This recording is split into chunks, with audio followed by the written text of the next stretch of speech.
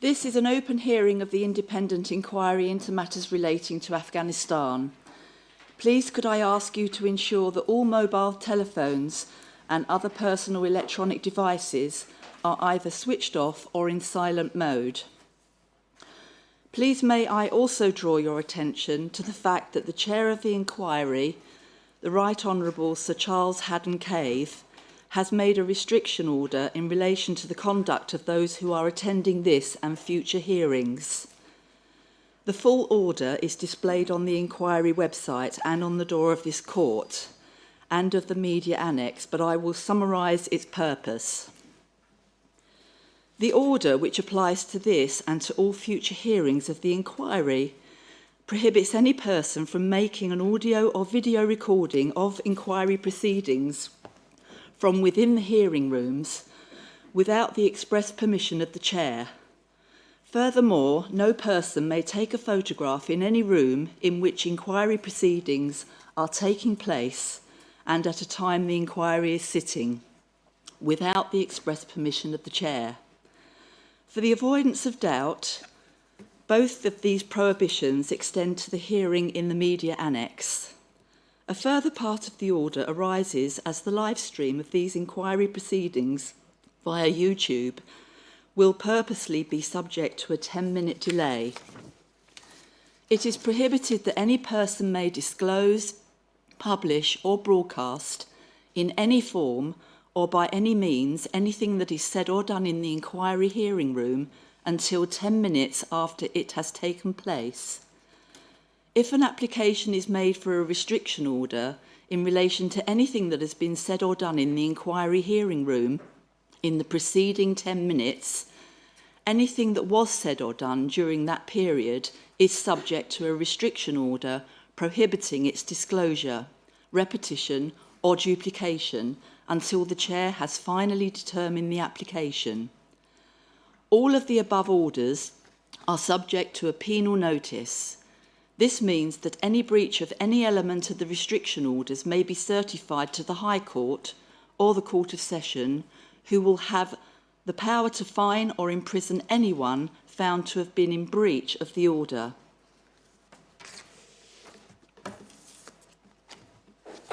Court rise.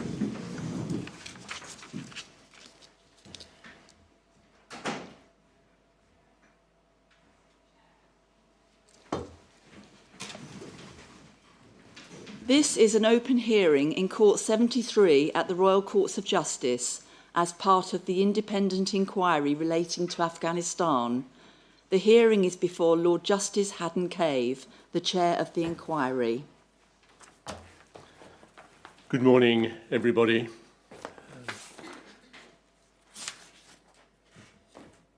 Mr. Paulnay. So the next witness will be Brigadier Keith Eble. Thank you very much.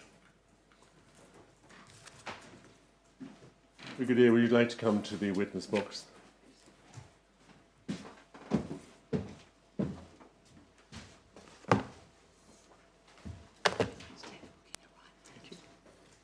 I swear by Almighty God that the evidence I shall give shall be the truth, the whole truth, and nothing but the truth. Thank you. Can you state your full name, please? Yes, I'm Brigadier Keith James Eble. And Brigadier Eble, I think it's right, you gave a witness statement dated the 15th of September 2023 in this matter. Is that correct? Yes, that's correct. And is that witness statement true to the best of your knowledge and belief? Yes, it is. Sir, can I ask that the witness statement's formally entered on the record and will be published on the inquiry website at the conclusion of the proceedings today? Indeed. Thank you. Brigadier Eble, I think you're going to assist the inquiry today, I hope, on 5 key topics. One, the values and standards of the British Army. Then the law of armed conflict. Command responsibility. Training and education. And finally, recruitment. Is that right? Yes, that's correct. Could you set out, please, what you do, what your job is, and your qualifications and your experience? So I am a staff officer based in the Army headquarters in Andover, Hampshire. I'm an employed barrister. I was commissioned into the Army Legal Services in 1996, so I've served in the Army for 27 years. I've undertaken a number of staff legal roles. Perhaps it may assist if I deal with my service in Afghanistan and since then. Yes, that'd be helpful. So in July 2009 to January 2010, I was deployed to Afghanistan and served there as a Lieutenant Colonel. I was on the staff of Headquarters ISAF, working on the staff of General McChrystal during that period. I was the operational law advisor, so working to a US full colonel. I advised on operations throughout Afghanistan during that period. And it was just prior to the creation of the IJC at the end of 2009, beginning of 2010. I returned from Afghanistan and in February 2010 I undertook the role as the SO1 individual training that was at the Operational Law Branch in Warminster. And in that role I had responsibilities for training armed forces and responsibility for overseeing the review on behalf of the then Brigadier Operational Law of the training content known as MAT 7 Operational Law. That's our training on operational law for the Army. I've undertaken a number of staff roles since that time. Perhaps I can bring it up then to 2020. I was appointed on promotion to Brigadier as the head of operational law British Army. So in that role, I was the principal legal advisor on behalf of Director Army Legal Services to the Army on all matters relating to operational law. And they included training of our forces and also providing legal advice and assurance for that advice during that time.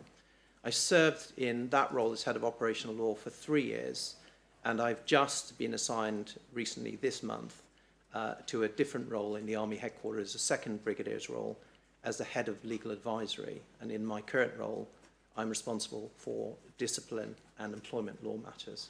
So just recently changed. So. And I think the evidence you're going to be giving to the inquiry today, if you like, relates to your tenure as the head of operational law. Is that right? Yes, that's correct. And so you're going to, I think, set out some of the legal principles that apply, some of the training and the principles. Is that right? Yes, that's correct. And just so we understand, I'm sure that will be informed by your actual service as a legal advisor in Afghanistan, but the scope of the evidence today is not about the practical implementation on the ground in specific cases of operational law. I think it's about the principles today. Is that correct? Yes. Can we start first of all, please, with values and standards? Don't know if you saw or heard the evidence of the Chief of the Defence Staff on Monday or Tuesday. He set out some of the values and standards of the British Armed Forces. Could you give us, please, an overview of what they are, and we'll come later as to how they fit in to the training and operations? So the 6 values of courage, discipline, respect for others, integrity, loyalty, and selfless commitment obviously set out the criteria in which we undertake our activity. So they are sort of central, effectively, to everything we do in terms of how we undertake our roles, whether in barracks or on operations. The standards to which we're set, so effectively how we can undertake those activities, are that they are lawful, acceptable behaviour and professional. And those have been the values and standards, enduring values and standards for quite a considerable period of time, at least since 2000, with very mild changes. And just taking a step back, are they moral principles? It's not, for example, a legal code or any specific operational guidance. They're moral principles, are they, that are intended to lie behind all British Forces activities? Yes, they are. They are the moral principles that underpin effectively everything we do. They don't specify specifically a particular form of activity in the way, for example, a rule of engagement, a statute, or a treaty provision would set out, but it certainly underpins. And I think you said they were first published in 2000. Is that right? Yes. So was that more of if you like, a codification of principles that have been applicable for some time? Yes, that's right. And I'm just going to ask, please, with your help, to turn to some of the specific values and standards. As with all of the exhibits that you've produced in your witness statement, I'm not going to deal with, perhaps one exception, with every page of every exhibit. We'd be here for some time. So I'm going to be focusing on those values and standards, another part of your exhibits that are particularly relevant to the work of the inquiry. Could I ask that your exhibit KE1 is brought up on the screen? And this is it the values and standards document to which you've referred? Yes. And if we could just bring up the next page, and of course bearing in mind, as I said, this is a selection of those. Are you able to see that clearly on the screen Yes, I can. in front of you? Would you be able, please, just really to read into the record those of the highlighted parts so we can understand what those values are? So under the heading The Army and Society in paragraph 4, the concept that everyone has the natural right to life and liberty lies at the heart of British democratic society. These natural and absolute rights have been the basis of British laws and principles of government for over 300 years. The British Army must conform with the principles of the right to life and liberty if it is to embrace the core values of the society from which it is drawn and on whose behalf it acts. These values comprise the ethical foundation on which the values and standards of the British Army are based. In paragraph 5, the Army strives to be the best. It will be judged harshly if it fails to live up to its values and standards, either as an organisation or through the behaviour of an individual or group. Perceptions of the Army and individual behaviour are therefore inseparable. The actions of every soldier have the potential for collective consequence. And I think turning to the section of values, standards and the professional soldier. So in paragraph 6, professional officers and soldiers serve the legitimate political objectives of a nation. This distinguishes them from non-state actors, terrorists and mercenaries. The British Army, along with the other services, exists to defend the nation, its citizens and its national interests. The principle that every human possesses a right to life and liberty does not prohibit offensive action taken in defence of the nation. It is an officer's and soldier's duty, when so required and lawfully directed, to close with and kill an enemy. And in paragraph 8, it states, the principles of the right to life and liberty reflect some of the obligations on officers and soldiers detailed in the Geneva Conventions and which are part of the broader laws of armed conflict. These require officers and soldiers to protect those who cannot defend themselves, such as non-combatants, which includes an enemy, wounded, or prisoner once the threat to life is removed. British officers and soldiers are required to uphold the rights of others before their own as a matter of duty. Thank you. Can I ask the next slides brought up, please, again, which is a further extract. And could you assist, please, Brigadier, with paragraph 15? Operations may be characterised by complex and stressful circumstances with a greater possibility that officers and soldiers may deviate from our values and standards. Commanders must insist on the same professional conduct on operations as they would in barracks. They are required to have the strength and courage to correct any behaviour which carries the potential to undermine our values and standards, whatever the circumstances. The pressures or achievements of operations are not an excuse to tolerate poor discipline, low professional standards, or unacceptable behaviour. To do so courts failure. And I think paragraph 18 relates to values in particular. Could you read out, please, paragraph 18, which I think relates to moral courage? Moral courage is the characteristic on which the other values and standards depend. It provides the resolve to do what is right, even when it may be unpopular, risk ridicule, or appear dangerous by insisting on the maintenance of the highest standards of decency and behaviour at all times. Every soldier and officer must have the moral courage to challenge any behaviour which threatens our values and standards, irrespective of rank, environment or circumstance. Thank you. And I think paragraph 21 relates to discipline. Discipline is a defining characteristic of the professional soldier and is an essential quality in combat. It is built through education, training and practice until instinctive.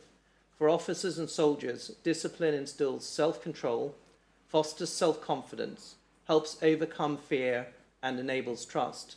The profession of arms demands the highest levels of discipline on and off duty. It requires that officers and soldiers adhere to military conventions and to act in compliance with legal orders, even under the worst conditions of war. Thank you. Paragraph 29, I think, deals with loyalty. Those in authority have a duty to be loyal to their subordinates, to represent their interests faithfully, deal with complaints thoroughly, and develop their abilities through progressive training. Subordinates must be loyal to their leaders, their peers, and their team. Being loyal to leaders or subordinates does not mean that wrongdoing should be condoned or covered up. This is misplaced loyalty, which may amount to a serious criminal offence and cost lives. Misplaced loyalty undermines trust, challenges our values and standards, and compromises the integrity of the perpetrator. Thank you. And I think the last extract from this document relates to the heading lawful. Could you assist us, please, with those, Brigadier? Paragraph 34 states, all officers and soldiers are subject to the criminal law of England and Wales and are required to abide by it wherever they serve and at all times. All civilian criminal offences have been incorporated into service law, and service law creates additional offences that reflect the unique nature of military service and the highest standards that are required of officers and soldiers.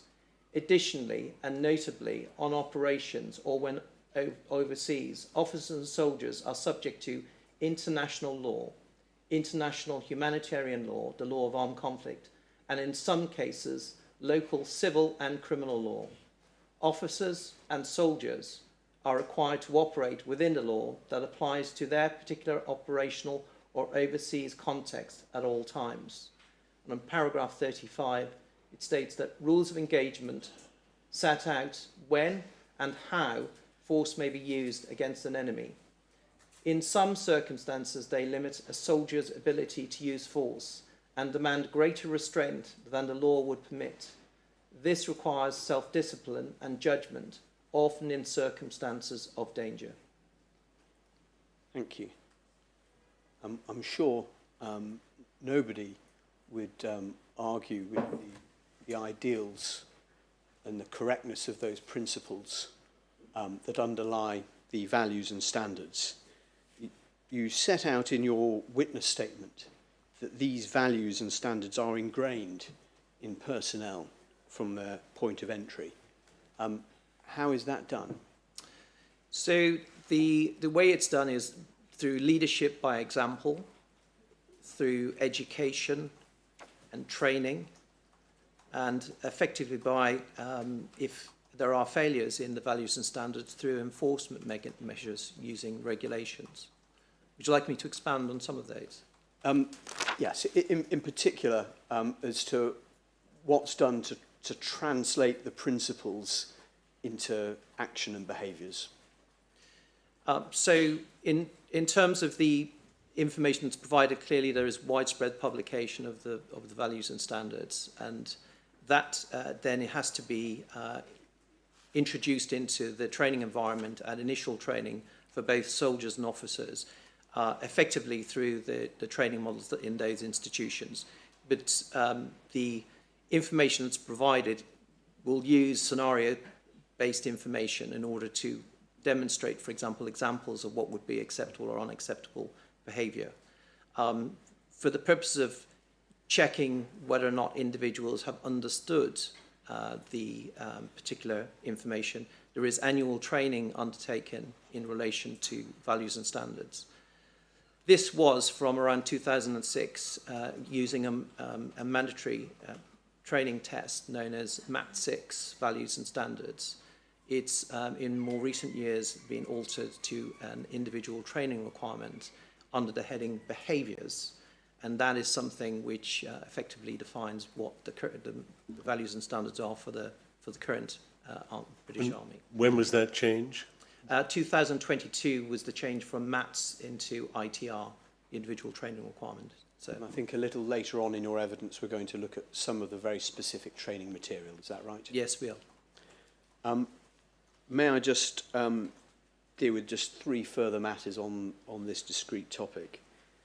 Are the values and standards now incorporated into Queen's regulations? Yes, they are. And can you just, in a nutshell, explain what the Queen's regulations are and the force that they have? So the Queen's regulations effectively come from the royal prerogative, so through the sovereign, our authority over the armed forces, through the Defence Council and the chiefs of the individual services. The Queen's regulations for the Army effectively take those powers under the royal prerogative to enable the Chief of the Army, Chief of the General Staff, to administer the British Army. And through the regulations, we'll set out various areas, including the conduct of our people. There are a number of different aspects in which Queen's regulations will deal with conduct. But for example, it will explain what is acceptable or unacceptable behaviour, and from that we can then derive, for example,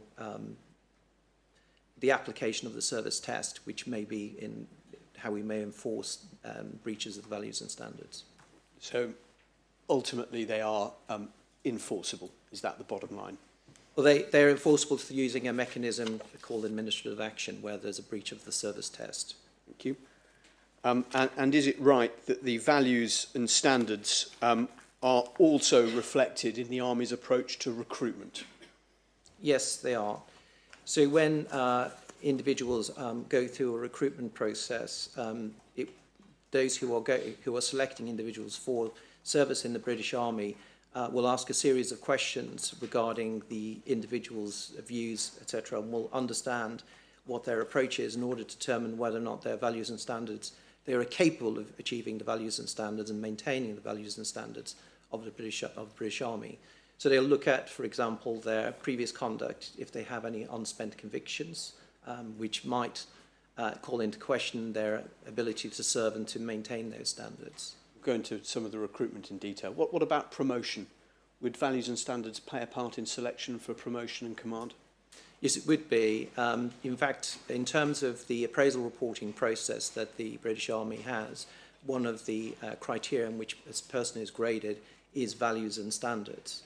And in the guidance which is provided in relation to reporting on service personnel, it will specify that behaviours is one of the key criteria in addition to knowledge, skill and experience. So you're testing all of those, including behaviours.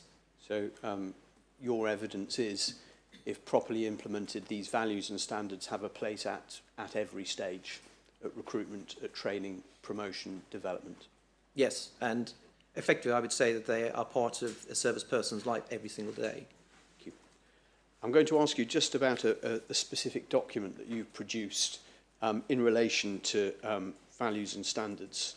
It's your exhibit KE2, and it's a document called the Army Leadership Doctrine. Can you just explain, perhaps it could be the subject of a whole day's evidence in itself, but what is doctrine in the Army context? So doctrine's used really not to say how we undertake activity, but how we should approach our activity, effectively the conceptual element of how we undertake our activity, including operations. And so we've got here chapter 2, I think, of the Army Leadership Doctrine. Is that right? Yes, so this was really an attempt to bring together a number of issues which have been identified as important leadership characteristics.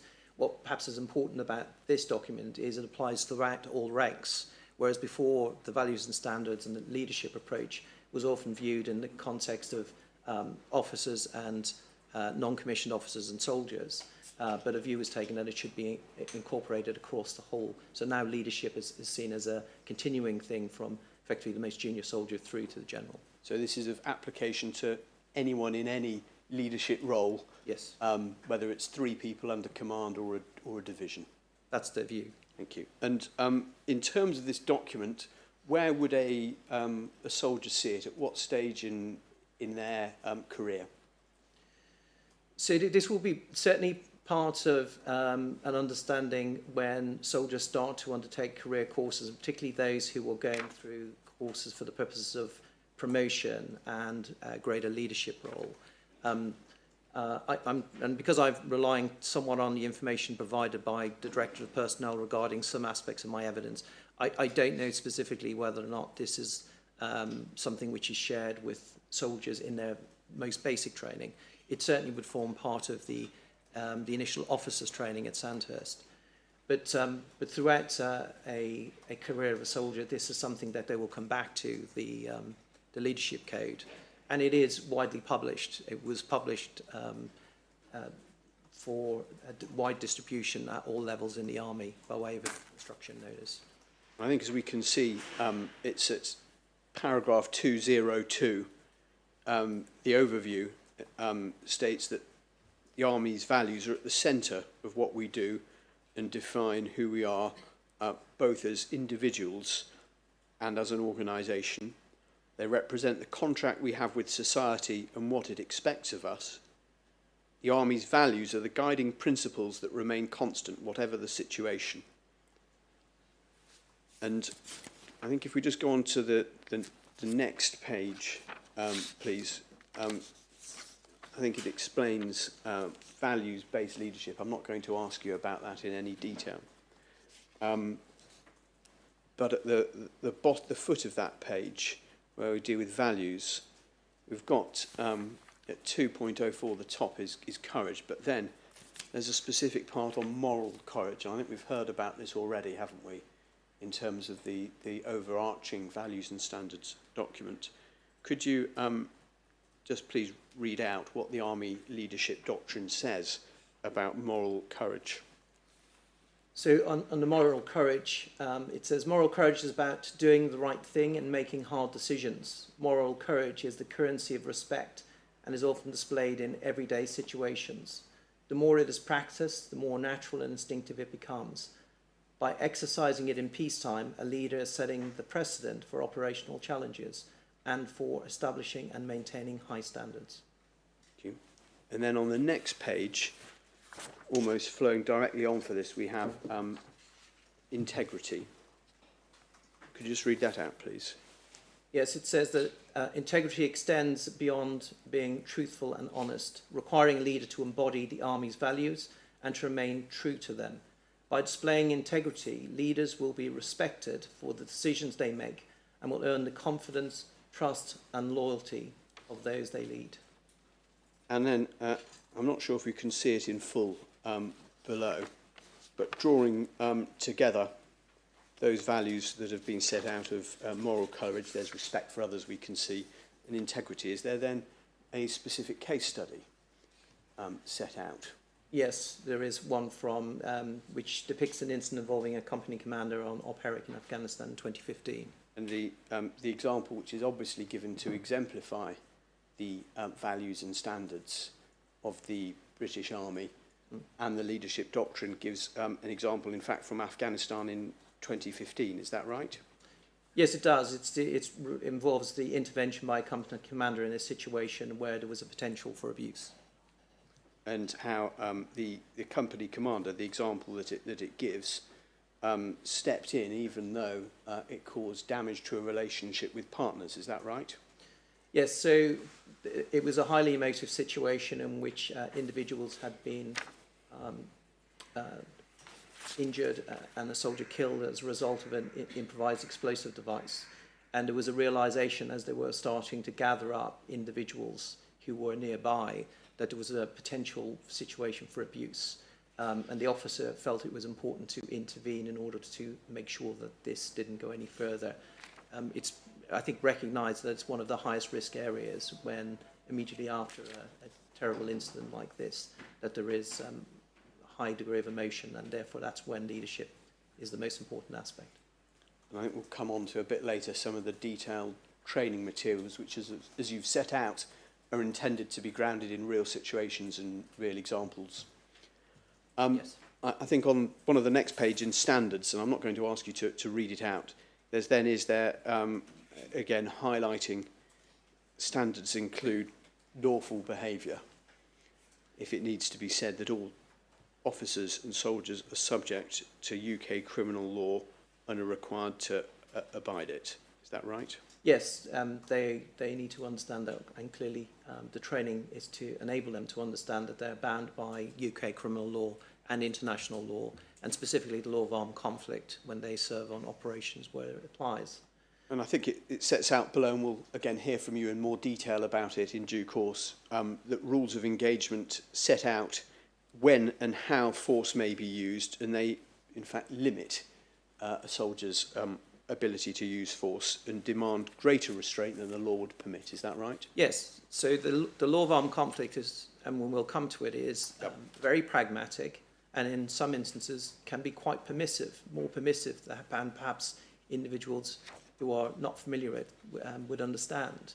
And so rules of engagement are an attempt by commanders and by specifically political leaders to set the policy position and the stance of the force. And that would include, in some instances, putting some limitations as to what commanders and their soldiers can undertake in terms of operations and in the use of force. Of course, they always retain the inherent right of self-defence in that situation, but rules of engagement might limit it in other ways. Thank you. And finally, from this document, there's a section, I think, on enduring characteristics of the values and standards.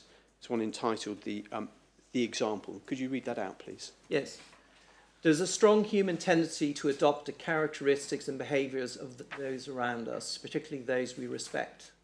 This happens subconsciously and potentially against our will. This is why army leaders must be authentic and genuine and lead by example. Leaders are role models. Their behaviour and values are judged and assimilated by those they lead. There is therefore a requirement to live the values and standards and always provide a reference point for moral leadership. The enduring nature of this requirement must not be underestimated. When it comes to setting the example, there is no such thing as being off-duty. Leaders who set a bad example are dangerous, as inappropriate behaviour can be infectious and can quickly become the norm if not corrected. Thank you. Brigadier, you'll be aware that this inquiry is focusing on, in particular, the activities of UK Special Forces in Afghanistan. Do the values and standards of the British Army apply to all UK armed forces, including Special Forces? Yes, and in terms of the values and standards, certainly that are expressed by the British Army, they absolutely apply to everyone who serves in the British Army, but they have application across the armed forces and are recognised. And does the same apply to the law of armed conflict? Does that apply to all forces? Yes, it does. It has application to, in fact, the whole of the UK law has application to the armed forces, including the law of armed conflict, which is part of UK law. And finally, they will come on it in detail, the training requirements on values and standards and the law of armed conflict. Does that apply to all forces? So it applies to all forces in terms of values and standards. There may be different ways in which the training is delivered by different parts of the armed forces. So I think we'll hear that training, as well as the overall training and the overarching training, obviously briefs will be relevant to a specific activity that's to be undertaken. Absolutely. Thank you.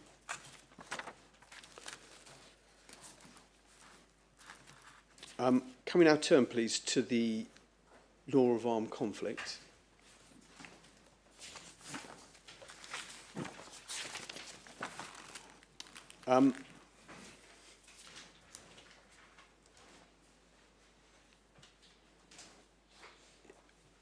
What is the law of armed conflict?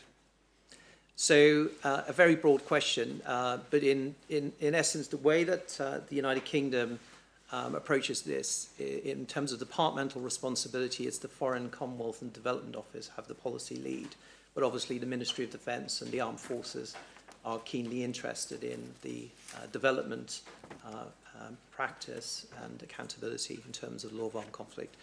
It's defined really as the body of law that in an armed conflict situation protects persons who are no longer participating in hostilities, and also regulates the methods and means of warfare. So it protects both those who are effectively innocent persons not engaging in hostility, and to a degree combatants, those who are fighting, because it provides a degree of restraint on what can happen in relation to their situation, for example, if they're captured or injured.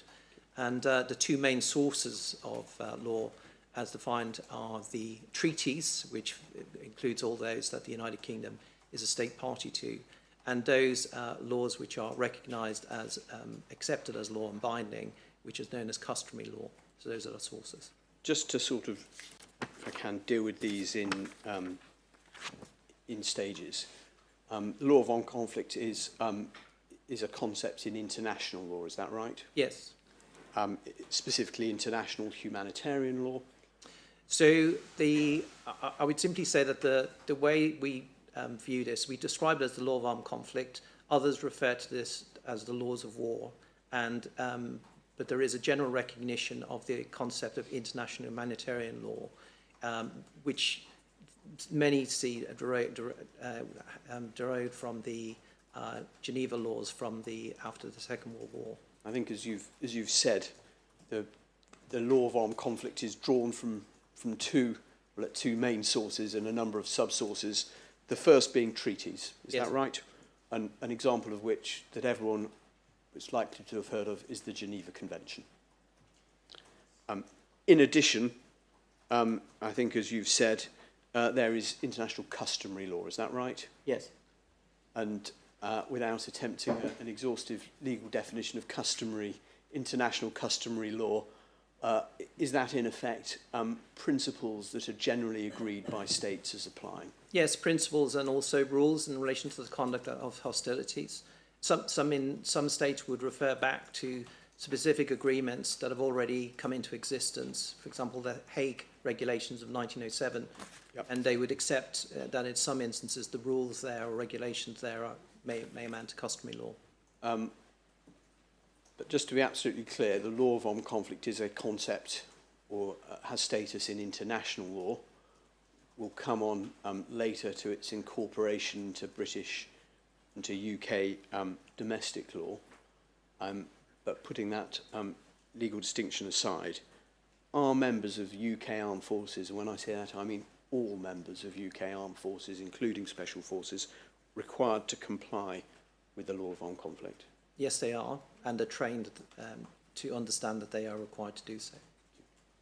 And in terms of the law of armed conflict, boiled down to its essentials, even in war, there are rules. Yes, there are limits to which combat can be undertaken. There are specific protections for individuals who are affected by armed conflict. And the law of armed conflict principles, I think, apply across the full spectrum of military operations. Is that right? Yes. So, one example, peacekeeping. So peacekeeping is, as explained in the Manual of the Law of Armed Conflict, that's the Joint Service Publication 383, and in our other training documents, peacekeeping could arise in a situation where the level of violence reaches the threshold of an armed conflict. But it doesn't always apply in relation to peace operations, peace support operations. I think we're going to hear in due course about Card Alpha self-defence. Yes, Card Alpha self-defence, which effectively is an attempt to explain in simple terms to service personnel English criminal law of self-defence and when they open fire. Thank you. And is it right that, again, all members of UK armed forces, including special forces, receive mandatory annual training on the law of armed conflict? Yes, they do. And I think that is actually part of the United Kingdom's obligations under Article 83 of one of the additional protocols to the Geneva Convention. Is that right? Yes, it's the additional protocol number 1 of 1977. Thank you. I'm going to turn to some of the principles. Obviously, not all of them. It's a broad subject, the law of armed conflict. But dealing with some of the headlines, is there training on exercising restraint? So there is training on the appropriate and lawful application of force, which effectively means that service personnel are only authorised to use the force that's necessary for the specific situation. That's one of the principles that's set out in the law of armed conflict training. And you'll be aware this inquiry is concerned in part with detention operations, planned detention operations. When there's a possibility in any sort of deployment that soldiers might be required to detain a person, is there training in relation to those requirements under the law of armed conflict? Yes, absolutely. So they would be given very specific training in relation to the principles that would apply in relation to the operation itself, because when they engage in an operation to detain, they may end up using force before they've obviously detained an individual. So they have to understand the 4 basic principles: military necessity, humanity, distinction, and proportionality. They also will get specific training in relation to their obligations if a person is order combat or out of action, which could include a situation where effectively they've surrendered or they're injured and they have not engaged in hostile action against the armed forces. And is there, one of the topics on the briefing is the absolute requirement to protect captured persons from harm? Yes. And also avoidance of what's described as 5 prohibited techniques.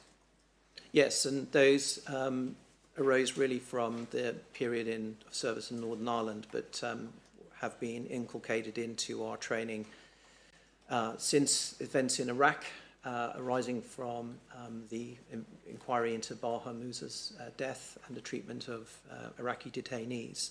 Those 5 prohibited techniques, which start with no hooding, are explicitly trained, in addition to the humane treatment requirements under international law. And just so there's no doubt that the 5 prohibited techniques are no hooding, no stress positions, no sleep deprivation, no food deprivation, and no exposure to excessive noise. Is that right? That's correct. And I think, as you set out in your witness statement, this builds on the overarching principle that soldiers must never conduct any activity that amounts to unlawful killing, torture, or cruel, inhumane, or degrading treatment. Is that right? Yes, and one of the key elements of the training that we provide in MAT 7 and now in the individual training requirement number 6 has a specific section which deals with the treatment of captured persons, because it's such an important topic. Thank you. You mentioned Mr. Polney, could I ask the Brigadier whether he could give us a definition, it may not need it, of hors de combat? It may be too obvious, but could you help us with? Yes, no, so well, if I may, I just refer the inquiry to Chapter 5 of the Joint Service Publication 383. And effectively, the definition of hors de combat I mentioned earlier, out of action, the way we define it in the Manual of Law of Armed Conflict is a person is in the power of an adverse party. That's the first element. He clearly expresses an intention to surrender, or he has been rendered unconscious or is unable through incapacitation to continue, or through sickness, and is therefore unable to defend themselves. But it's always provided that that person is not engaging in hostile acts against the armed forces. So there is the requirement that they must effectively not continue to fight. Thank you. You mentioned before some of the key law of armed conflict principles. Could you just set those out, please? I think the first was necessity. Yeah, so military necessity, it basically allows us to use the armed forces to use force to the degree and the kind not prohibited, and which is legitimate. And that is the complete or partial submission of the enemy. And the next principle, please. So humanity, it forbids the infliction of suffering, injury or destruction not necessary for a legitimate military purpose. Distinction. It's between the armed forces and civilians, or between combatants and non-combatants. And finally is a principle of the law of armed conflict, proportionality. Yes, so the final principle prohibits force which would cause civilian loss that is excessive in relation to the expected military advantage. Thank you. I'm now going to ask for your help with just some, and it really is just a small selection of some of the training material that exists that you've provided in relation to the law of armed conflict. And again, Brigadier, as you'll well appreciate, this is but a selection of the material, and I think, as you've said, part of the mandatory training for all UK Armed Forces personnel. Is that right? Yes. Thank you. And sir, can I just mention, in some of the material that we're about to see, there are some graphic images contained in the training material that people in the hearing room will want to be aware of. There's, I think, 3 parts of your exhibits I'm going to be referring to. Could I ask first, could we have a look at, please, a document which has got the serial number 3884Z.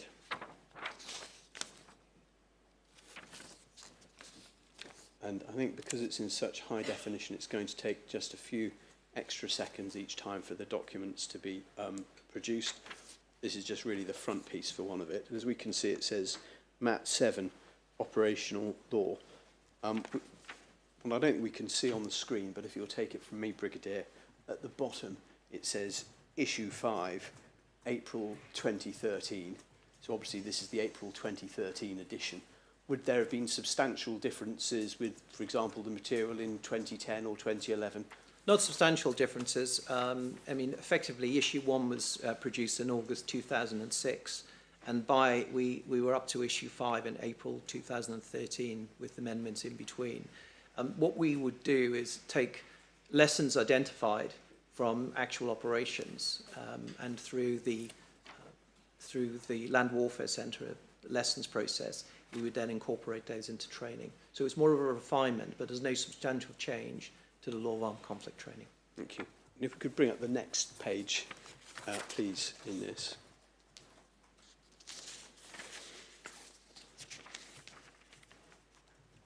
So we can see this is entitled Operational Accountability.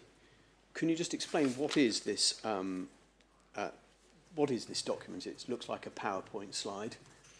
Yes, so I mentioned earlier, so one of my roles was as the SO1 individual training was the oversight of MAT 7.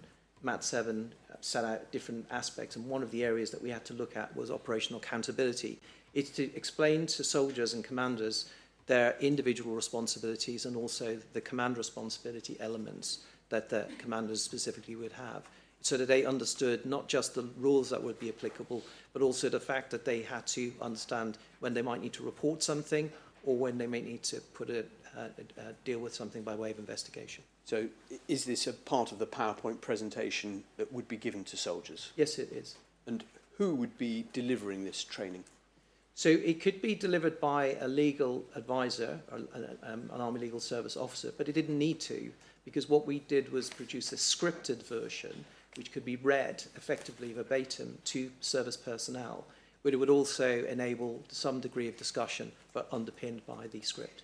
And I think later on we're going to see, for 2 specific examples, where we've got, if you like, the slide and then the script below.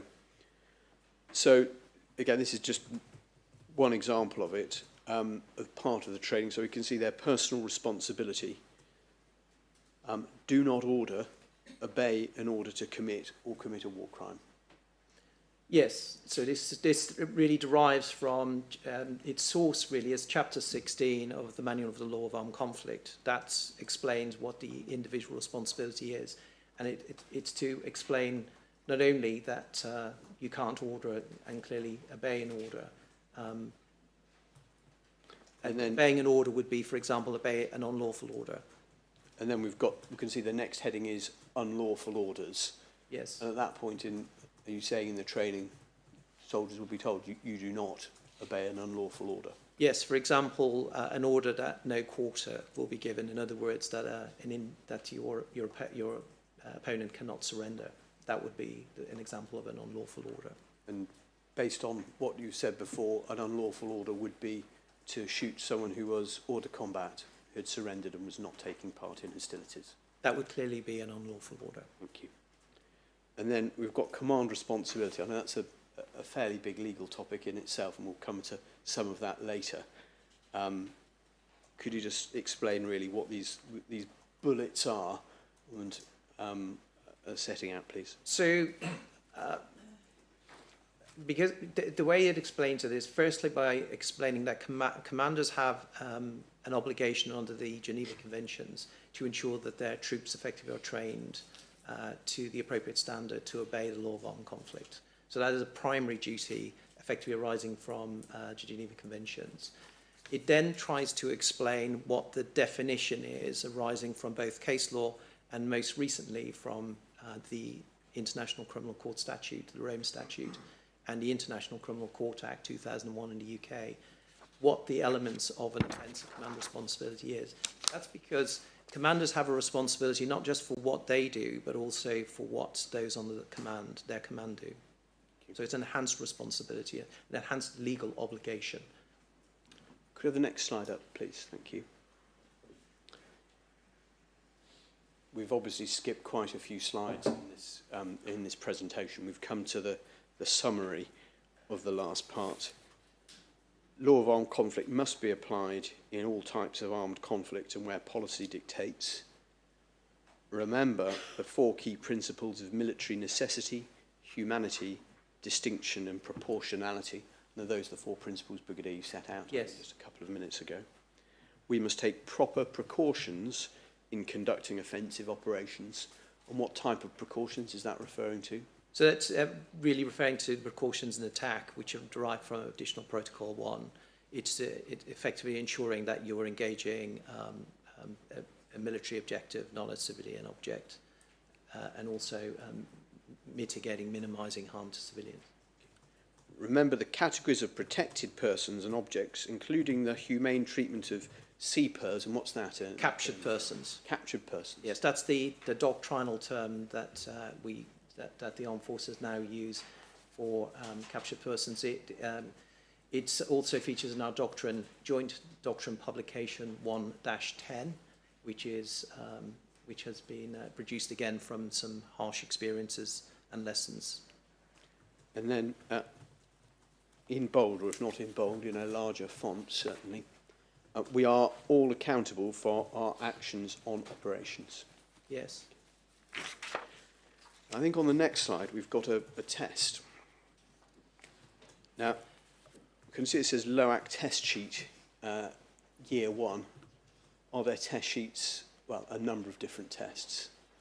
Yes, there are. But if I may explain the situation regarding testing, because it might become confusing. So there were two levels of testing.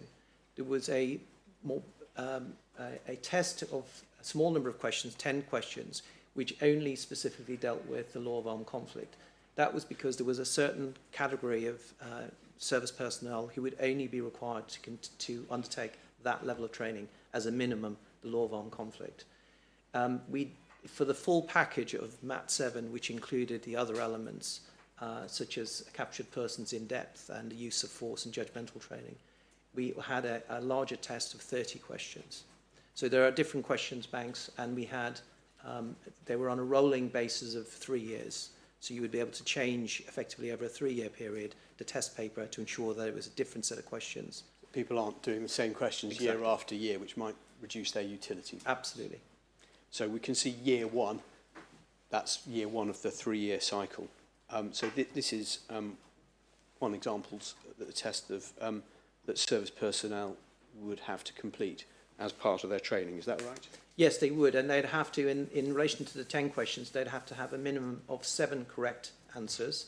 And I'm going to come to that. So the pass mark is 7 out of 10. Yes.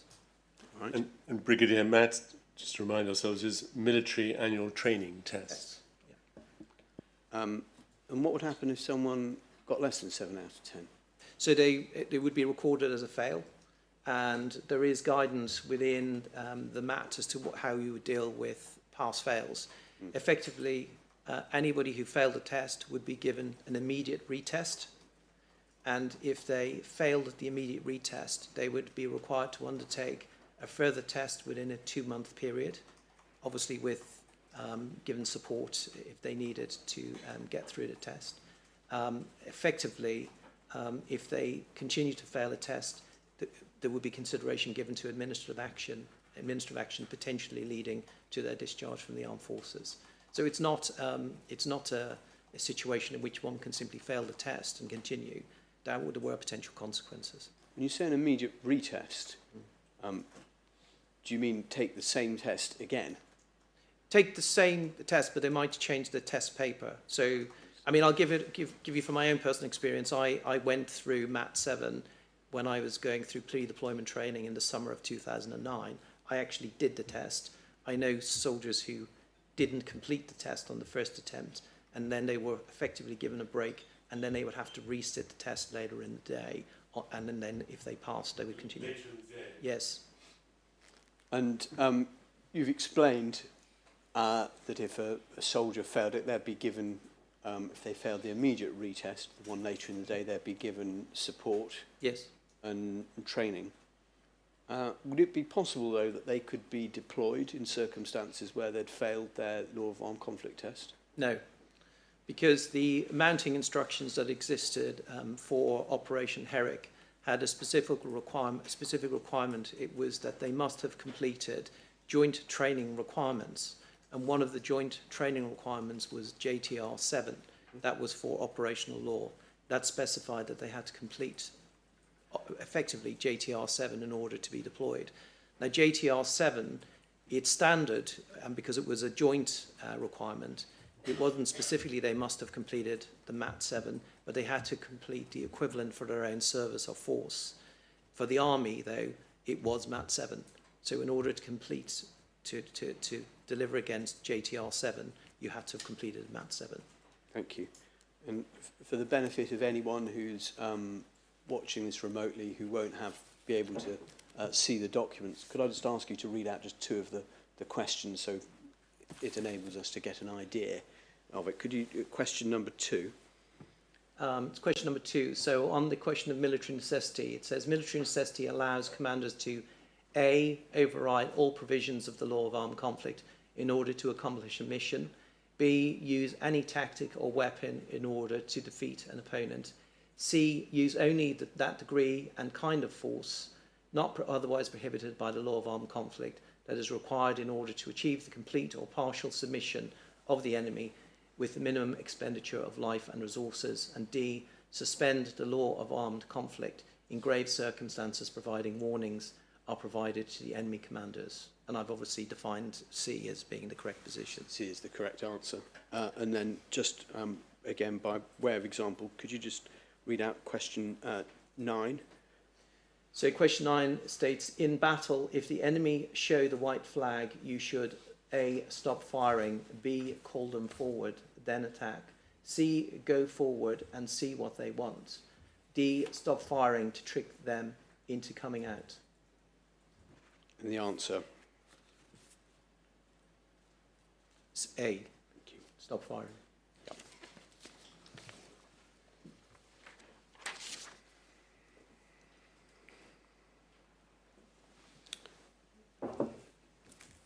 Could you have the next slide up, please? So I think this is now an extract from training on the use of force. And the topics we're going to be looking at that one we'll have more in a bit more detail even later on, is self-defence.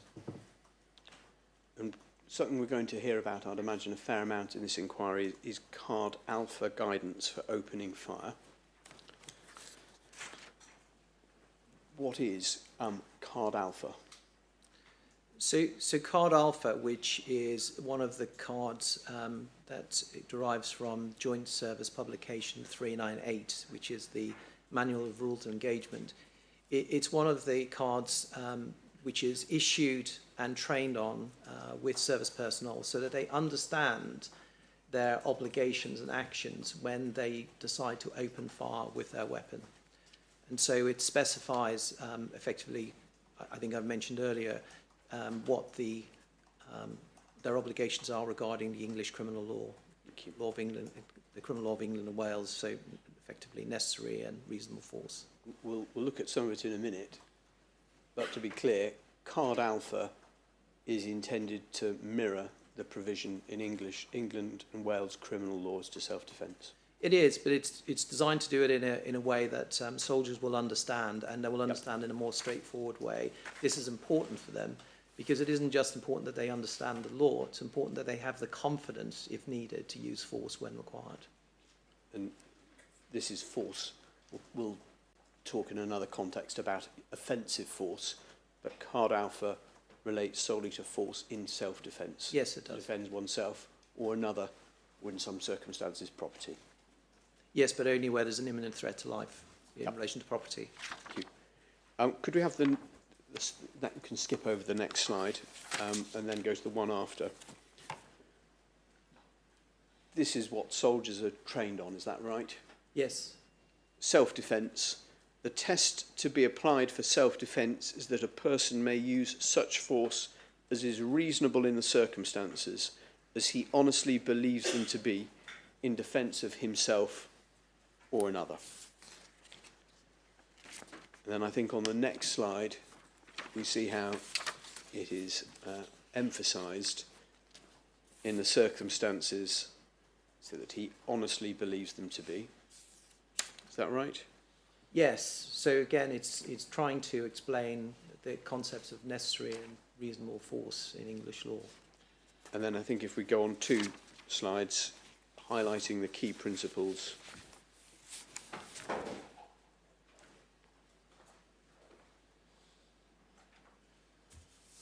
The force is to be reasonable and proportionate. Yes, so reasonable in the circumstances and proportionate would be, for example, in relation to the type of force that was used. We would often train by saying you only use the number of rounds required in the situation, no more rounds. A single round fired more than is necessary would be not be a proportionate. I think on the next slide we've got, we have Card Alpha, Card A reproduced, is that right? Yes. Or at least part of it. Could you read this out, please, for us? Yes, so Card A, which Card Alpha, guidance for opening fire for service personnel authorised to carry arms and ammunition on duty. Under General Guidance 1, this guidance does not affect your inherent right to self-defence. However, in all situations, you are to use no more force than absolutely necessary. Firearms must only be used as a last resort. So just pausing there, if an operation is to be carried out on the basis of Card Alpha, Card A, that means you are to use no more force than is absolutely necessary. Is that Yes, right? yes, correct. As we can see in bold and in capitals, firearms must only be used as a last resort. Yes, because we're talking about lethal force. Yes. And on the next slide, please, we can see it's entitled Protection of Human Life. And that Yes. reads, please. So under 2, you may only open fire against a person if he or she is committing or about to commit an act likely to endanger human life and there is no other way to prevent the danger. Thank you. The next slide, I think, is still part of Card Alpha, relates to challenging. Do you wish me to read it? Yes, please. So under 4, a challenge must be given before opening fire unless A, to do this would increase the risk of death or grave injury to you or any other persons other than the attackers, or B, you or others in the immediate vicinity are under armed attack. Under 5, you are to challenge by shouting, Navy, Army, Air Force, stop or I fire, or words to that effect. Thank you. And then under the heading opening fire, which is on the next slide. 6, if you have to open fire, you are to A, fire only aimed shots, and B, fire no more rounds than are necessary, and C, take all reasonable precautions not to injure anyone other than your target. The phrase aimed shots might be one that crops up in a lot of documentation that this inquiry is going to receive. May be obvious, but can you just explain, please, what are aimed shots? So clearly, if you identify a threat normally in the form of an individual, a person who is directly participating in hostilities, you would effectively aim your weapon system at that individual, not at another person, not nearby, but aimed at the individual to deal with the threat. So as we can see, Card Alpha it permits only aimed shots. What are other types of shots? What does it mean? Indiscriminate or? So I'm not a firearms expert, but I think what it's really trying to explain there is simply firing rounds into the ether, not understanding what the potential risk arising from that. That is not an aimed shot necessarily. It may well be, though, that in some instances, you may have forces who are trying to suppress an enemy. They may lay down fire into a particular area in order to reduce the movement of an enemy. So we have to be careful that it's not always a situation where you're aiming at a person per se, but it has to be aimed at it for a specific purpose. Thank you. This is a less aimed shot than counsel would ask, but just in general terms, where does the term Card Alpha come from? So there are multiple cards within the Joint Service Publication 398, Manual of Rules of Engagement. Card Alpha effectively is the first of those rules. It's it's attached effectively to that Joint Service Publication. So It is it were the most basic and the most restrictive? So the cards deal with different topics. So some deal with effectively arrest. Some deal with the use of military working dogs. There are different cards for different aspects, but this is for opening fire. So this is the most basic for a service person who's got their individual weapon system and going to open fire. And I think on the next slide, move on to, it's part of ROE, and that stands for? Rules of Engagement. And it's an extract there from JSP. We're getting very used to the acronyms. That's Joint Service Publication. Yes. 398. So it says here, they're issued with the objectives of ensuring that action taken by UK forces is lawful and that such action is within the parameters of political acceptability as determined by ministers, and they govern the use of force in its widest sense, from the firing of weapons and ordnance and use of ordnance to any conduct of UK forces that could be interpreted as provocative. Yes. And on the next slide we can see ROE guidance effectively sets out when can force be used, where can it be used, how, and who. And I think on the next slide there's perhaps a helpful diagram. Could you please explain what we've got here and what does it mean? Yes, so this is just an attempt to explain conceptually to service personnel that when they receive information regarding the rules of engagement, they just need to understand that those rules of engagement sit within potentially a broader legal context. So it may well be that in the training it's been explained to them that they may be able to use force in certain circumstances. But within that, the rules of engagement might have more limits for tactical, operational, strategic reasons that would limit exactly how much force they could use. So in a particular situation, there might be force that it would be lawful to use under the law of armed conflict. However, not permitted under rules of engagement. It's exactly the case. And in that situation where the law of armed conflict goes wider and would permit or would be lawful to use more force, but the rules of engagement are narrower, which one applies to the soldier? Well, both. So as a matter of law and accountability, the law of armed conflict would always be applicable to the service person. But because of the importance of rules of engagement in terms of how they conduct operations, it's effectively the basis in which the operation is being undertaken. They're required to comply with those rules of engagement.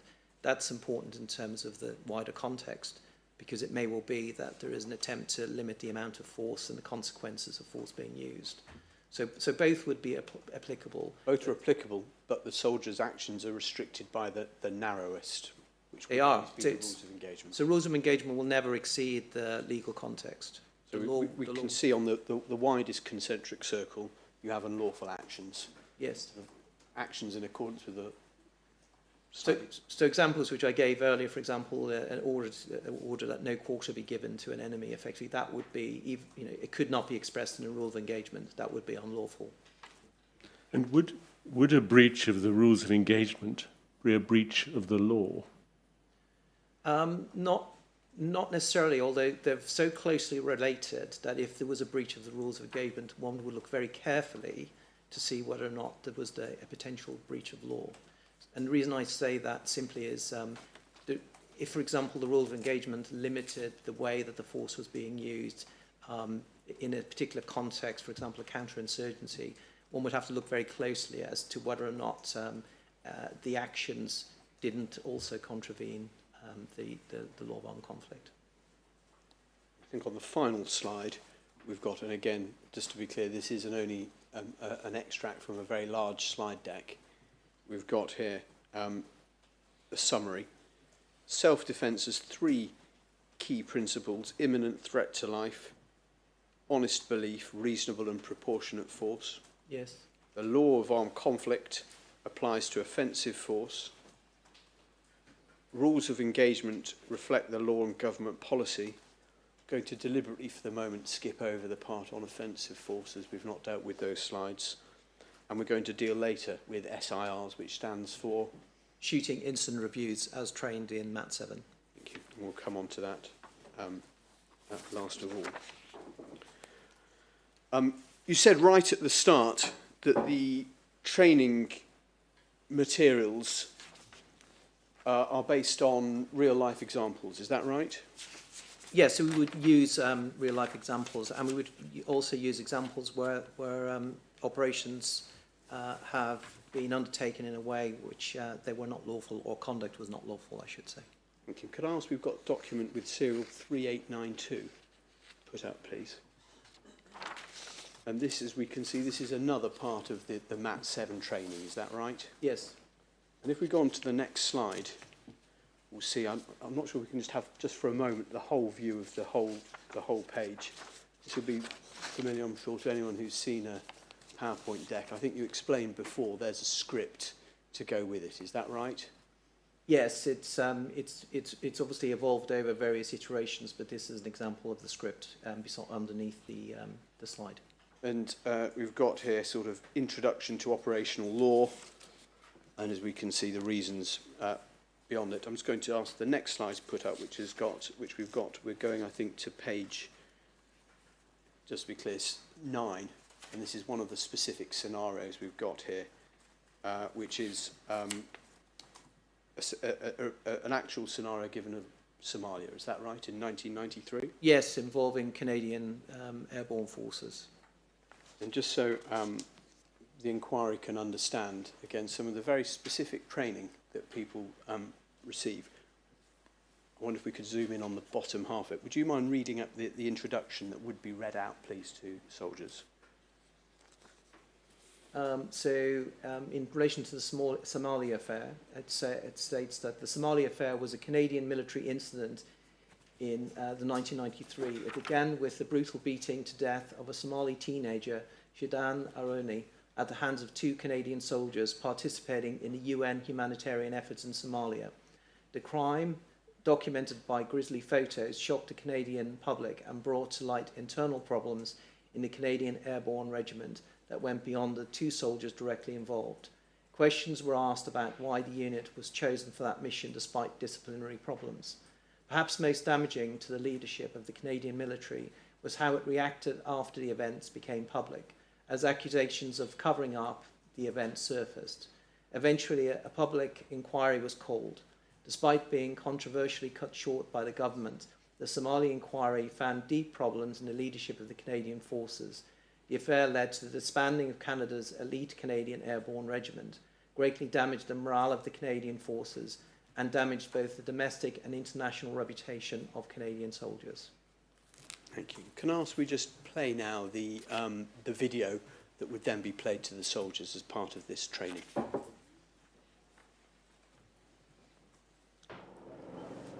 Although UN forces here are well trained, unspeakable things still happen. Belgian, Italian and Canadian soldiers torture and kill young Somalis. Canada treats the killings as a national disgrace.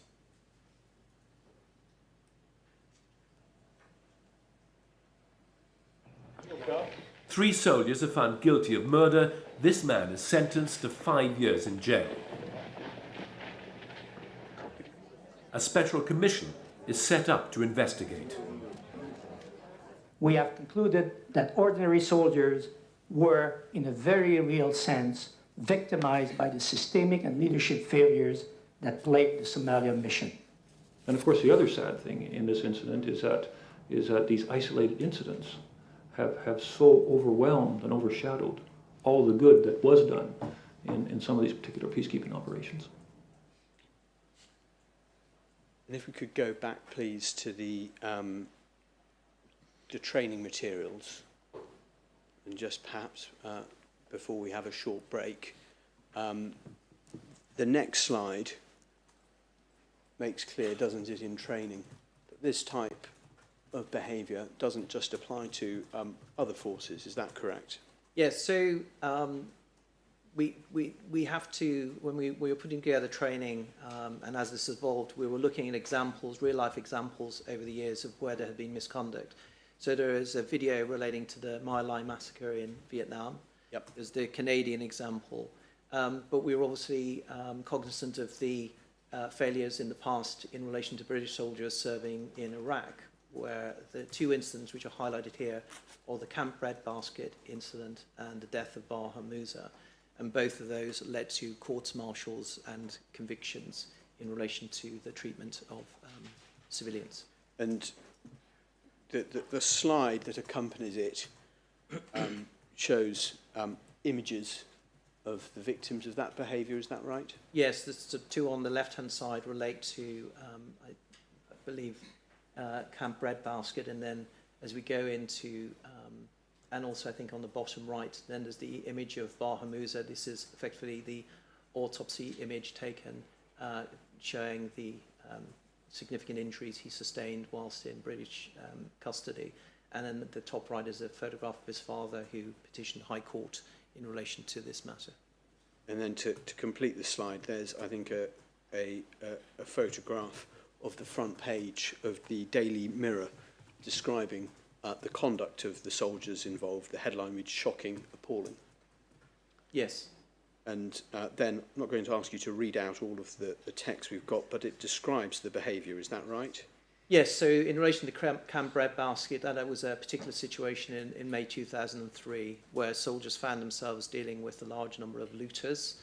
They were struggling to deal with the situation, and as per the court-martial evidence and the convictions, there were instances of misconduct in relation to the treatment of those. The Baha Musa case also... Sorry, just to pause there. I think that the slide has, for the text we read out, the press justifiably had a field day. An investigation was launched and 3 soldiers faced trial by court-martial. 1 soldier was jailed for 2 years, another received an 18-month sentence, and a third 140 days detention. Yes. And then would you mind just reading out the last 2 paragraphs, and I think it goes on to the next page in relation to Baha Musa. So I'll read, the press justifiably had a field day. An investigation was launched, forgive me, sorry, but worse was yet to come. A 26-year-old Iraqi hotel receptionist Baha Musa was arrested by British soldiers along with 8 other Iraqis in September 2003. Ready goes to the next page, which I can't. Yes, he was hooded, deprived of sleep, placed in stress positions and beaten over a 36-hour period. He died from some or all of the 96 injuries inflicted by British soldiers that were found on his body at post-mortem. One soldier pleaded guilty at trial by court-martial to the offence of inhuman treatment, a war crime, and was sentenced to 12 months imprisonment, and he was dismissed from the army. The incident has led to substantial compensation payments to the victims and a lengthy public inquiry at which many of the soldiers involved admitted abusing the detainees. Cases of abuse, although isolated, cannot be allowed to happen again. They are criminal acts, and those responsible will face punishment. But these cases do not only affect the individuals involved, they cause untold damage to our mission and our reputation. And so if I just may add that that goes to the idea of the license to operate, as we would describe it. It's our ability to conduct operations, particularly overseas. So would that be a convenient time for the mid-morning break? Would indeed, Mr. Colney. Thank you.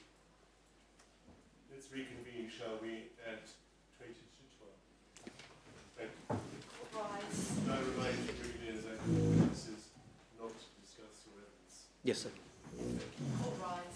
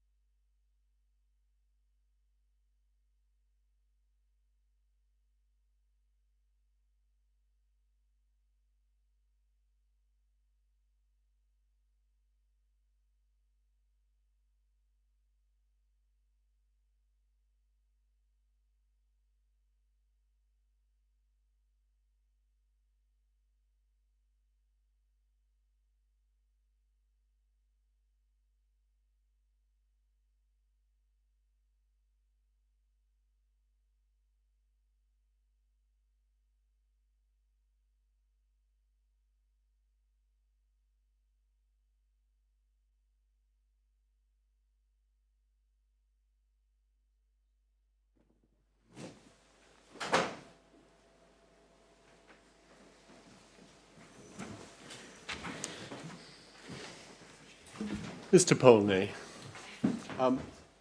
Brigadier, can we move on, please, to training in relation to SIRs?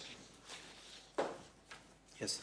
I think an SIR is at least formally called a shooting incident review.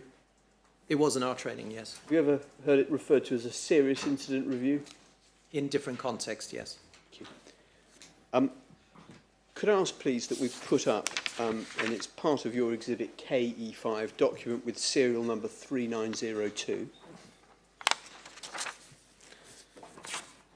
And Brigadiers, you may appreciate SIRs, shooting incident reviews, is a type of document and type of event that this inquiry is going to, in due course, hear evidence about in very specific circumstances.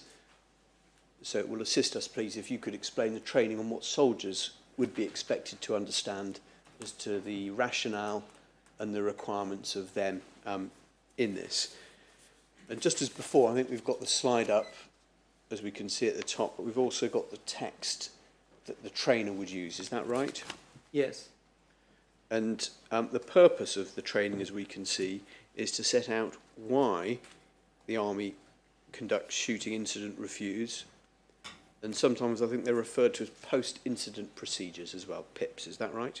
Yes, they have been referred to as post-incident procedures in slightly different contexts, but yes. And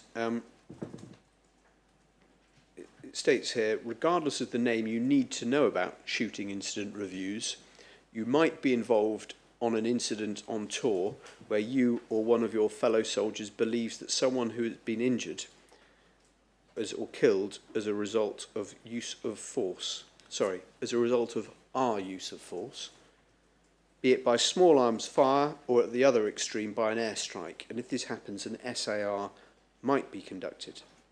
And I think it states they are conducted regularly by the Army. Is that right? Yes.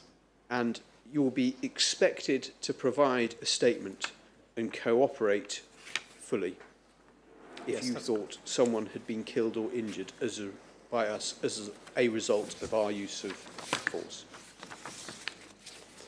And as we can see on the next slide, please, the aims of the training are why, is there a review, when, what is done, who conducts it and who sees it. And there's part of this we're going to focus on. We're not going to go through the entire training package, you may be relieved to hear. So on the next slide is why do we review? And could you just set out, please, the training on the reasons when a shooting incident review is conducted? Yes, so it says, firstly, we are required to do so by the MOD. Effectively, policy requires us to do so. Secondly, a SIR allows the chain of command to ascertain the circumstances surrounding the incident and the subsequent use of force. This reassures them that force is being applied correctly and the rules of engagement are being followed. And that goes to my point earlier regarding a close observation of the rules of engagement in relation to this. Thirdly, if report after report show new enemy behaviour, then it will provide the chain of command with the requisite information to put together a case for changing the rules of engagement. Thank you. And on the next slide, we can see two further reasons given, on the slide at least, which says allows vigorous rejection of unfair media stories based on investigated facts and assess future compensation claims. Can you set out, please, the explanation that goes with that slide? Well, yes, so the fourth aspect in terms of the information, this is to address the consequence management idea. So if an incident happens, sometimes it will be reported immediately by the media. An assertion will be made based on perhaps a limited amount of information. And so the use of an SIR is a way of gathering evidence, data, and widespread accounts from those involved in order, to, if necessary, to discount an assertion made in the media. The last aspect, clearly, And it really arises from this idea of understanding one's potential liability. So under the laws of armed conflict, there is potential state liability in relation to breaches of the law of armed conflict. But in the civil context, we might see it in, for example, a High Court claim, as in the case of Bahamusa. We want to understand the full details in order to either be able to accept the claim as valid or to reject the claim or seek to challenge it in the court proceedings using evidence. And is a shooting incident review one of a number of suite of documents that are classed as operational staff work? Yes, there are quite a lot of issues. This is obviously a post-incident event. And on to the next slide, there's further information as to when it's carried out, and it's when force has or may have resulted in the death or injury of a person or persons. The text sets out policy may vary in high-intensity operations. Is that right? Yes, and just briefly to explain, so if you were talking about a state-on-state armed conflict moving at very fast pace, where units were literally moving on objectives hour after hour, of course, they may not have time to record this sort of detail. But in a more deliberate operation, where they've got a single objective, for example, have greater control of the area in terms of visual observation, they may have more time to do this. So it depends on the intensity of the operation. And again, perhaps to take it sort of slightly out of words that have specific military meaning, if you are in a war where lots of people are being shot as part of that, the paperwork is not going to be filled out on every occasion. Is that right? It just you may be incapable of doing it because you're manoeuvring at speed. Whereas, for example, in a period of relative peace where there was, for example, an unexpected or sudden incident, it would be a lot more likely to be a requirement. Is that correct? It's likely to be a requirement and obviously a possibility because you have the time and space to do so. Thank you. And I think as the slide sets out, that if there is an investigation, you may have to answer some difficult questions. Every soldier involved in the incident has to provide a statement containing what he remembers. You will be asked to write the statement very soon after you come back from your patrol, whilst your memory is fresh and unaltered. And just pausing there, the training obviously reflects the expectation. Is that right? Yes. So that is very soon after you come back, not necessarily immediately, but very soon. Is that right? Yes, so it's accurate, honest and timely. And as no doubt the rationale behind it being, as the training says, the earlier the matter is recorded, the more likely that good evidence is going to be gathered. Is that right? Yes. Because events are going to be fresher in the person's mind. Yes. And I think the training goes on to make clear it's okay if your memory differs from that of another soldier, and it's a natural part of an investigation that various witnesses and participants remember events differently. Yes, I mean it's quite common because we're legal advisors, we understand that witness recollection can often vary. In a criminal trial, for example, people see the same incident, report it differently. So it's just to understand they don't have to coalesce around a single narrative or version. Thank you. And I think it makes clear, the training, that an SIR, shooting incident review, is different from a service police criminal investigation. And we'll be hearing in more detail, I think, tomorrow from Colonel Rocher of the Royal Military Police.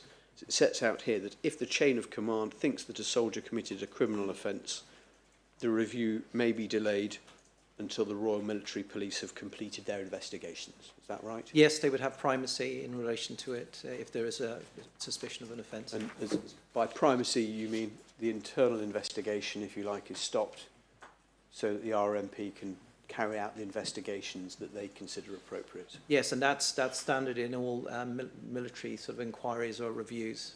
It would be stopped to give primacy to the criminal investigation. Thank you. If we could have the next slide.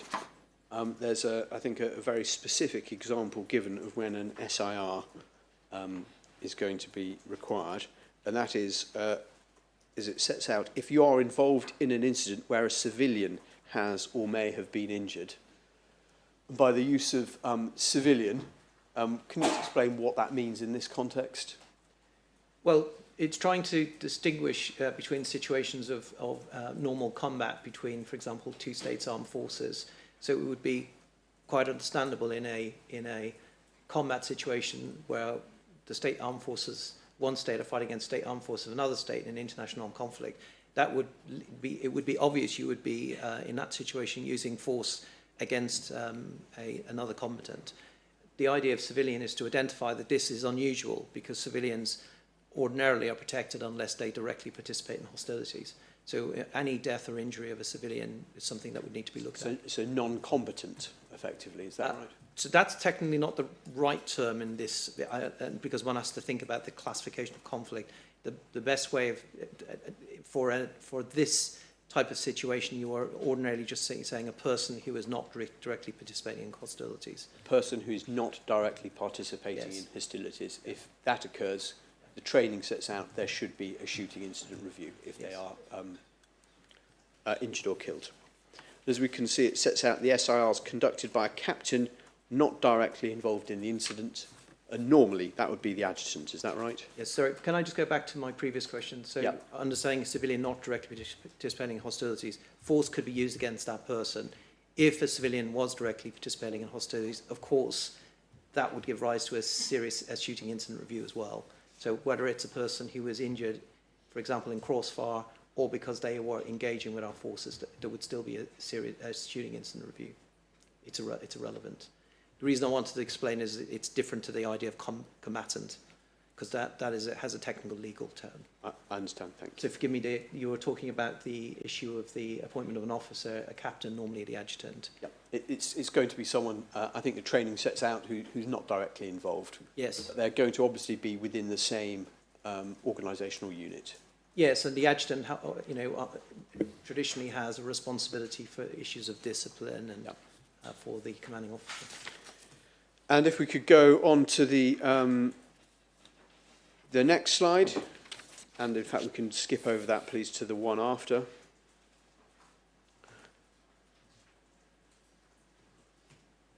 We can see it sets out that as well as obtaining statements, an officer may take relevant documents. We've got a non-exhaustive list there. Battle Group Watchkeeper log, medical report, radio log, operations room log, sync reps, and that stands for? Synchronization? Sync rep. Give me.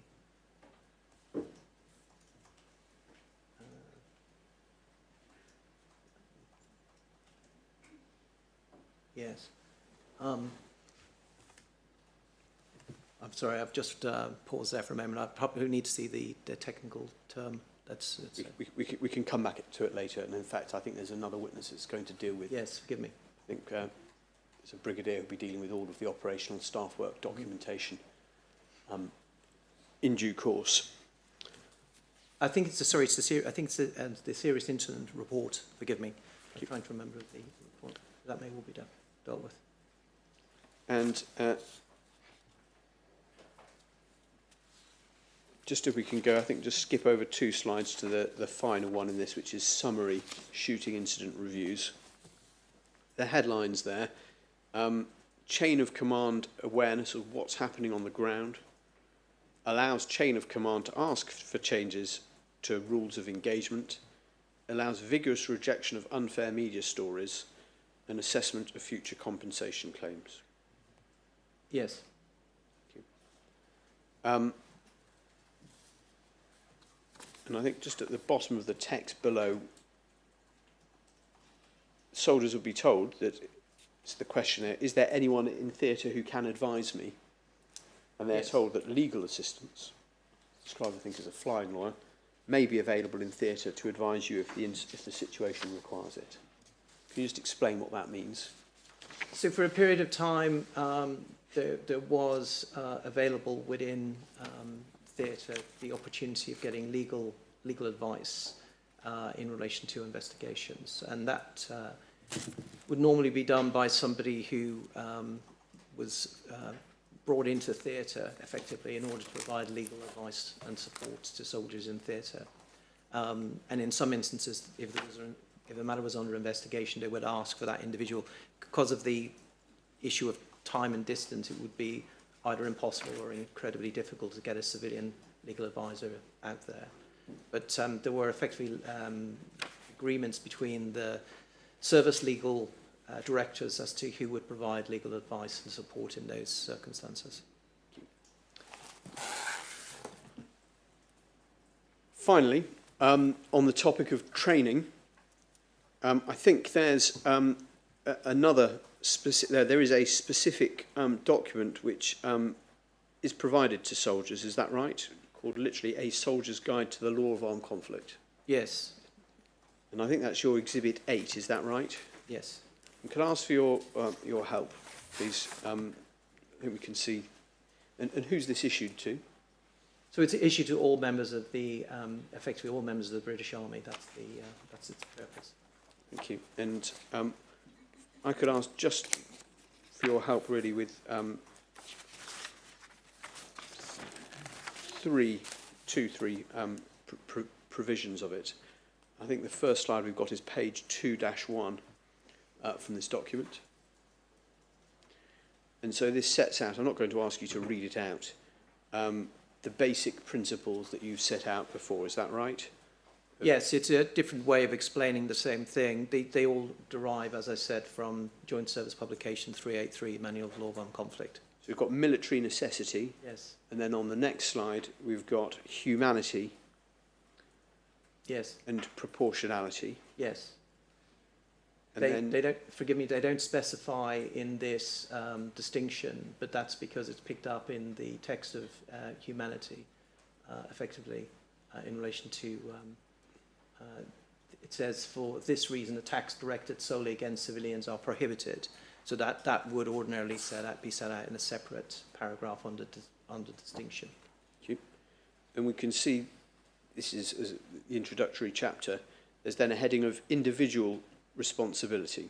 Is that right? Yes. Which sets out, although international law is aimed mainly at regulating the conduct of states and their governments, individual combatants are required to comply with the law of armed conflict. Is that right? Yes. Is that a point that's made in training? It's made repeatedly in training. Thank you. And again, just so that they are covered as they're situations that may be directly relevant to the inquiry's work, I think on the next slide, we've got page 4.1, which sets out, it might be thought in clear terms, various behaviour that is prohibited. Is that right? Yes, it does. It's worth, so this deals with the issue of order combat, which I touched on earlier. It's just worth explaining that the way this text is laid out. This section, this chapter, is focused on an international armed conflict between states' armed forces and other states' armed forces. There's a separate section on internal armed conflicts, which has the common Article 3 definition. And we'll be coming to that later. In effect, the same principle applies, doesn't it? It does. Whether or not it's classed as an international or non-international conflict. Yes. And the principle we've got here states in clear terms, it is forbidden to kill or wound someone who is hors de combat, having laid down his arms or no longer has any means of defence. Yes. And then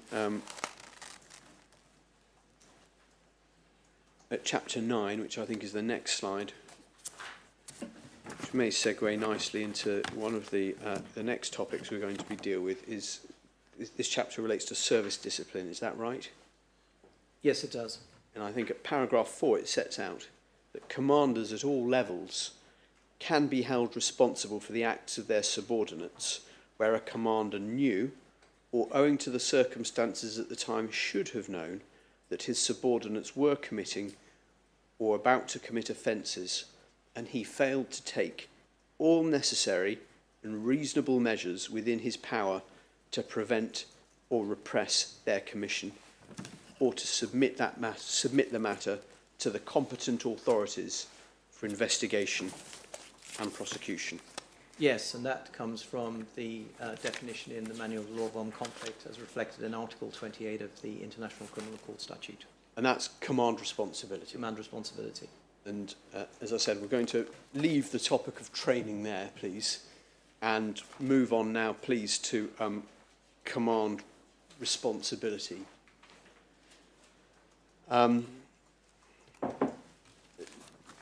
Legally,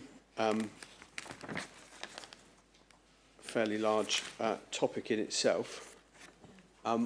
Could you explain, please, in a nutshell, what is command responsibility? So it derives from this idea that commanders have effectively authority to issue orders, the ability, therefore, to command and control what their troops do. And so the law has effectively provided an enhanced level of legal responsibility on a commander to exercise, as they require it, control over their people. And they talk about repression of a commission of an offence. And if they have been unable to prevent it or repress it, then there is an obligation effectively in law for them to report it to the appropriate authorities in order for the matter to be dealt with properly. Dealing with its origin, was it first enunciated in a United States military commission? Yes, the case of General Yamashita, where there was evidence of widespread abuse and contraventions of the law of armed conflict, and he was held responsible for matters which he is believed he knew or ought to have known and failed to deal with. And just to emphasise that last part, known or ought to have known. Yes, because a commander can't simply say no matters were reported to me. The expectation is the commander will take whatever steps are sufficient in order to understand the context in which their missions are being conducted. And that was in the Second World War and Japanese war Yes. crimes. Yes, so that idea of command responsibility, and it has developed since then, and particularly in the International Criminal Tribunal for former Yugoslavia, very much focused on the definition of what a commander is, or a person acting as a commander. And command responsibility is defined, is it, in Article 28 of the Rome Statute of the International Criminal Court, is that right? Yes, it is. And rather than take you to, we'll come to that in a moment, but parts of the Rome Statute have effectively been incorporated into domestic law, is that right? Yes, so the International Criminal Court Act 2001 effectively brings into UK law specific provisions of the Rome Statute, and under Section 65 it deals with this question of command responsibility, but also specifies definitions for other matters such as war crimes.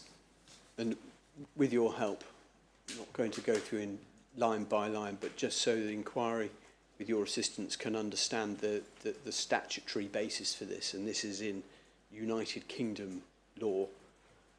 It arises, I think, from the International Criminal Court Act 2001, is that right? Yes. And that's obviously an act of the United Kingdom Parliament? Yes. And it's in force? Yes. And as you've said, Section 65 is entitled Responsibility of Commanders and Other Superiors. Is that right? Yes. And sorry, go on. That's to deal with the fact that in some instances it may not be a military commander that would have command responsibility in law. For example, a superior civilian leader could potentially have criminal liability in some instances. And subsection 1 makes clear that it applies to offences under this part, and that's the relevant part. That's part 5 Yes. of the Act. We'll come to those crimes in a minute. And section 65(2) provides a military commander is responsible. I'm reading out only I understand.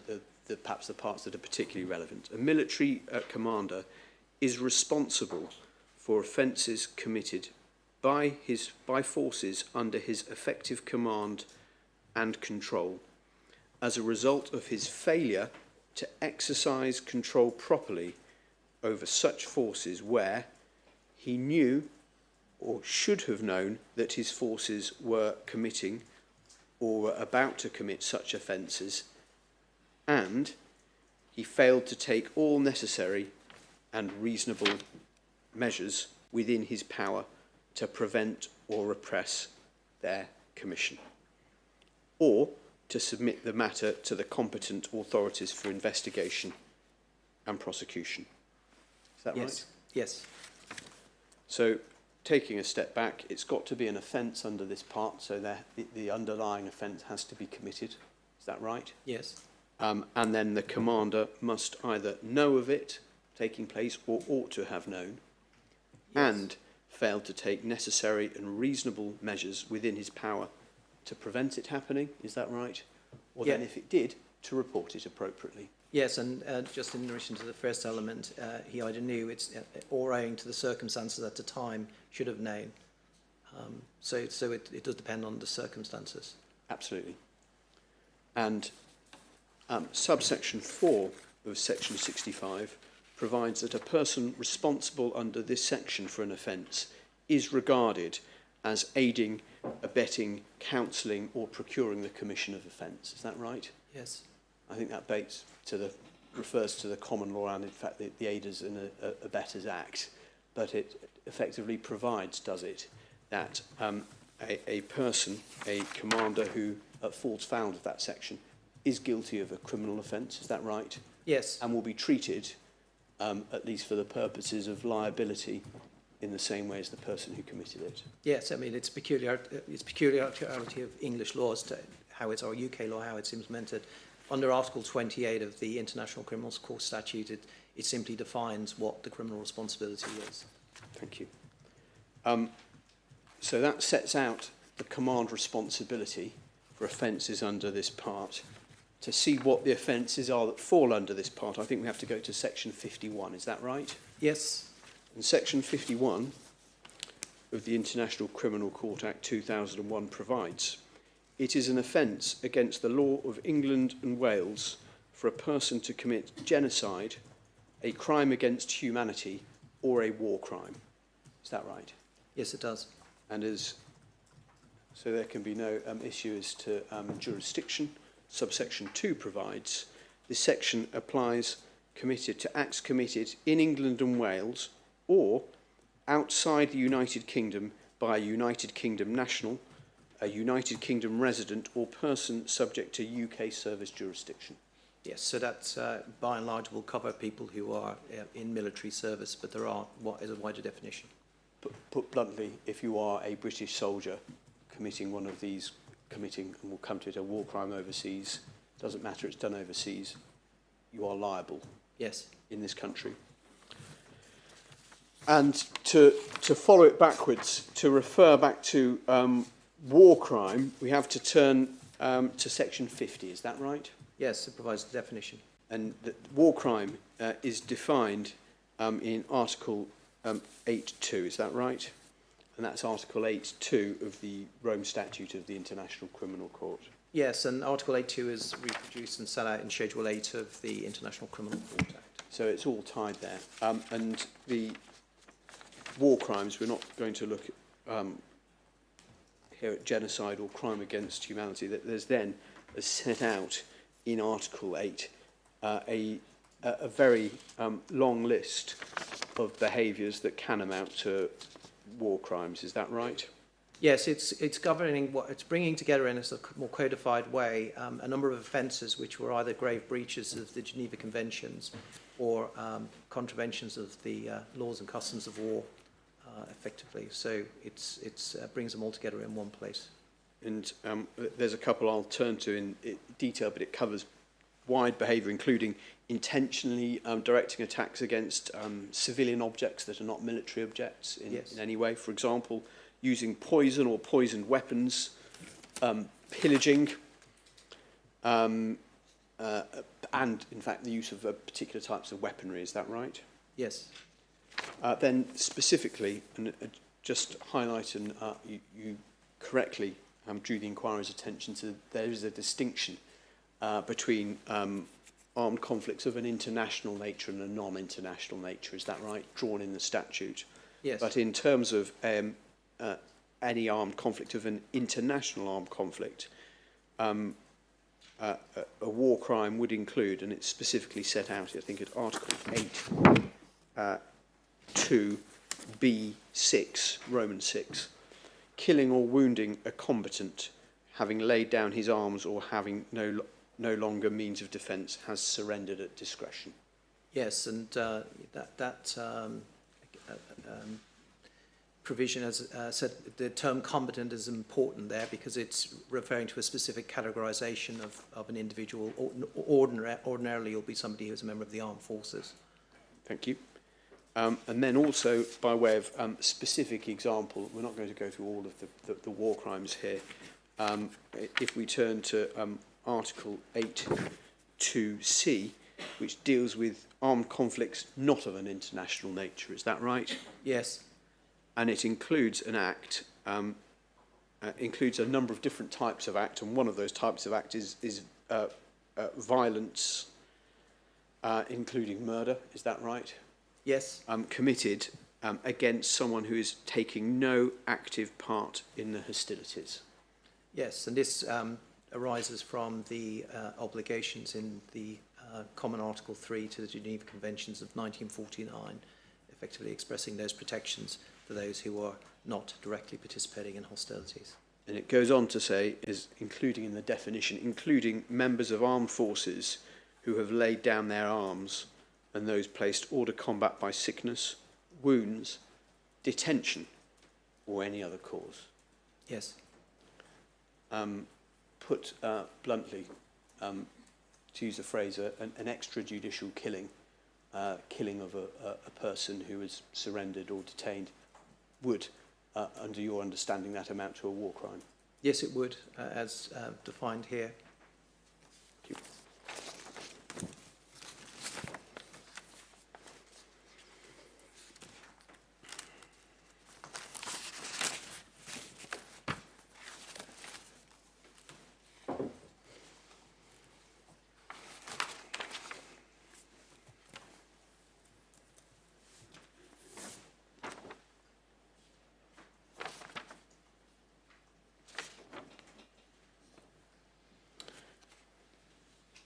And unless there's anything you'd like to add in relation to command responsibility, I was going to move on to ask you about recruitment, please. I would just say in relation to command responsibility that in terms of how that is explained, the knowledge, how that's sort of inculcated into the chain of command and down to the lowest level, we've looked at some of the basic information in that was set out in the MAT 7 product. But at the very highest level, we have Chapter 16 of the Joint Service Publication 383, the Manual of the Law of Armed Conflict. In Chapter 16.30, it specifies war crimes, and at 16-36, it deals with command responsibility. So that's the very highest level of our doctrine that should be well understood. And that reference is reflected in a lot of our training. So JSP 383 is referred to in the notes provided with MAT 7. But at the doctrinal level, we also have Joint Doctrine Publication 3-46, which is legal support to joint operations. It first came into existence in 2010. It's on its third edition at the moment. And in Chapter 1, it explains the legal obligations of everyone in an armed conflict situation. And in Chapter 2, at paragraph 2.18, it explains command responsibility. And this is something which repeatedly comes up in training for commanders as we go through. So I suppose, Brigadier, you're saying the International Criminal Court Act doesn't sort of exist in a vacuum. It's the provisions, if not incorporated, are brought into the Army's doctrine. Is that right? Yes. And training. Yes, absolutely. Can I ask you about recruitment, please? As with most activities, there is a very particular publication, a joint service publication 545 that relates to recruitment. Is that right? Yes, that's the overarching joint policy. And perhaps, unsurprisingly, the Army seeks to attract and select candidates for enlistment and commissioning, as you said before, who are able to manifest and uphold the British Army's values and standards. Is that right? Yes. And I think you described earlier how that's built into selection, though the criteria being are capable of meeting those values and standards. They don't necessarily have to have all of those. Is that right, at the point of enlistment? No, and there are some aspects, for example, lawful compliance, that might have to be spelled out. People don't necessarily, are not well versed in, for example, our obligations under international law, so they really need to understand what it would require. Yep. And I think it's right to say the specific methods of recruitment, whether it be for officers or other ranks, have evolved and changed, and perhaps changed quite considerably over time. Is that right? Yes, they have. However, is it right that recruitment exercises, at least at a basic level, are designed to test a candidate's character and suitability? Yes, they are. Through questioning and by understanding the context in which the person is coming to seek service. And the selection process includes, though it's not necessarily limited to, an interview with a recruiter, is that right? Yes. And situational judgment exercises.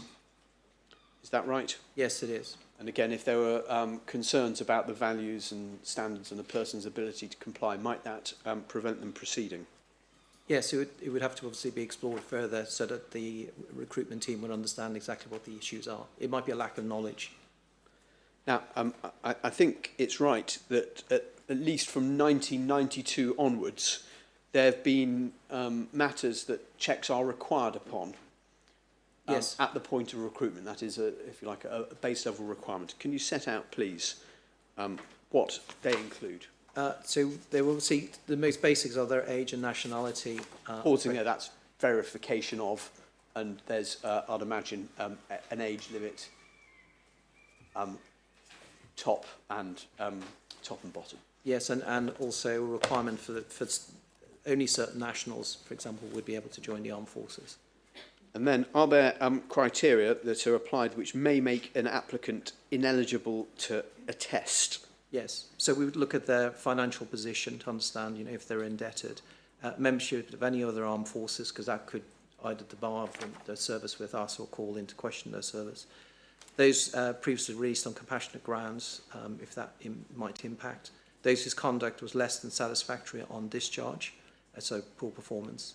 Discharge where the ex-service person was considered a misfit, was an undesirable influence, lacked sufficient application, was deemed likely to bring discredit to the service, or was previously deemed likely to bring previously dismissed from the services by court-martial as a result of a criminal conviction. Discharged and not recommended for re-enlistment, involvement with the misuse of drugs, certain issues relating to tattoos, and having previously been sentenced to imprisonment.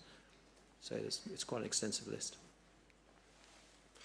And can I ask in particular about checks? So checks are conducted, are they, in relation to these matters? Yes, I mean, certain documents would obviously have to be provided, but specific checks, for example, in relation to declarations of previous convictions, that could be undertaken using the counter-terrorist check, which would be applicable to all service personnel on enlistment.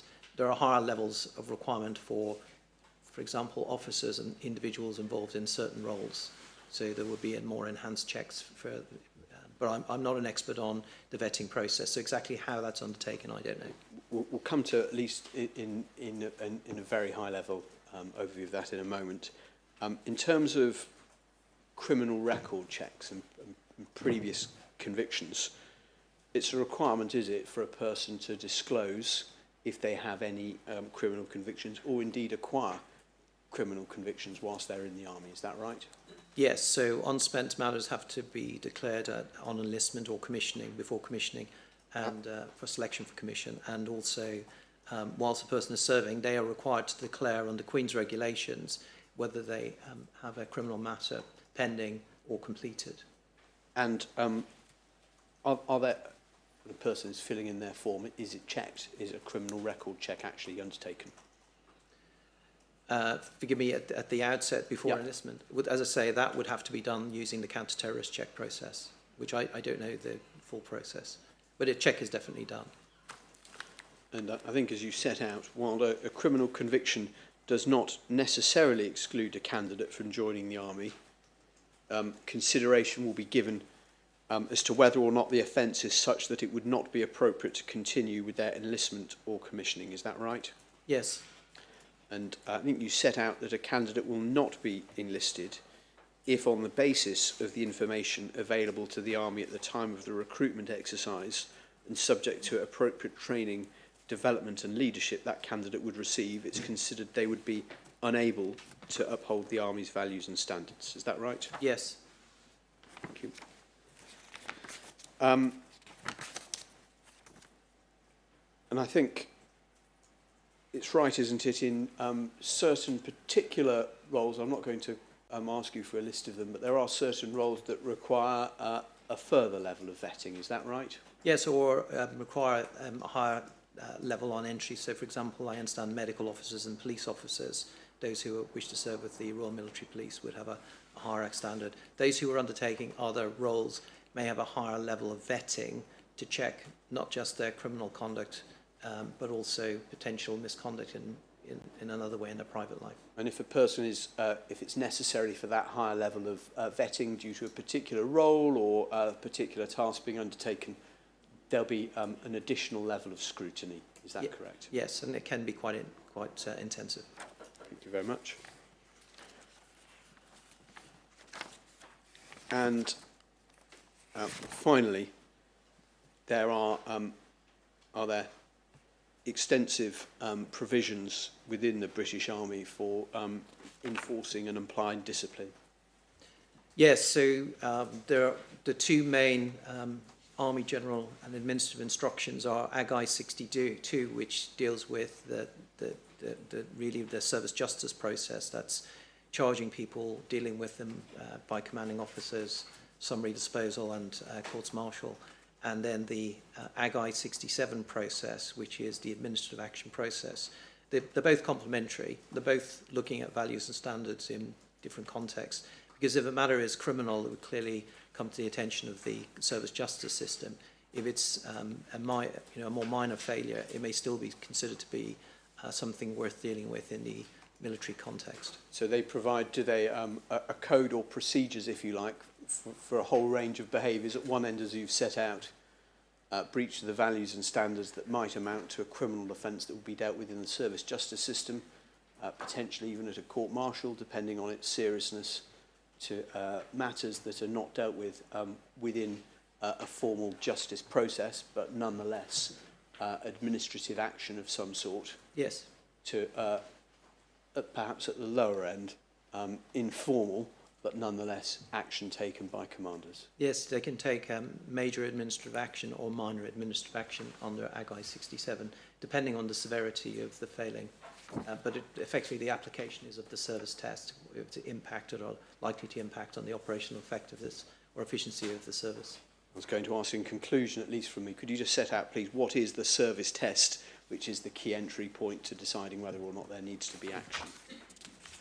Have the actions or behaviour of an individual adversely impact, or are they likely to impact on the efficiency or operational effectiveness of the service? Thank you. Thank you very much, Brigadier. So, would you mind rising for 5 minutes whilst matters are put in place for the next witness? Indeed. Thank you very much, Mr. Spaulding. Brigadier, thank you very much for your considerable assistance this morning. And you're no longer a seafarer. And free to go. Thank you, sir. Or stay as you wish. Thank you very much, Mr. Spaulding. We'll rise for 5 minutes, please.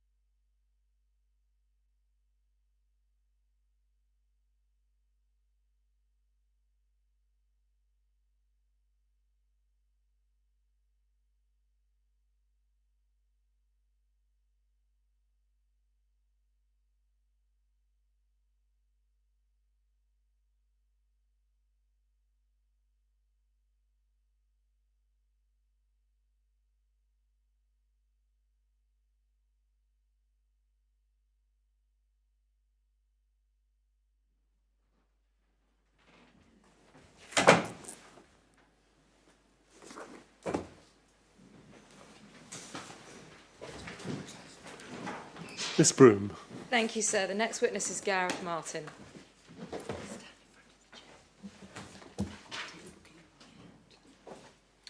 I swear by Almighty God that the evidence I shall give shall be the truth, the whole truth, and nothing but the truth. Thank you. Thank you, sir. Mr. Martin, your full name, is it Gareth Martin? It is Gareth Martin. Thank you. You're currently employed by the Ministry of Defence, is that correct? That is correct. I'll turn to your role in a minute, but you've provided a witness statement to the inquiry in response to various questions asked, is that right? Yes, that is.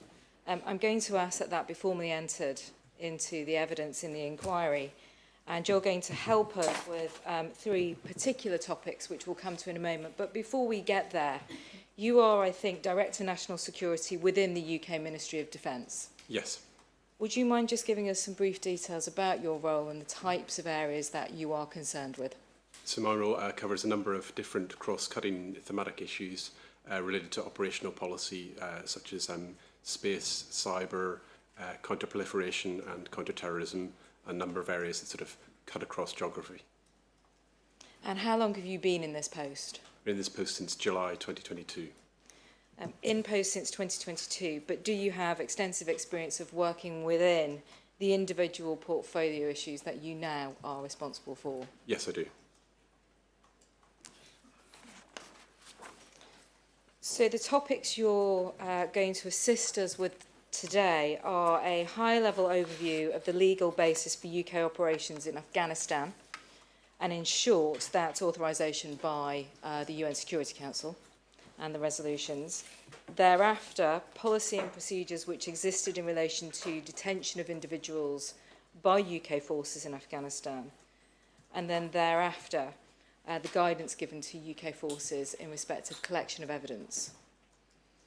If we start, in that case, with the legal basis for UK operations, and in your statement, for those who are following this, we start at paragraph 7.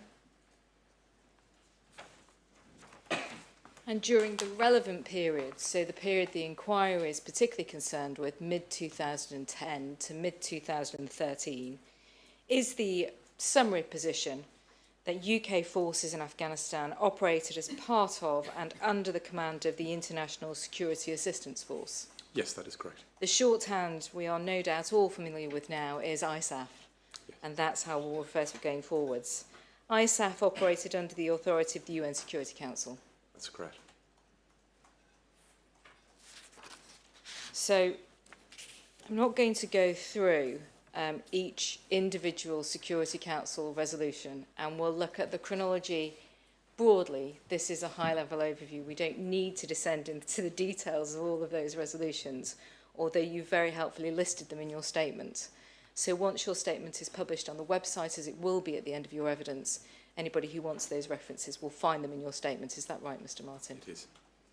All right, so ISAF was first authorised on the 20th of December 2001, is that right? That is correct. And that was by a UN Security Council resolution, and it authorised member states participating in the International Security Assistance Force to take all necessary measures to fulfil its mandate. And the UN Security Council also recognised, did it not, that responsibility for providing security and law and order throughout Afghanistan resided with the Afghans themselves? Yes. And was that a feature all the way through ISAF's involvement in Afghanistan? Yes, it was indeed. Probably a clue from the name, the International Security Assistance Force. Yes. So they're very much to support and assist the Afghans themselves in maintaining security and law and order. In that UN Security Council resolution, did the UN also reaffirm its strong commitment to the sovereignty, independence, territorial integrity and national unity of Afghanistan? Yes. And again, was that a theme all the way through It was. the ISAF involvement in Afghanistan? Yes. For the first period of ISAF's authorisation, were the rotations on a 6-monthly basis? Yes, they were. And how was that structured? So in the beginning, the British were in charge of the ISAF force, then transferring to Turkey after that. and there were a number of nations who volunteered to provide the governing headquarters, basically. Over time, NATO then provided the more permanent headquarters in 2003. Although it was in NATO headquarters, there were other non-NATO nations who were involved both in ISAF and in that headquarters itself. But the headquarters provided a bit more stability and permanence and ability to bolt into it rather than the rotational way it had been done previously. Right, so we had 6-month rotations led by one particular nation, starting with the UK. Yes. And then moving on, I think you said, to Turkey, and then afterwards Germany. And was it the case that each nation set up their own headquarters, and once their 6-monthly rotation ended, a new headquarters would be set up by the next nation in charge? Yes. And so you said in 2003, and I think it was on the 11th of August 2003, that's the date you give at paragraph 13 of your witness statement, that NATO took command of ISAF. Yes. And that command brought to an end those 6-monthly rotations, is that right? That is right. And then thereafter, there was what you've described as a multinational headquarters. Yes. And that was a permanent fixture. That was. And did that mean that, in fact, the stopping and starting of a new headquarters being established came to an end, and the permanence was what was important going forwards? Yes. In terms of leadership, was there any change to the legal basis at that stage in which ISAF operated? No, it remained under the UN Security Council resolutions. Up until, I think it was October 2003, in fact, ISAF had been responsible for Kabul and the small surrounding area. But by a further Security Council resolution passed on the 13th of October in 2003, was the territory expanded of ISAF's mandate? Yes. So it was expanded outside of Kabul? Yes. And was that for pretty much the entirety of Afghanistan? Yes. And then how often were the UN Security Council resolutions renewed going forwards? Every 12 months. So every 12 months there would be a UN Security Council resolution which provided a mandate for ISAF going forwards? Yes, that's right. And that was for the next 12 months? Yes, that's right. That continued to be the position up until the 17th of March 2014, is that right? Yes, that's right. And is that because at that stage ISAF's mandate essentially moved into one of transition? Yes. And so at that point, Afghanistan was taking back responsibility from ISAF for all of those areas? It had been progressively that way over a number of years beforehand, but yes. But that was the final end point, as it were? Yes, that's correct. Turning to ISAF's mandate in particular, discussed the headlines, the overview was one of assistance. But in fact, it was to assist the government in creating and maintaining security, is that right? Yes. And then what was the point of that? What did ISAF intend to achieve by allowing and maintaining security for the government? So if we go back to the premise this started from in 2001 was the Al-Qaeda terrorist training camps that had grown up in Afghanistan, and it was felt that only a secure and stable Afghanistan with a functioning government and state would be able to keep it from being a safe haven for those terrorist camps. And as part of the Security Council resolutions, in order to provide that security, to combat those training camps and keep that threat at bay, was ISAF authorised to take all necessary measures to fulfil that mandate? Yes, it was. And that included, as we'll come on to, the use of force? Yes. What were the necessary reasons for use of force by ISAF? So within Afghanistan, it was recognised that there were still elements of the Taliban operating across the country, more prevalent in some regions than others. And so a use of force could be required in order to combat those insurgents and to build the stability and security where the Afghan state could grow and take increasingly control of the whole country and become the functioning state that would then allow for a functioning rule of law society where these terrorist training camps could be prevented. As part of that mandate, were ISAF personnel allowed to stop search, question and ultimately detain non-ISAF individuals. Yes. And what were the reasons for such steps being taken? So they centred around three basic themes, one of force protection, mission accomplishment and self-defence. So force protection being protection of the armed forces personnel? Yes.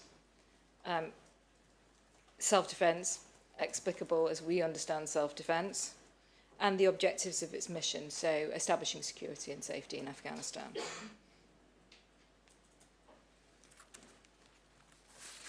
We'll come on to discuss a little bit about counterinsurgency, but this was a counterinsurgency operation.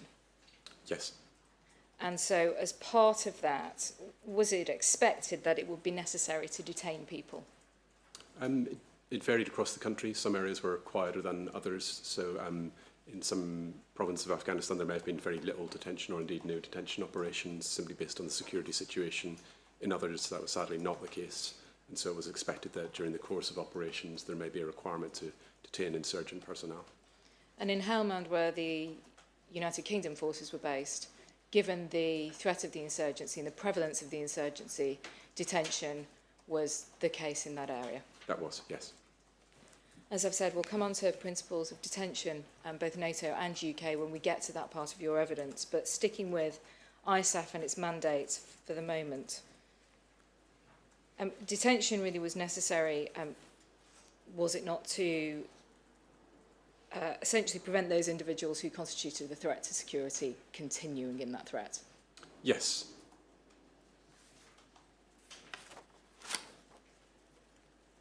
Mr. Martin, you've mentioned Al-Qaeda and training camps. What was the connection really between Al-Qaeda and the Taliban? So prior to September 11th, 2001, it was clear that the Taliban had basically sheltered Osama bin Laden, and sort of members of Al-Qaeda had provided a safe haven, particularly in the southern parts of Afghanistan, allowing people to come to Afghanistan to train, to operate, and allowing Osama bin Laden basically to plan international terrorist operations. The scope of ISAF's mandate continued to be based on sovereignty, independence, territorial integrity and security and safety of Afghanistan. But over the course of the ISAF mission, did excuse me, that mandate shift focus somewhat? Were there different particular emphasis placed on particular aspects of that role?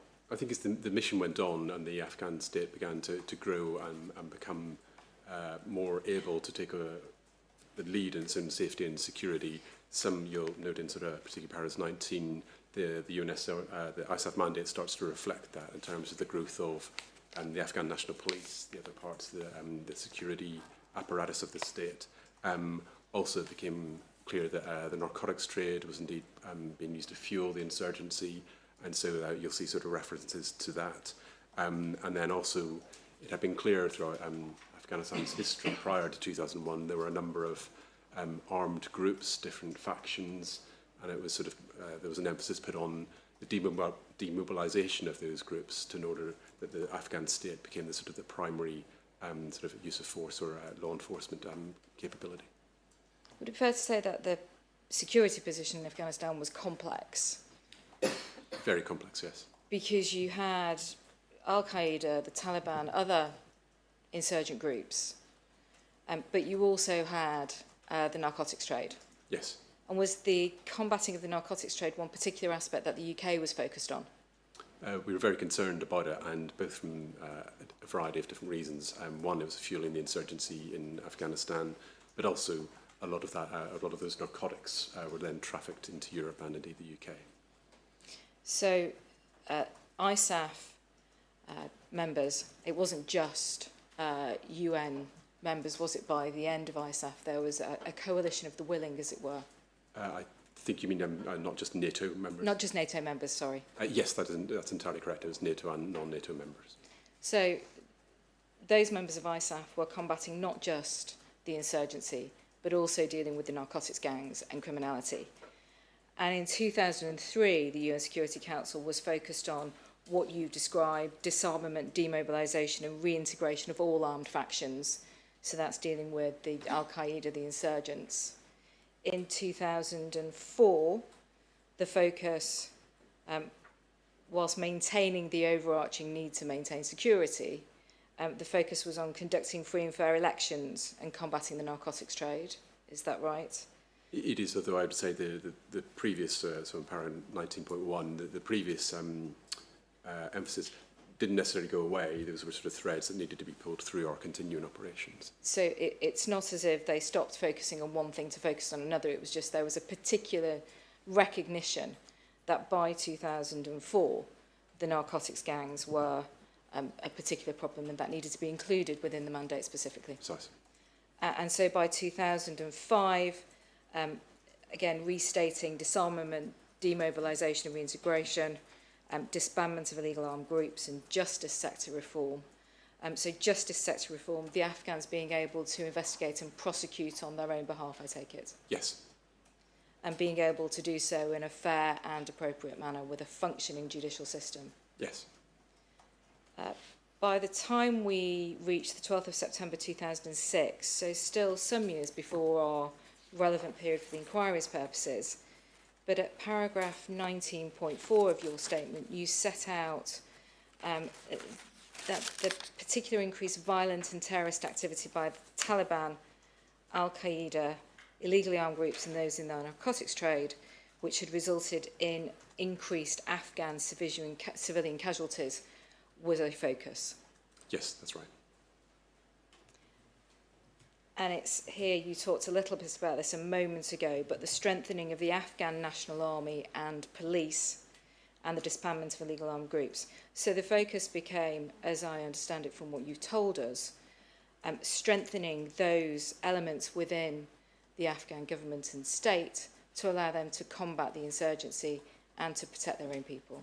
Yes, there was a concern that some parts of the provinces and sort of beyond Kabul and out sort of the outer edges of Afghanistan may not have had the full capacity of the state to enable that sort of safe and secure environment we were striving for.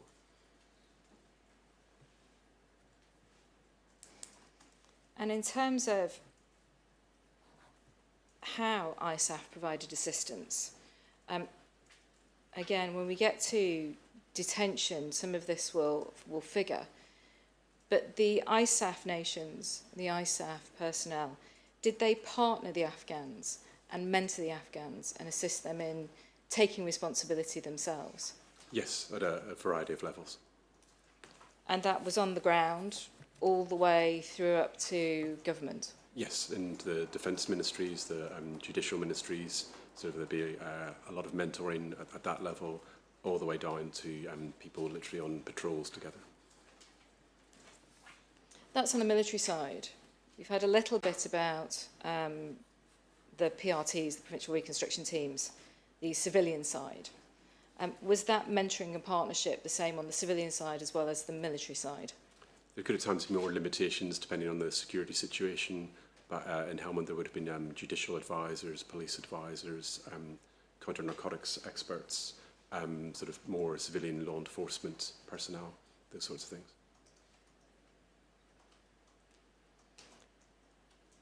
So by the time we get to the 9th of October 2012, which is some way into the inquiry's relevant period, the UN Security Resolution dealing with ISAF's mandate set out in its preamble and again stressed the role of ISAF in assisting the Afghan government to improve security situation and build its own security capabilities. So again, this idea of the ISAF not doing it for Afghanistan, but of Afghanistan essentially learning to do it for itself. Yes. Again, that had been progressive in the years before as well. And so that period has been building to what we see here, which is the beginnings of looking forward to transition. Yes. And so in that preamble, the UN Security Council underlined the significance of and welcomed the transition process.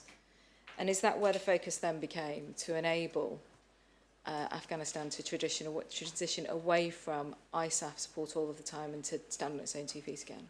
I think that had been a thread in the years before as well, but yes, you're right, that was sort of expanding and growing as the Afghan capacity and capability grew with it.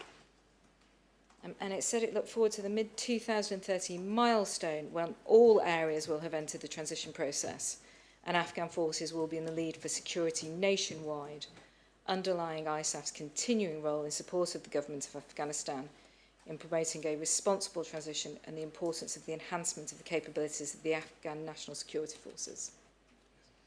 So by mid-2013, all areas in Afghanistan were to have entered the transition process. Yes. And so for the period that the inquiry is concerned about, mid-2010 to mid-2013, the focus for a large part of that was very much on transition. Is that fair? Yes, and building the Afghan capacity to enable that. It, however, also stressed the central and impartial role of the UN continuing to play a role in promoting peace and stability by leading the efforts of the international community.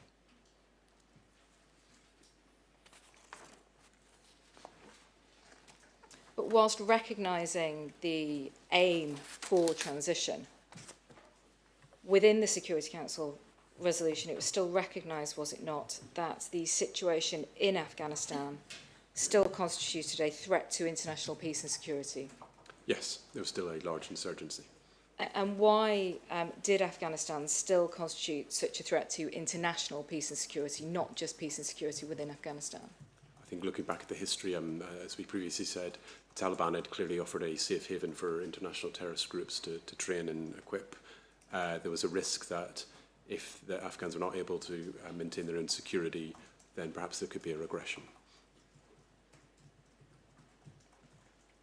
And so therefore it reauthorised all member states participating in ISAF to take all necessary measures to fulfil its mandate. Yes.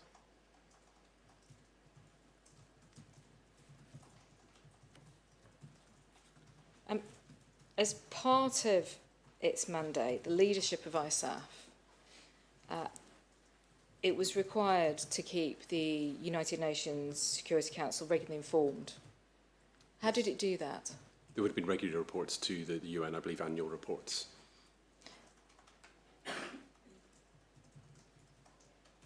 So, sorry, forgive me, monthly reports. I was going to say, so it was monthly reports and a final comprehensive report. So we had monthly, quarter, and then a final report. Yes. But there was oversight by the UN of what ISAF was doing, and the control that was exercised, the command, came from the UN Security Council. Yes, and indeed there was a UN representative in Kabul throughout.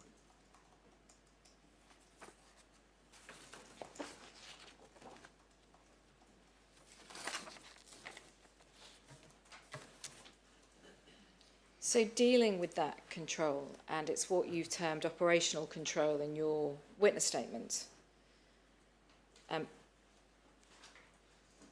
you've already explained that since 2003, NATO led ISAF on behalf of the UN. Yes. And it developed its operational policy. You've described how it provided headquarters, but did this also involve providing its commander and all the subordinate structures? Yes, it did. Was it responsible for ensuring the provision of forces by member nations? Yes, there'd be a process for nations to contribute troops to the ISAF mission.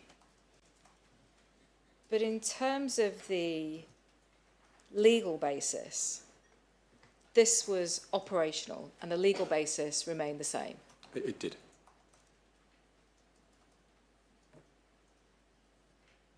So in terms of membership of ISAF, how many NATO and partner nations contributed to ISAF at its peak? At its peak, it would have been 50 nations. 50 different nations? Yes. And in terms of the forces, approximately how many? Up to 130,000 forces across Afghanistan.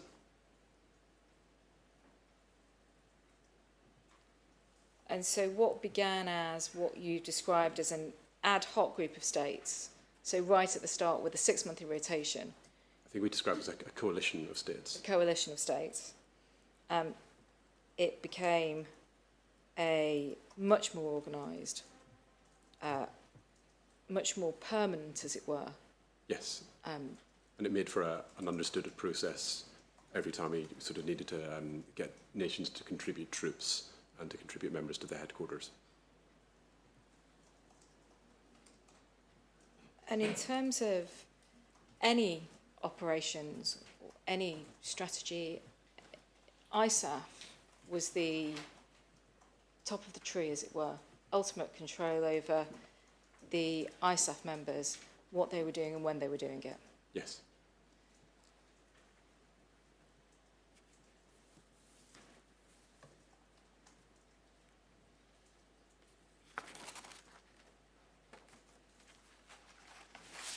So that's ISAF and the control exercised and the responsibility for the ISAF mission in Afghanistan. But in terms of UK forces within Afghanistan, although they're operating under NATO ISAF, were UK military operations still subject to UK law? Yes. And I think we've heard a fair bit about this now from Brigadier Eble this morning. But in short, notwithstanding the ISAF mandate, and that's where the authorisation came from, the UK was still bound by its own legal obligations, yes, whether that be international law or whether it's domestic criminal law. Yes, predominantly the law of armed conflict and UK domestic law. And so working under ISAF didn't change the fact that any of our UK personnel were still bound by those laws, of the law of armed conflict and domestic criminal law. No, it did not change that. So I know it's a couple of minutes before 1 o'clock, but I'm going to turn to the second part of Mr. Martin's evidence. So would that be convenient? Indeed. Indeed. Thank you, Ms. Broom. Mr. Martin, we're going to break now, please, until 2 o'clock. And as I say to all witnesses, please do not discuss your evidence with anybody in the meanwhile. Of course. Thank you. 2 o'clock, please.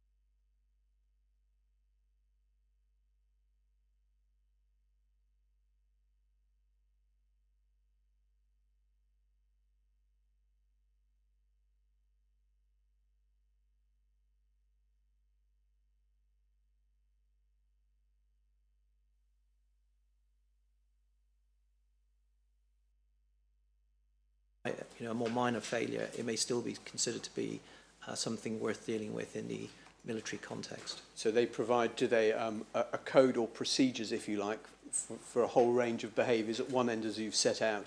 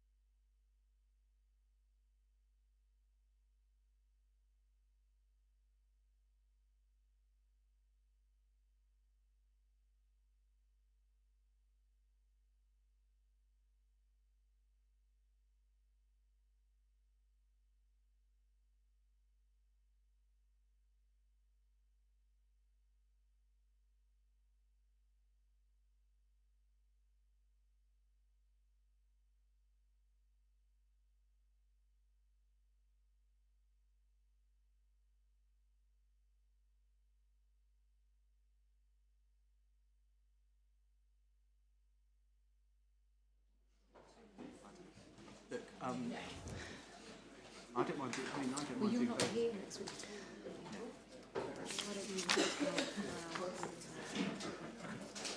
This is an open hearing in Court 73 at the Royal Courts of Justice as part of the independent inquiry relating to Afghanistan. The hearing is before Lord Justice Haddon-Cave, the chair of the inquiry. Please could I ask you to ensure that all mobile telephones and other personal electronic devices are either switched off or in silent mode. Please may I also draw your attention to the fact that the chair of the inquiry, the Right Honourable Sir Charles Haddon-Cave, has made a restriction order in relation to the conduct of those who are attending this and future hearings. The full order is displayed on the inquiry website and on the door of this court and of the media annex, but I will summarise its purpose. The order, which applies to this and to all future hearings of the inquiry, prohibits any person from making an audio or video recording of the inquiry proceedings from within the hearing rooms without the express permission of the chair. Furthermore, no person may take a photograph in any room in which inquiry proceedings are taking place and at a time the inquiry is sitting without the express permission of the chair. For the avoidance of doubt, both of these prohibitions extend to the hearing in the media annex. A further part of the order arises as the live stream of these inquiry proceedings via YouTube will purposely be subject to a 10-minute delay. It is prohibited that any person may disclose, publish or broadcast in any form or by any means anything that is said or done in the inquiry hearing room until 10 minutes after it has taken place. If an application is made for a restriction order in relation to anything that has been said or done in the inquiry hearing room in the preceding 10 minutes, anything that was said or done during that period is subject to a restriction order prohibiting its disclosure, repetition or duplication until the chair has finally determined the application. All of the above orders are subject to a penal notice. This means that any breach of any element of the restriction orders may be certified to the High Court or the Court of Session, who will have the power to fine or imprison anyone found to have been in breach of the order.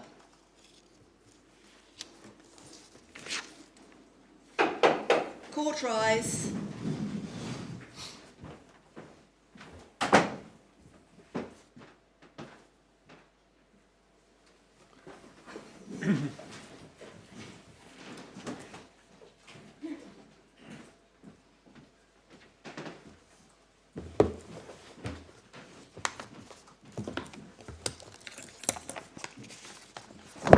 Miss Broom. Thank you, sir. Mr. Martin, we were just about to embark on UK Forces Detention Policy and Procedures, the second topic you're here to assist us with today. And we start at paragraph 26 of your witness statement for those who have it.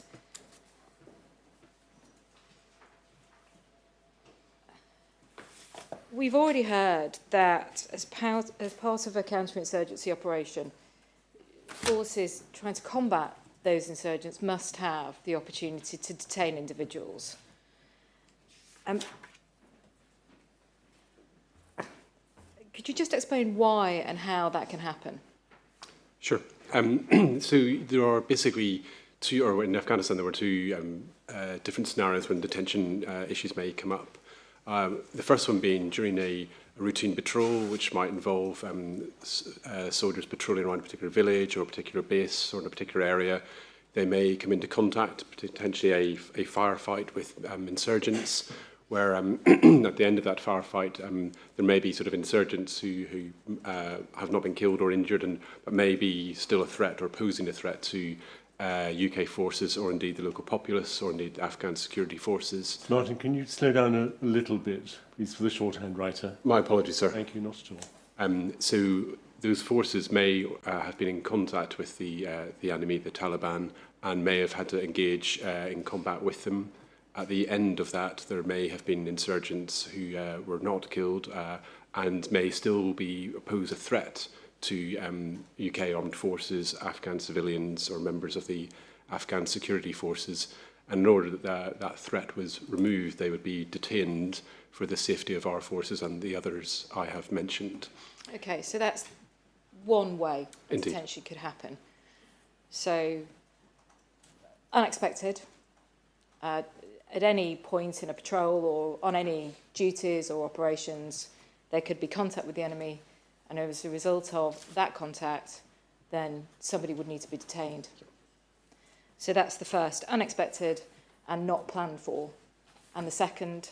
The second is what we refer to as deliberate detention operations. So these would be pre-planned, like you say, and that would involve an awful lot of intelligence background and really focusing in on the sort of high-value members of the insurgency, whether because of their rank, indeed, in the insurgency, but also because of the function they might perform. And by that I might mean they might facilitate the passage of improvised explosive devices to a variety of insurgency members, or indeed they may be IED, improvised explosive device emplacers, responsible for putting those in the ground or in hidden areas. And so their importance to the continued insurgency may have necessitated an intelligence effort to find them, and then a plan to detain them, to take them off the battlefield. And that was, there would be against sort of three criteria we mentioned before: the mission accomplishment, force protection, or indeed self-defence. So both types of detention seen against that backdrop. So either mission accomplishment, and that would fall into, at least in the planning for a deliberate operation, that would be why you would, as you've described, generate the intelligence to take someone off the battlefield. Force protection, if somebody happens upon the enemy and is in contact, and then self-defence, returning fire and the like, and then detaining. Exactly. Just picking up on the deliberate aspect, you described them as high-value targets. And as I understand it, what you mean and what you've explained is they are of high value to the insurgency because of their rank, so they're a leader or they're a particularly important in terms of the hierarchy, or because of their actual role. And you've described a couple of examples. So somebody who is responsible for placing IEDs, or someone who's responsible for the delivery or even the making of IEDs. Yes, there is as you can imagine, there will be components involved in IED manufacture, and some of these components will be quite scarce or quite rare, and so being able to intercept those people is quite important then to the mission accomplishment and indeed protecting the environment around us. And were IED facilitators and places, were they a particular threat to UK forces in the inquiry's period of interest? Very much so. So those are the sorts of high-value targets that UK forces would be looking at detaining? They were one particular type, particular. a significant type. There were others, but yes, they were. I was going to say, because by definition there must have been any number of other members of the insurgency who would meet the criteria for detention. Yes.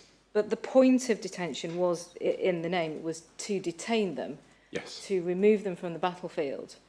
And then what was the intended hope? What would happen to that detainee along the process? So there will be two functions to that. The first being what we refer to as intelligence exploitation. So through questioning, can we elicit any further intelligence from those individuals? But also, were they detained with various amounts of material, potentially laptops, documents, even the components themselves, anything that we could build a greater intelligence picture of how to perhaps target other members of that network and how to break it down over time. The second case, again, like we discussed before in terms of building that safe and secure environment in Afghanistan, is could we then help the Afghan security forces bring those individuals to prosecution and then onwards potentially to a sort of criminal detention in their justice system. So twofold. First of all, I suppose three parts to it really. Detain the individual so they're off the battlefield and they can no longer either convey or and place IEDs, those are the examples we're looking at, to ascertain whether there's any information or intelligence that individual has that can be useful we're dealing with UK forces, so UK forces in their ongoing counterinsurgency campaign. And that would include anything they're found with, so laptops or technical items. And then finally, hopefully, they could be prosecuted and brought to justice under the Afghan system. Yes. So that would be those would be the 3 points to a deliberate detention. Yes.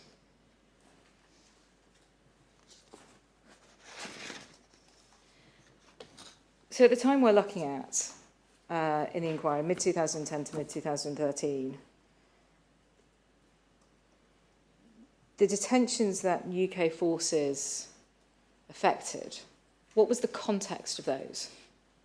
So in that context, there was a significant IED threat to UK forces, our allies, and indeed the Afghan population who may not be targeted by the insurgents, but very definitely were at risk, and indeed many were killed by IEDs. There was also a growth in the insurgency in the south, and so there was a large security threat in the overall environment. And how was that context then important when considering the detentions?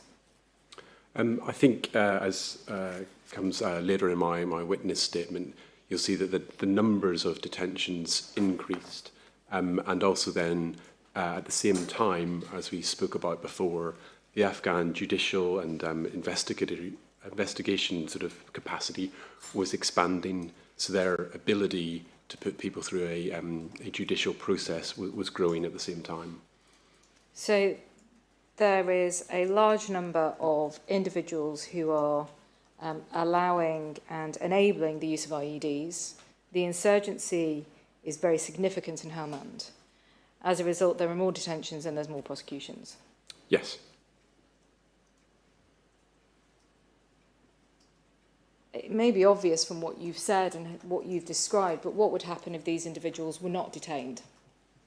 So at times you would detain individuals, and it may be the case that when they were returned to the detention facility, intelligence may then suggest that potentially we had got the wrong individual, and so those individuals might be released by a simple case of mistaken identity. Or it might be that the Afghans themselves felt that there wasn't sufficient evidence of a judicial quality to take forward a successful prosecution, and then those individuals might be released. Or indeed, it might be the case that they were transferred to the Afghans for a judicial process, but at some point in their process, they then failed to meet that threshold for going further, and those individuals would then be released by the Afghans themselves. So it could be that there was prosecution, ultimately, or it might be that along the way the detainee is released either because they're the wrong person or because various difficulties or safeguards in the system, whichever it may be, that person isn't ultimately prosecuted. Yes.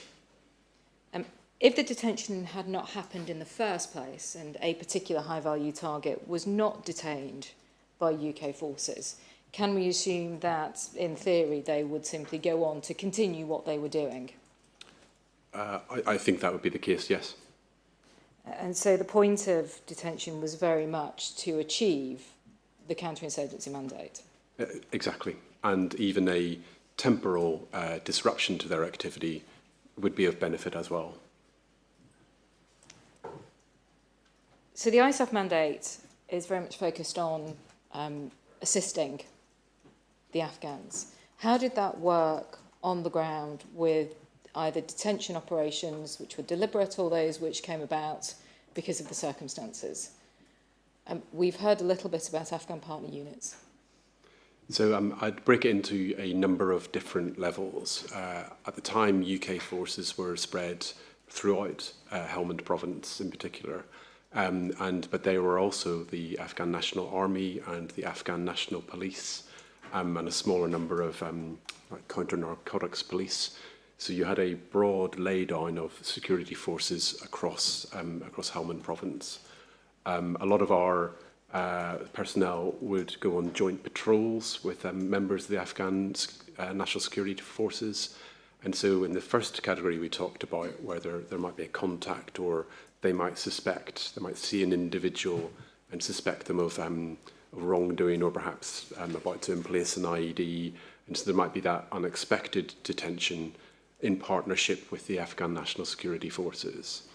In the pre-planned category, then quite often our personnel would have Afghan partner units sort of embedded within them, and they would sort of plan together and then go out and do a deliberate detention operation together. Did the role of an Afghan partner unit stay the same throughout the period we're looking at? No. Throughout this time, there was a progressive build of both capacity in the Afghan system, but also their capability itself. The UK Armed Forces, as you might imagine, are very highly specialised, very highly trained, very highly capable, with access to a great degree of technology and intelligence. And I think it's fair to say that the Afghan partner units were not in that position to begin with, and we were trying to build them up to be at that higher level of capability. And then also on the capacity point, their security forces were also growing in sheer numbers and mass at the same time. So it's twofold. It's more of them, to put it colloquially, Yep. and to make them better at what they do. Exactly. And as that happened, what was the role of our personnel working with the Afghan partner units? So a very strong role in the mentoring, in that capacity building that you mentioned. But then also there would have been more of a balance of UK forces and other ISAF forces at the time being in the lead for a deliberate detention operation. And then progressively that focus began to shift, particularly as we got towards the later years before the transition you mentioned in 2015. And so whilst it started off that UK and ISAF forces played the primary role, as it were, as capacity and capability increased with Afghan partner units, they then began to take the lead, and the UK or ISAF forces began to take a back step. Very much so.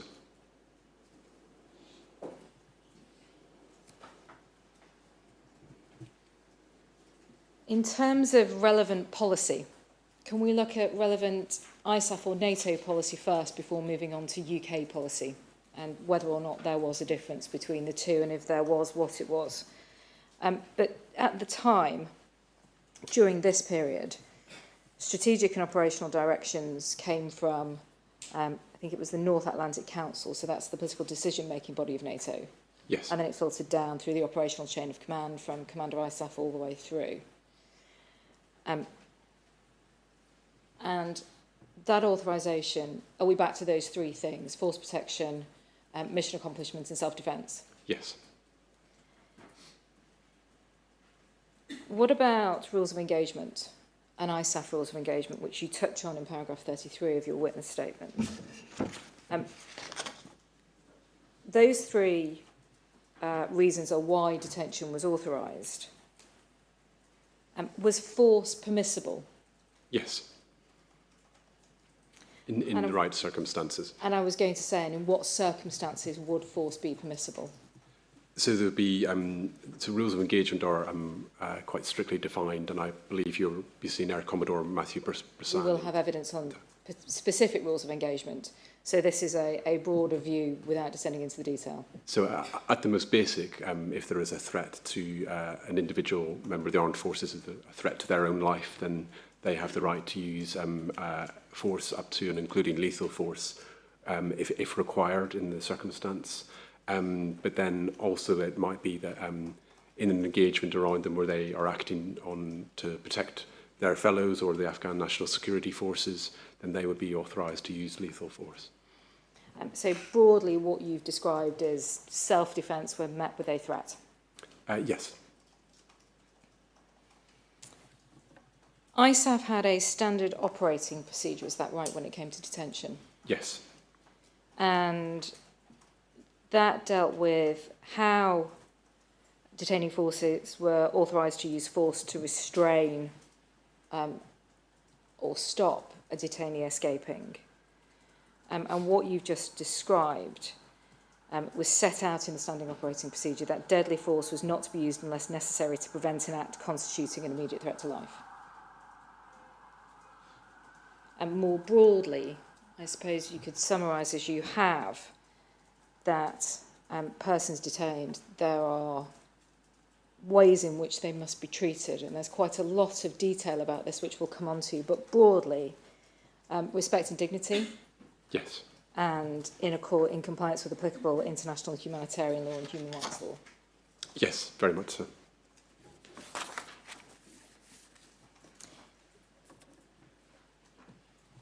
Where you have a partnered operation, whether that's unexpected or deliberate, who was to carry out the detention? Was there any primacy afforded to either the NATO forces or the APU forces? So it would depend on the circumstances. When the Afghan National Security Forces were in the lead, then they would largely be responsible for the detention itself.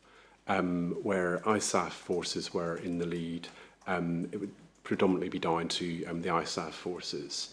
If there was an instance where ISAF thought for whatever reason there might be a risk to the detainee from either the Afghan security forces or indeed the wider populace, there may be a decision taken at the time, at the immediate time, that ISAF forces should take control of that individual to protect them as well. In your witness statement at paragraph 36, you said this: where possible, Afghan National Security Forces, ANSF, were to be the detaining force. Why was that the hope or the aim, where possible? So I think that goes all the way back to the UN Security Council resolutions, all the way back to December 2001. And you will see the thread through the documents of the emphasis on the government of Afghanistan. But then also embedded within the policies is the right understanding that the Afghans know best how to deal with their own population and how to deal with their own people. So where possible, both culturally and sort of nationally, it was their lead in their nation, and we actively wanted to promote that leadership where possible. Like we talked about in terms of capacity and capability, that may not have always been possible. But because we're back to ISAF being an assistance force, primacy remaining with the Afghans themselves, detention was just another part of that, for all the reasons you've just set out, because the Afghans will be able to deal with their own civilians, not civilians, sorry, obviously they've been detained, but their own populace, and they should be afforded primacy because you're supporting, not doing it for them. Very much so, yes. So the NATO standing operating procedure, did that distinguish between planned and unplanned detention operations in the way you've described? Yes. And what was the difference as far as the NATO standing operating procedures were concerned, if they were different to how you've described the difference here? So there'll be a hierarchy of documents in many ways. The ISAF guidance will have been set at a relatively high level. UK detention guidance, as you will see in the exhibits, goes into a lot more detail on the operational requirements upon individuals to make absolutely clear what were the requirements and permissions for each individual when they came into these situations. So the differences aren't because there's a difference in focus or a difference in how detainees are to be treated. It's that ISAF is at a higher level and the national documentation will descend into the detail. Yes, and our policies were aligned with the ISAF guidance. So I suppose it makes sense when stepping back that UK policy would be aligned with ISAF given you're working in an ISAF structure. Yes.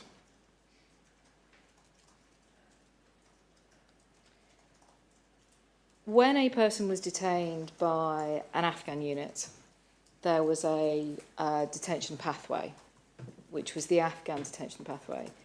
If someone was detained by a UK force, there was a separate pathway, is that right? Yes. How long were detainees allowed to be held for by ISAF or UK state?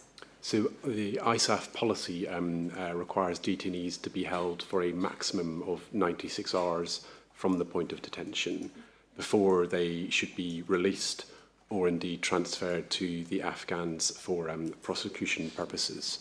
The UK took a view that in exceptional circumstances we could exceed the 96 hours in a strict and highly governed process for intelligence exploitation, or indeed where there might have been capacity issues in the Afghan system whereby they simply couldn't, they wanted to take the insurgents, the detainees, for prosecution, but they simply didn't have colloquially enough space in their detention facilities.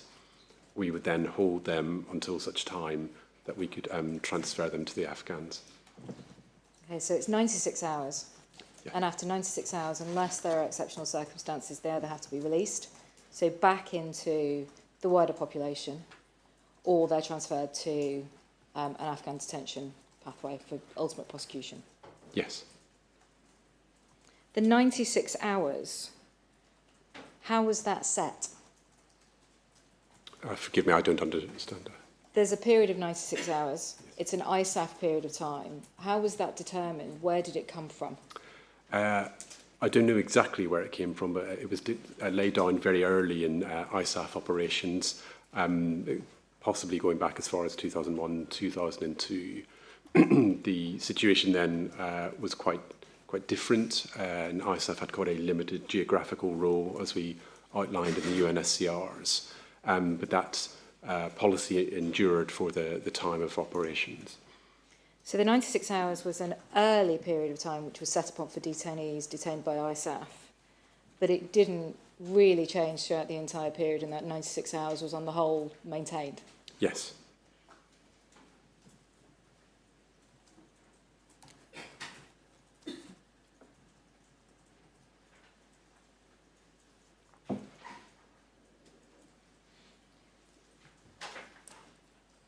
Just moving from detention to looking at how ISAF viewed compounds, because obviously we've heard already that a lot of deliberate detention operations focused on a compound. That was the point of them.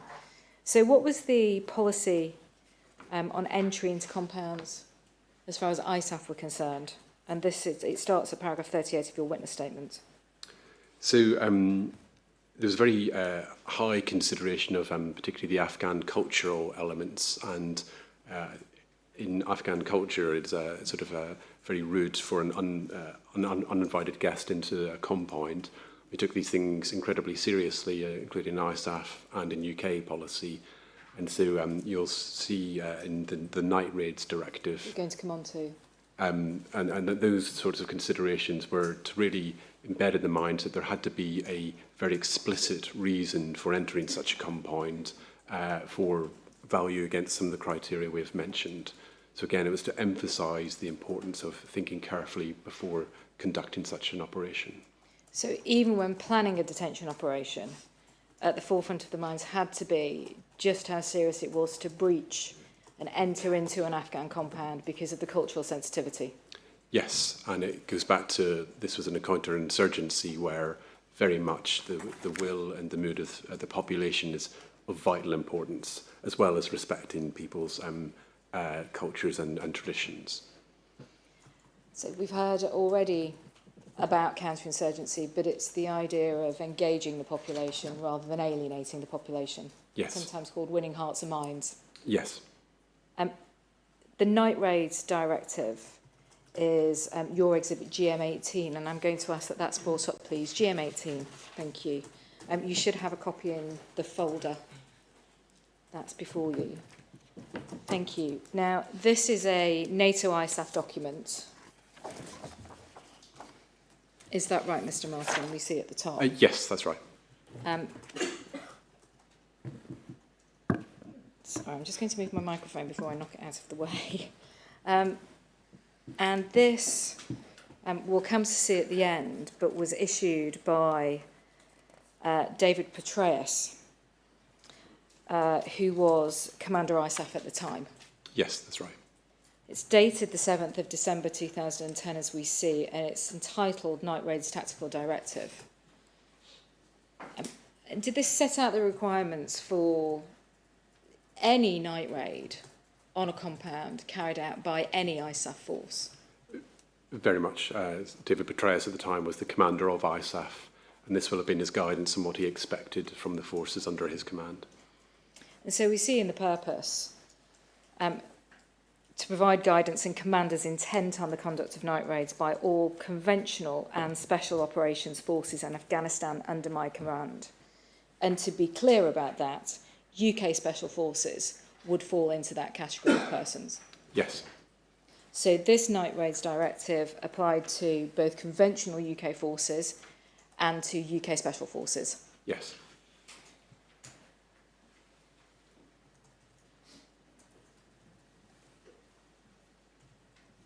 He then goes on to set out what the commander's intent is at paragraph 2. And he goes on to say we're in a war of perceptions. Ultimately, how the Afghan people judge our conduct and perceive our intentions will be decisive factors in their decision to support the combined Afghan and coalition effort to defeat the insurgency. Not only must we protect the people, we must also earn their respect and their support, both of which are critical to the ultimate success of the mission. So this is the counterinsurgency mission, and it's about bringing the people with you rather than alienating him. And that's set out very clearly right at the start. Yes. He then goes on to deal with operations conducted at night are an essential component of our campaign, with the ability both to deliver decisive effects and to reduce civilian casualties.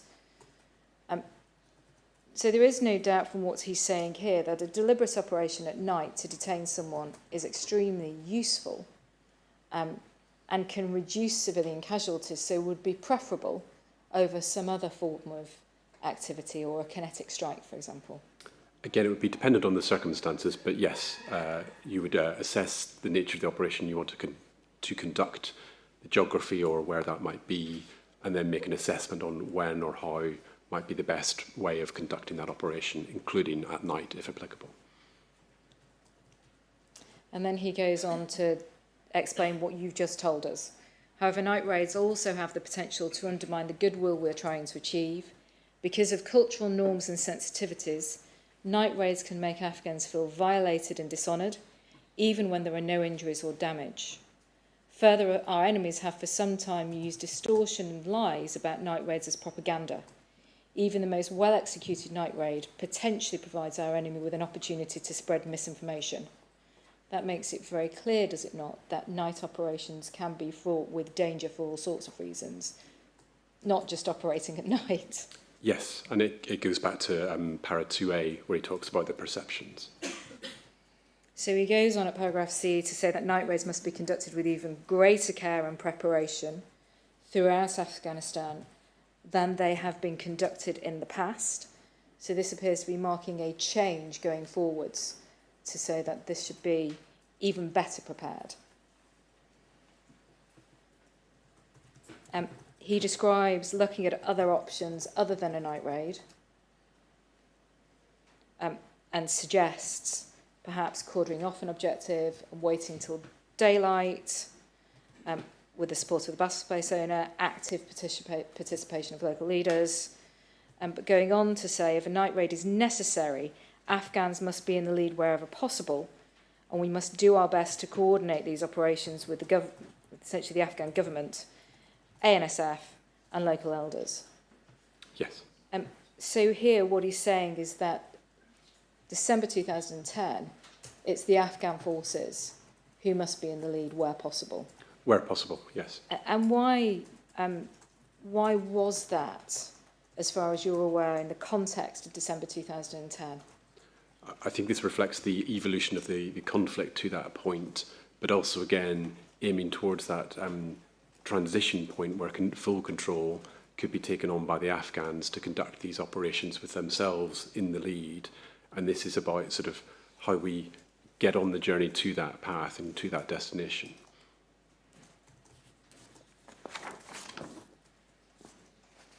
Can we go to the next page, please? He then goes on to describe what a night raid is.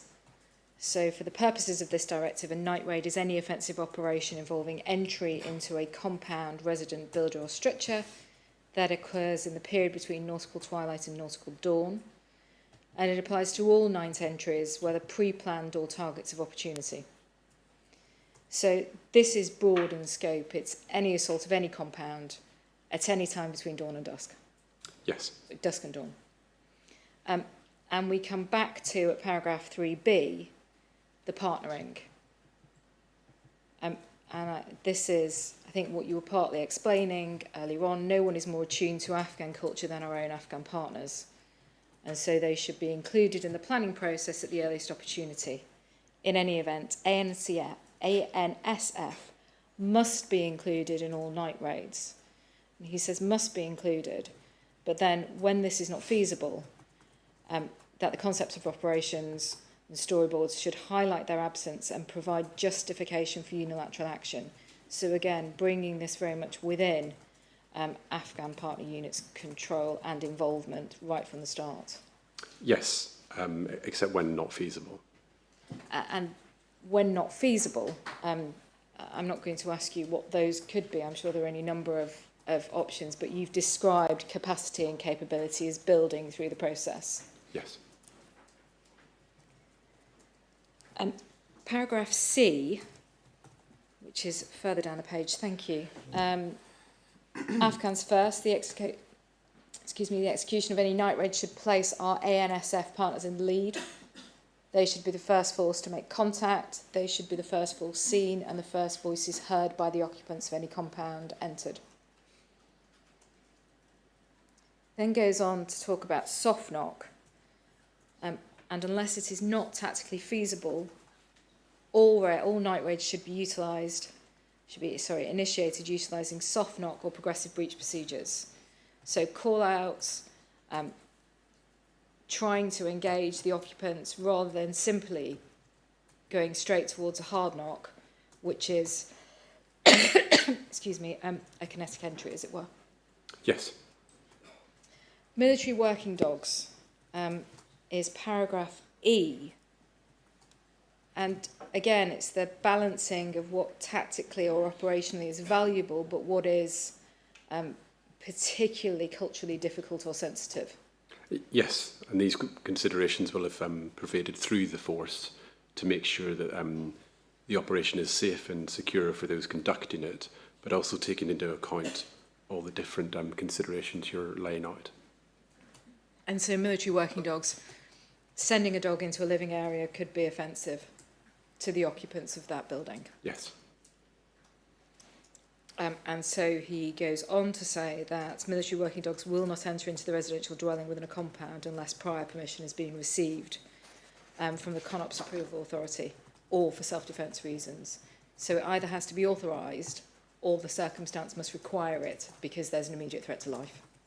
Yes, and it reflects the value that the dogs can provide in such a dynamic situation. Again, it's taken very seriously, but they can quite literally save lives, both Afghan and British or ISAF. Finally, Military working dogs will remain muzzled at all times unless there's an operational necessity to unmuzzle.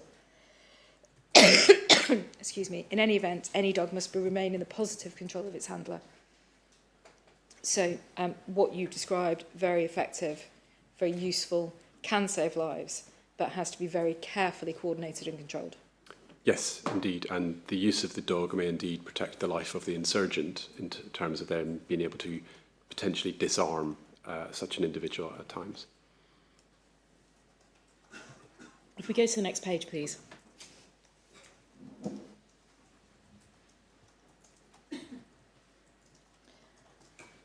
So this moves on to deal with searches, because as you've described, one of the purposes of a detention operation could be to recover items of usefulness, either value in terms of intelligence exploitation, but also, no doubt, weapons, narcotics, those types of things. Yes, a variety of items and documentation, that sort of thing. Again, this puts primacy on ANSF personnel. Is that right? Yes, again, reflecting back, though, where possible, for the considerations we've discussed. But there were some particularly hard lines when it came to searches, especially when it came to searching women and children. Yes. So completely inappropriate for a male to search a female. Yes, although I think it does only as a last resort. Only as a last resort. At the end of the paragraph. And so it would have to be, unless exceptional for necessity, a female searcher. Again, ANSF personnel to be in the lead where possible.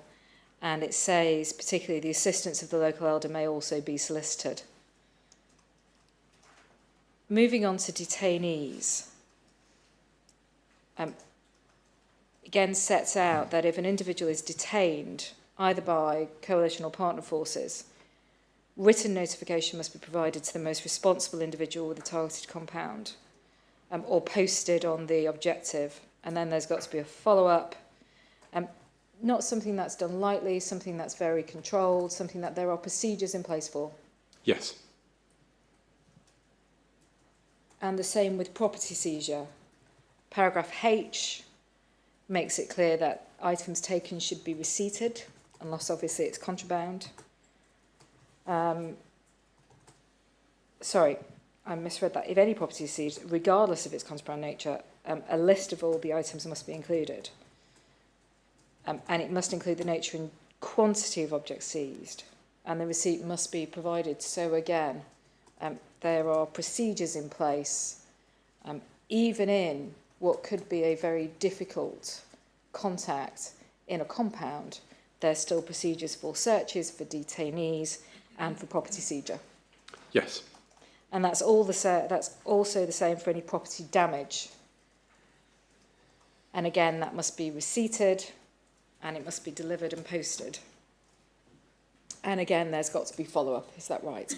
Yes, and indeed there would have been a process for compensation if property were damaged inappropriately, and that would have been handled in the days following. So if, for example, entry was effected to a compound and the door was damaged, then there would be a process. Was it called a shura? So the shura is an Afghan term for a local council, informal or formal.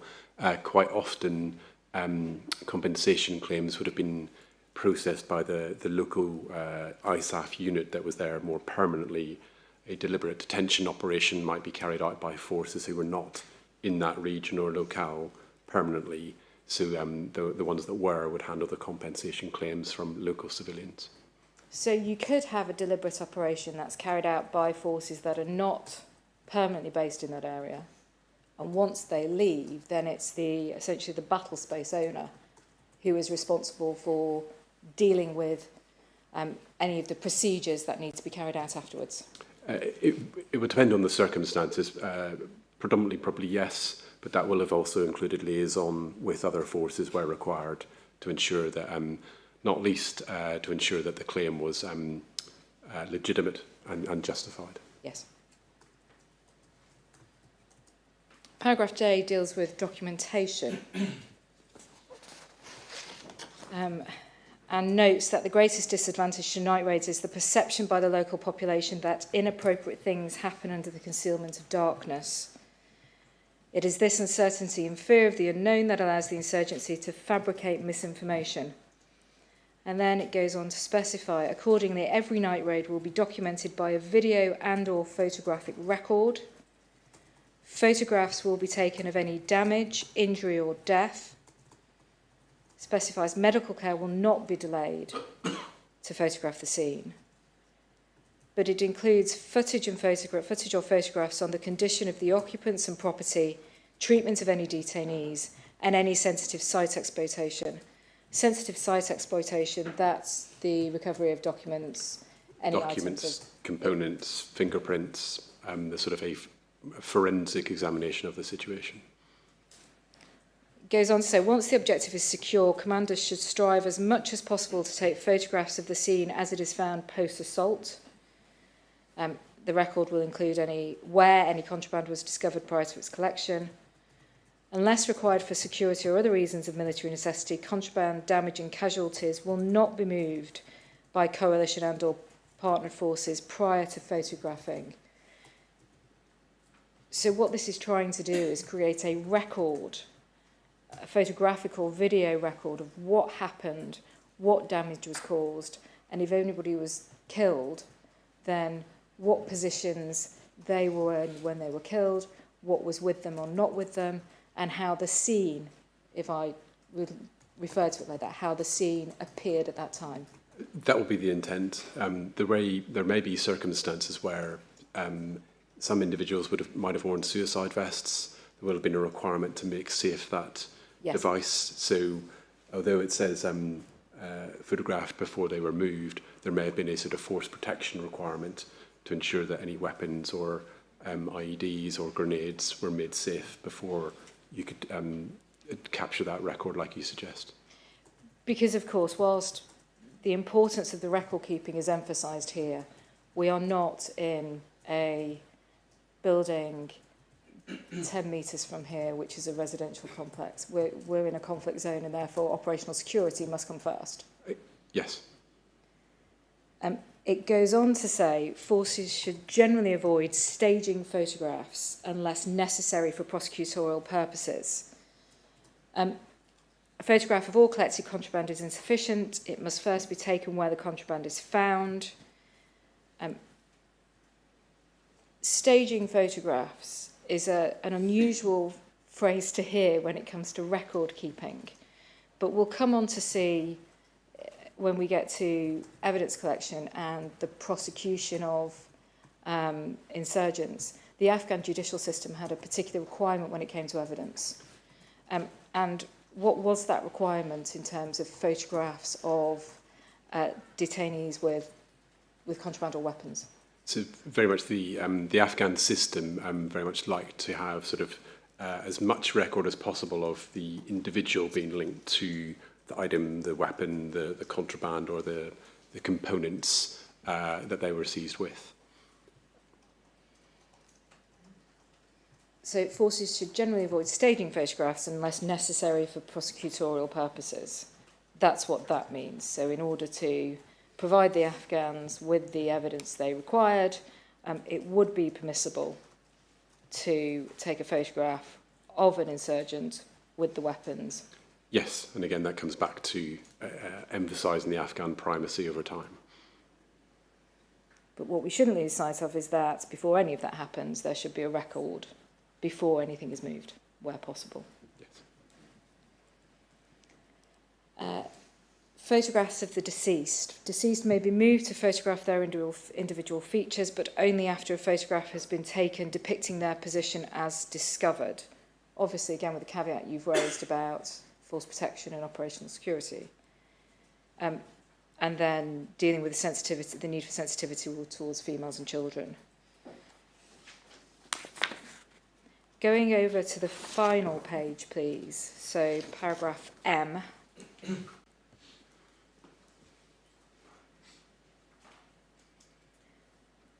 At the end of every night raid, a report of the operation will be provided to the CONOP Approval Authority and the battle space owner as soon as possible, but not later than 24 hours after returning from the mission.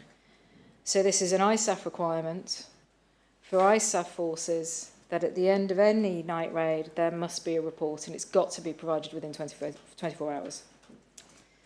And the report was to include the account of any death, injury, known or suspected civilian casualties, property seizure or damage, and post-operation mitigation. It was to be accompanied by representative photographs or video footage, and a copy of all photos and videos will be maintained by the unit.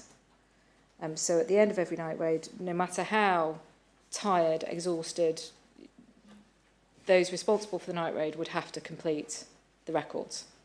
Yes, although there will have been supporting elements around at their home base who will have been able to assist with the cataloguing of items seized and those sorts of things.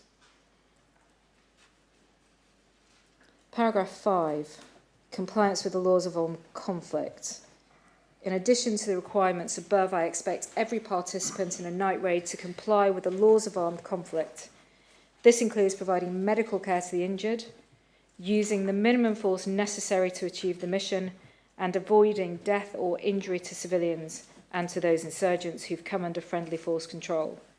If any member of an operation, including partner forces, violates these and other principles of the laws of armed conflict, it must be reported to the CONOPS Approval Authority immediately upon the conclusion of the operation. So General Petraeus is specifying not only that, as we've heard, the law of armed conflict applies, but more than that, if there is a violation of that, then that should be reported to the CONOPS Approval Authority, so the Concept of Operations Approval Authority in ISAF immediately. Yes. And so that would be, as it's described, a failure to provide medical care, using more force than necessary, or an extrajudicial killing. Yes. And he goes on to finish with his conclusion. Ultimately, the Afghan people will decide the outcome of this conflict. Only with their support can we achieve our objectives. To that end, the use of night raids must be tactically sound and judiciously executed, and they must be as transparent as possible for the Afghan people most affected. Prior to submitting proposed night raids, the proponents should be prepared to explain why a night raid is the best option. Prior to every approval of a night raid, the approving officials should make a record of that explanation and possible alternative actions. I expect leaders at every level to carefully weigh the potential military value of each raid against the potential costs before moving forward in accordance with my guidance. And he goes on in scope to say, I direct this guidance to be briefed and explained to every soldier, sailor, airman, marine and civilian, including contractors, of the force as soon as practicable. Yes. And so what General Petraeus has done is set out a very detailed and careful directive from the top, which should filter all the way through down to every military personnel or civilian on the ground. Yes.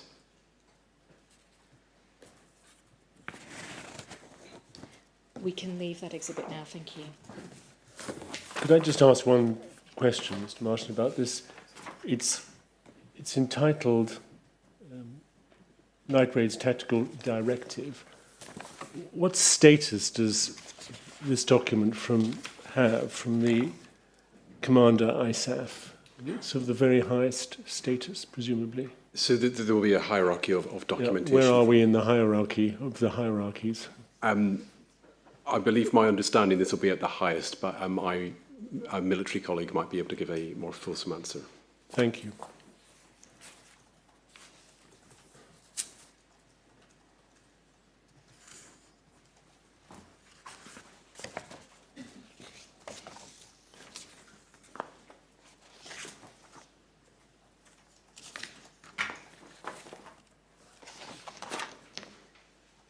So moving on to relevant UK detention policies and procedures. Next, please, Mr. Martin. It may be that, I'm just looking at the time, I'll make a start on this because it feels a little bit too early for a break, but we may break in the middle if that meets with your approval, sir. Indeed. So in terms of setting UK detention policies and procedures, and this starts at paragraph 41 of your witness statement, how was that done? The development of the policy, sorry. The setting of it. So where did it come from and how was it done? So a lot of the policy will have been evolutionary, both evolutionary in terms of a reaction to the conflict, but also an evolution in terms of our understanding of practices and what was required. So again, like where I said about a process to extend detainees beyond the 96 hours for intelligence exploitation, that was based on experience and requirements and need, but also involving a very broad stakeholder community, both in the Ministry of Defence, civilian and military at the highest level and working its way down, but also engaging other members of the government, like the Foreign and Commonwealth Office at the time. So a very broad base. Yes. In 2010, was it the Secretary of State for Defence who issued a policy statement on the strategic detention policy of the Ministry of Defence? Yes. So that comes from the Secretary of State. Yes. And in that policy was what I described as sort of the overarching humane treatment of detainees and compliance with international law. Was that set out and then essentially broken down into more detail? Yes.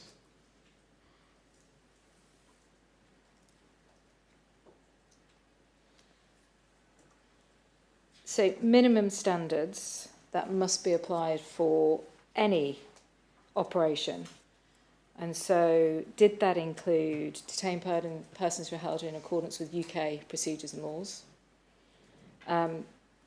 Obviously UK and international laws we've discussed. And not transferring to a nation where there is a real risk of torture or serious mistreatment. And finally, ensuring procedures are in place to investigate allegations of abuse are done. Okay, so that's the strategic level. That's the overarching, those are the overarching considerations.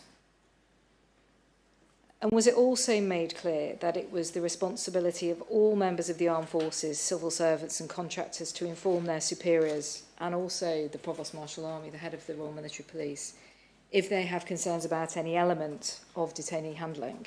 Yes. So that reflects what we saw with Commander ISAF's directive. Yes. The need to report. Yes.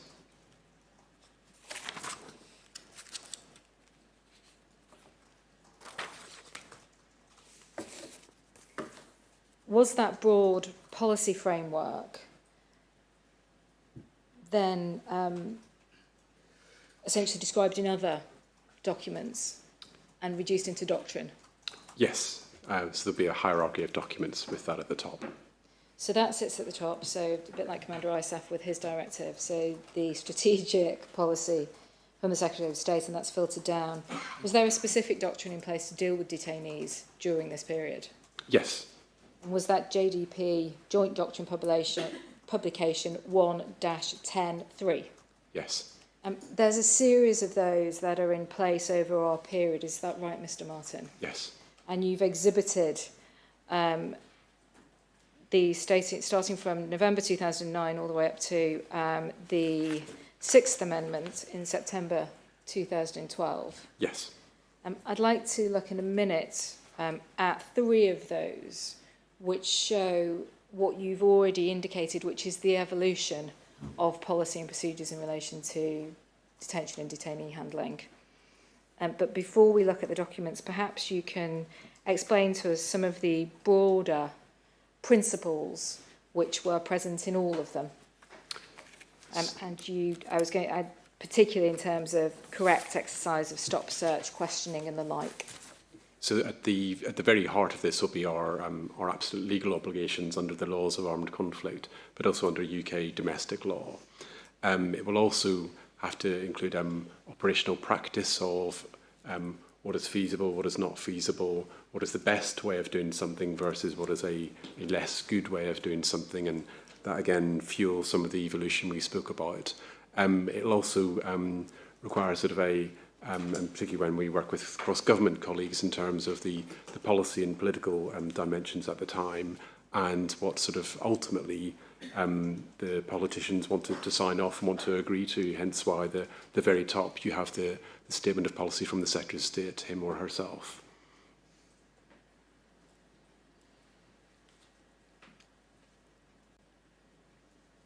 The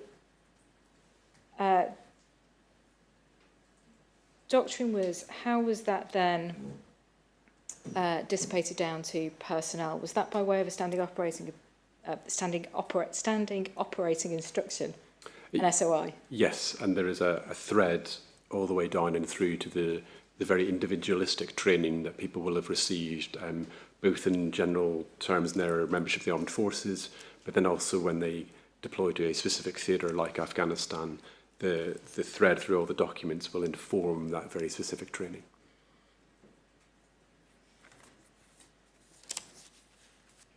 So those various amendments of the standing operating, I'm just going to call it an SOI, if that's all right, of the SOI, would retain that thread.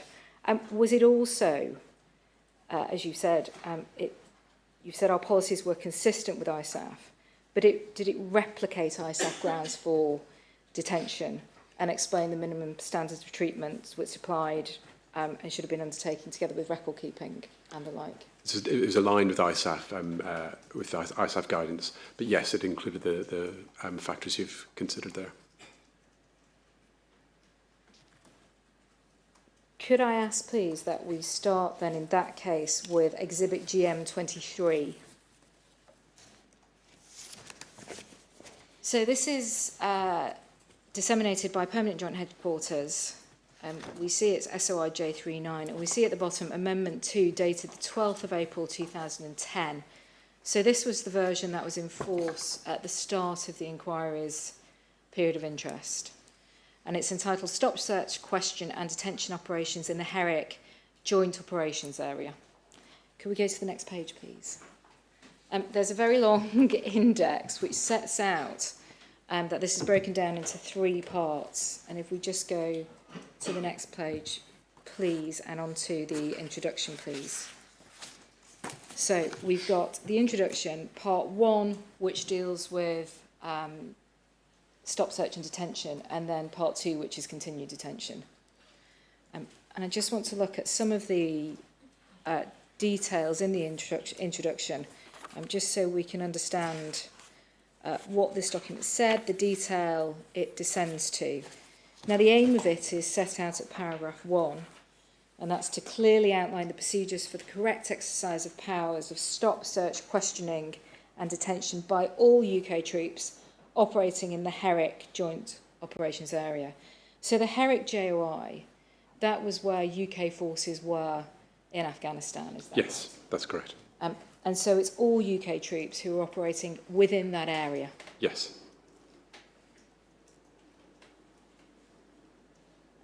This supersedes the original, the version which was enforced from the 6th of November 2009. It goes on to say it's divided into 3 parts, the introduction, part 1 and part 2. But can we go, please, to paragraph 5? As part of the OPHERIC mission, it may be necessary for UK personnel to stop, search, question and detain individuals. ANSF working alongside UK forces are, wherever possible, to take the lead in detention operations, and the role of UK forces should be to ensure that there is a humane, safe and secure environment in which such operations can take place, and to assist if necessary.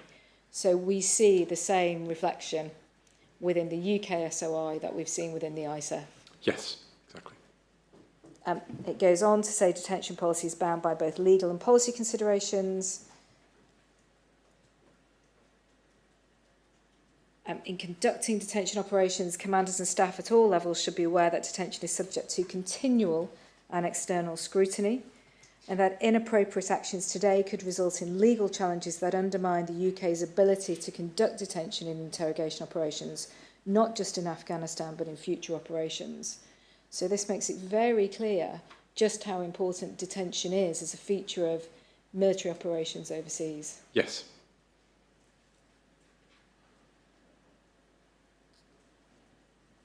Detention principles start with detention criteria at paragraph 6. Thank you. So, authorised to conduct stop, search, detention and question procedures in accordance with reference A. But this is essentially the ISAF 3 pillars: force protection, mission accomplishments and self-defence. Yes. ISAF authorities authorises detention for up to a maximum of 96 hours, as you've described. This is replicated here. They either have to be released after that, or they can be handed over to the Afghans.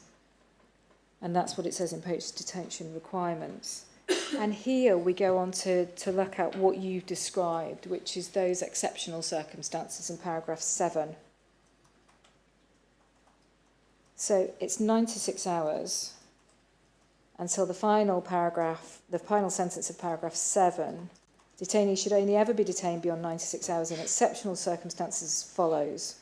On medical or logistic grounds, so logistic grounds, the example you gave was that there simply wasn't space within the Afghan detention facility. That would be a logistical ground. It could, or you might also have, they might be in a location where we couldn't get a helicopter or a means of transport to that location, to the next onward one. So there could be a number of logistic reasons. Yes.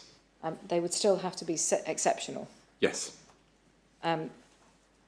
With HQ ISAF authorisation. Yes. So it's not just whoever's responsible for the detainee making the decision, and ministerial authority where appropriate. So there are occasions when the minister themselves would need to be providing approval. Yes. With PGHQ and ministerial authority, so that's the second way in which detention could be authorised. Yes. So extension over 96 hours, quite difficult, quite a high bar. Yes. Minimum standards of treatment. This sets out generally respect for local and cultural, religious customs and heritage, no torture, intimidation, violence or inhumane treatment. There's 5 techniques which we'll come on to look at in detail. They're specified in a bit, but the 5 prohibited techniques must never be used. And there's always a balance between effective detention and intelligence operations with consideration of the detainee's rights. Yes.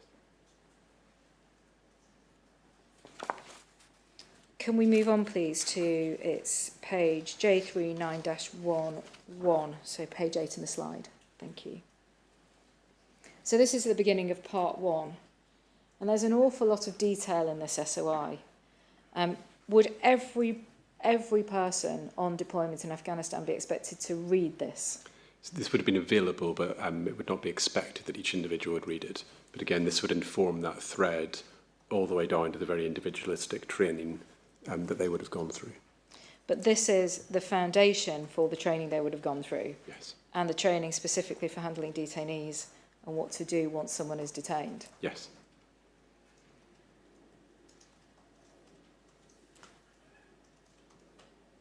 So in the mandate, let's start with the top actually. Although this section lays out stop, search, questioning, detention provisions in a linear manner, this will not always reflect events on the ground.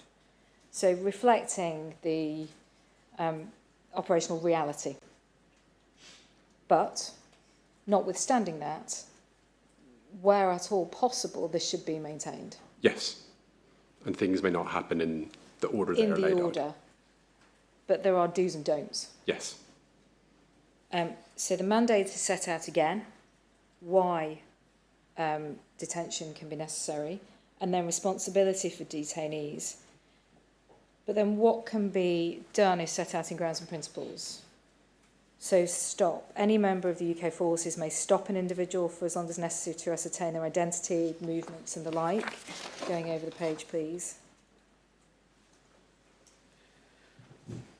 Search. An individual may only then be searched where they're suspected of carrying a weapon, ammunition, explosive ordnance or other military equipment, or if they're considered a risk to mission accomplishment, the call sign or wider force protection. But then again, there's procedure here, so the reason for the search has to be explained in the language of the individual, and there should be paperwork again, a notice. Yes. Tactical questioning. So this comes back to the point of detention, so ascertaining information or intelligence. And they're set out here, and I'm not going to go through the very minute detail of all of this, but just to summarise, and if I get it wrong, I'm sure you'll tell me. But tactical questioning, the point of this is to ascertain information and intelligence, but there are rules about this. And it can only be done by qualified personnel. Yes. And there are rules about how it can be done. And again, when it comes to detainee treatment, that feeds very much into tactical questioning.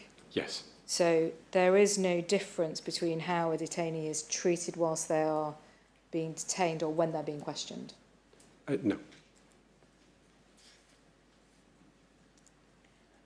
in terms of detention itself, at paragraph 8, it makes it very clear again.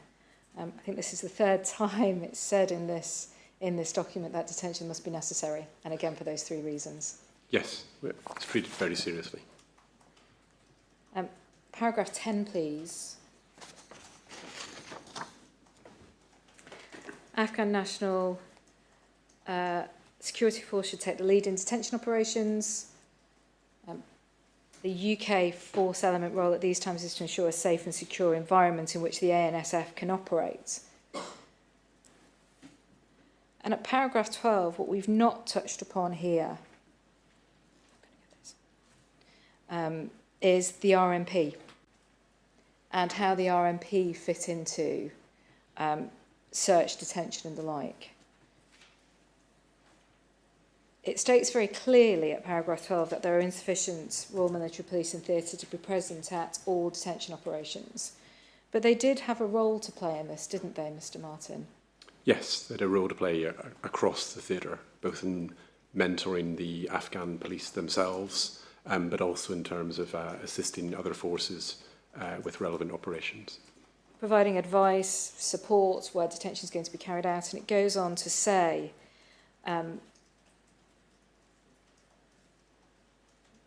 that it must be recognised, however, that while the RMP are on hand to provide advice, situations involving stop, search, question and detention will primarily be a unit and chain of command responsibility. So RMP supporting, providing advice, but it's down to the individual person on the ground who's responsible for it. Yes.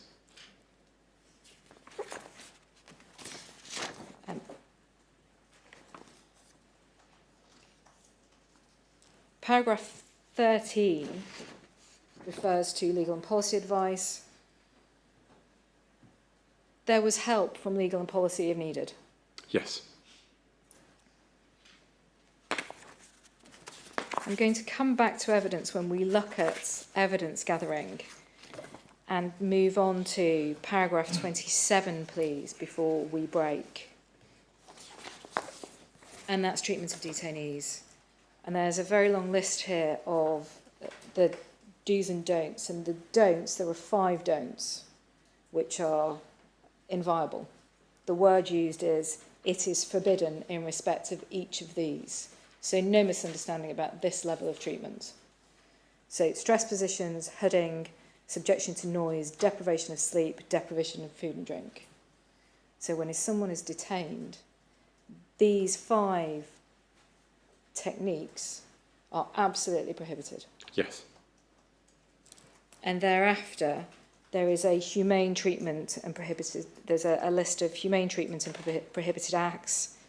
It deals with transport, when someone's injured or sick, the right to medical assistance, the right to be treated properly whilst detained. Over the page, at C, use of force.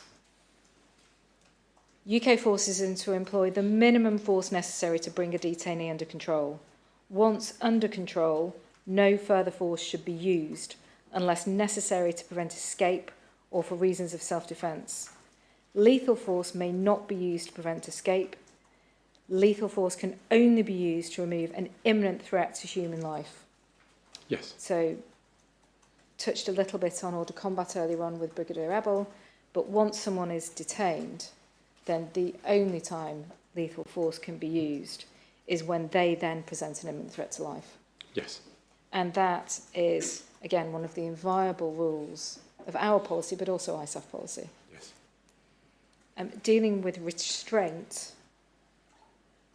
may be restrained where necessary for force protection, but the following guidelines should always be adhered to. Plastic cuffs. Plastic cuffs specifically issued for the purpose of restraining detainees may be used, but only to the front of the body. They should be regularly checked to ensure they're not harming the detainee. So as long as they're used properly and appropriately, a detainee can be plastic cuffed. Yes. And then it goes on to describe what are the allowable techniques, the alternative to the prescribed techniques. So search positions, so how you do that, restriction of vision, you can't use a HUD but you can use goggles, restriction of hearing may sometimes be necessary, but you can't restrict vision and sound at the same time. No other sensory deprivation, and then on to record keeping. Specific details in respect of women and children. And then over the page, we just deal with children who are under 15 and children who are 15 to 18, repeating that tactical questioning can only be carried out by people who are qualified. Photographs. No photographs will be taken of any detainees unless for operational or evidential reasons. And disciplinary action will be taken against any individual who takes non-operational photographs of detainees. Protection of privacy, protection of dignity, but also the sorts of behaviour that we saw a little bit of this morning in Brigadier Eble's evidence, which is trained to our personnel that there is no glorification of people detained. Yes. Finally, paragraph 31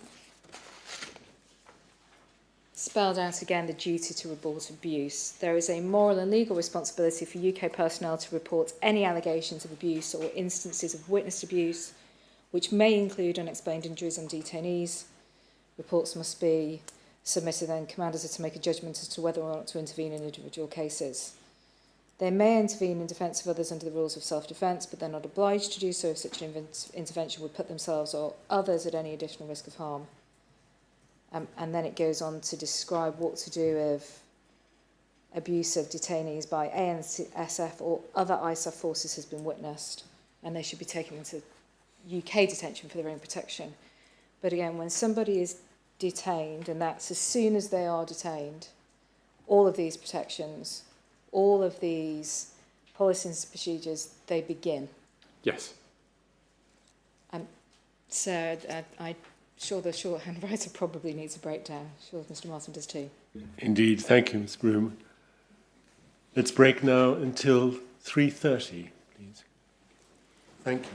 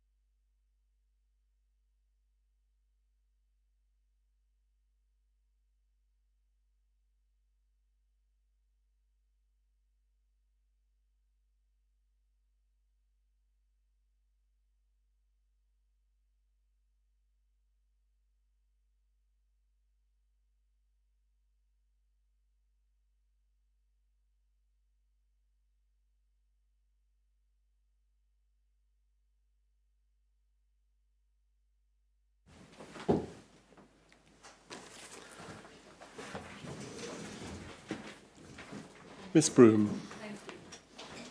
Mr. Martin, you're pleased now. I'm not going to ask you about every paragraph of every version of every SOI. I'd like just to touch on two of the amendments to demonstrate, I hope, what you described as the evolution of the policy. If we turn to Exhibit GM26, please.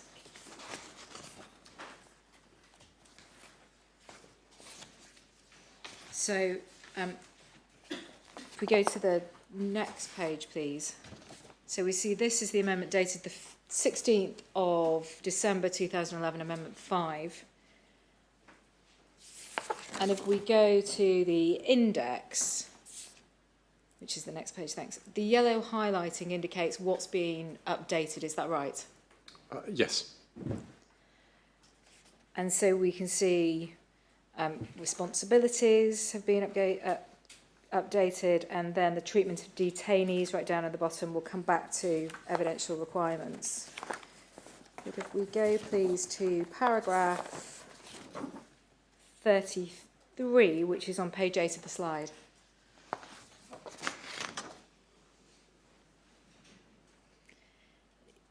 In short, this is just a much longer section now, Mr. Martin, is that right?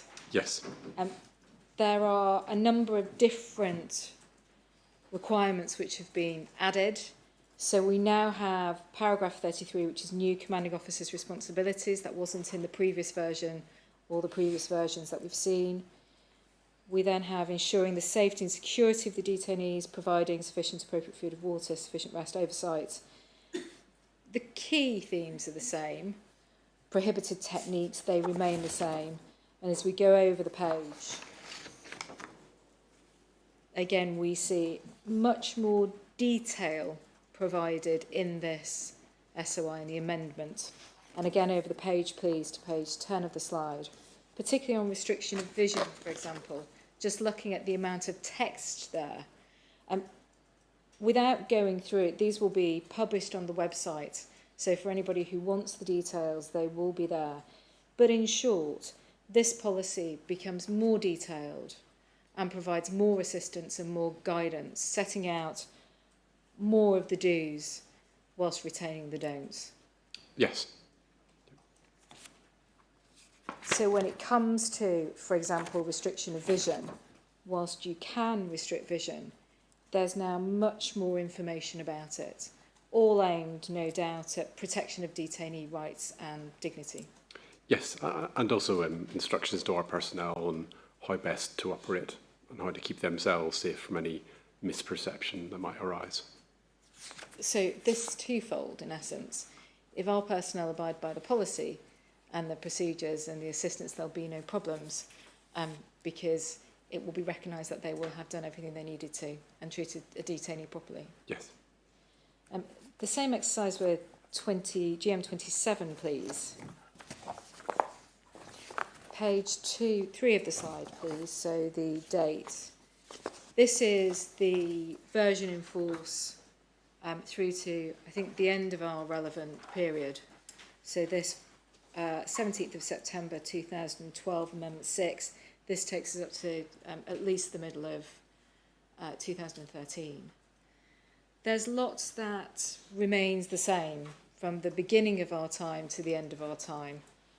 And when we look at what is the same, if we just look at, for example, page 7, right at the introduction, part 1, which goes over the page, is the same. Paragraph 7, initial detention criteria. There may be the odd word different, but the bones of it remain the same. Yes.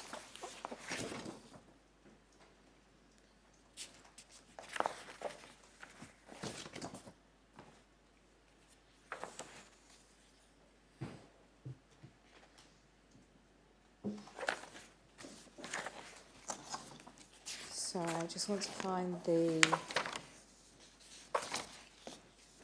So if we go to page 17, which is treatment of detainees.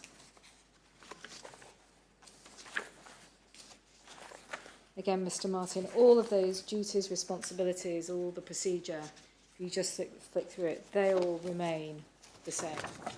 Nothing has been reduced. In fact, everything has become a little more onerous if you were going to look at it from that perspective. I think I would use the word illustrative rather than onerous. Illustrative, okay. I'll take that. There is definitely more to read, that's for sure. Yes. And again, drawing that thread, that will then come through into the individualistic training to make it as precise as possible. We're going to come on to something called an aide-memoire in a moment, which it seems to me, if I understand it correctly, is very much part of that thread that starts right at the top and works all the way down. Yes. There is one aspect, it's page 22 of the slide, which was introduced in the preceding version we've just looked at, but is in this one as well. It's paragraph 40, which now deals with particular procedure on the death of a detainee and describes the difference between a detainee death in a detention facility or a detainee dying of wounds sustained on the battlefield prior to their detention, and the way in which that must be recorded and that there must be a proper audit trail. Again, noting the significance, the importance, the need for proper record keeping when anybody died in a detention facility or died on the battlefield. Yes. So GM28, please, which you have exhibited, Mr. Martin, page 2, which is the title page, and this is the Otto Herrick Individual Aid Memoir. I just want to go to page 52, which is the next page, please, and this is detention. What's the point of this document, please, Mr. Martin? So, like you said before the break, the SOI is quite detailed and there's an awful lot to read. And the aide memoir is a sort of a ready reckoner, a more readable, understandable document. Again, pulling from the same thread, so this is based on the master documentation, but makes it easier for a wider variety of people across the armed forces to read and understand their responsibilities in these situations, and is also, quite frankly, sort of slightly shorter and simpler to make it more readily understandable. So, for example, where an SOI might be read by a commander, yes, this would be much more easy to digest, quicker to read for someone on the ground. Yes, and might be more accessible. A smaller document might be sort of more prevalent across the theatre. Might be easier to brief. It's got the key parts to it. Easier to digest. Yes. Again, I don't need to go through all of it, other than for you to confirm, Mr. Martin, that this contains, again, the do's and don'ts. Yes. And we can see right at the bottom, detainee handling do's. Yes. May use plaster cuffs, how you can use them, may use black tack goggles, and if we go over the page, we've got the don'ts. Yes. And so we've got those key parts of that thread. Don't question unless you're qualified. And then never use the prohibited techniques. And then the rules of detention.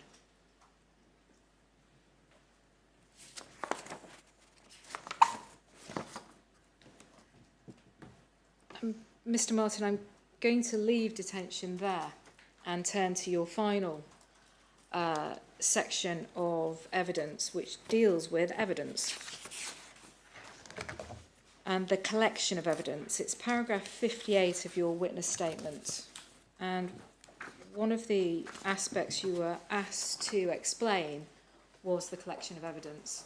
So right back at the beginning we spoke about the point of detention, and we had to remove from the battlefield to to generate information and intelligence and to collect items of interest and value. So site-sensitive exploitation leading to the collection of evidence.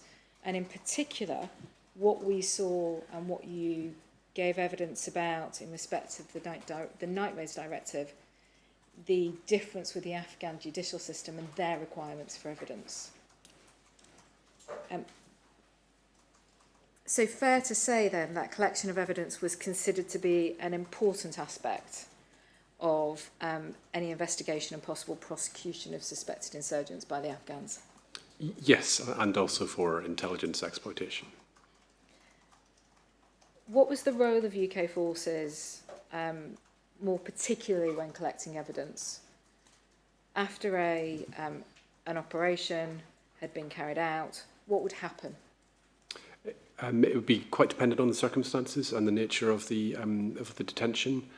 Some detentions may have been carried out in the heat of a contact or a firefight, so there may be no opportunity to conduct the site-sensitive exploitation.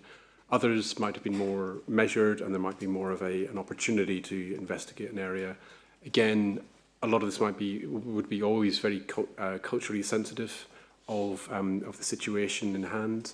In a deliberate detention operation, that might well have been sort of one of the key factors in determining that a deliberate detention operation took place. And so it would be a very firm requirement to look at, particularly for Taliban commanders who might have documentation or further intelligence that would help us defeat IED networks or other forms of the insurgency. And this might include things like fingerprinting, chemical testing, obviously in a more limited capacity in the scene at the time. They might be able to be carried out in a proper facility. Can I just point chemical testing for explosives, for example? Yes, or indeed sometimes narcotics, if that were relevant. But then also sort of trying to amass both evidence that would enable prosecution, but also items that might help with the intelligence picture as well. Thank you. And given what we've seen about policy in respect of detention, the SOI also contained, the SOIs that we've been looking at also contained set policies and guidance in carrying out searches for evidence. Can we look then, please, at, I'm going to go back, I'm sorry, GM23.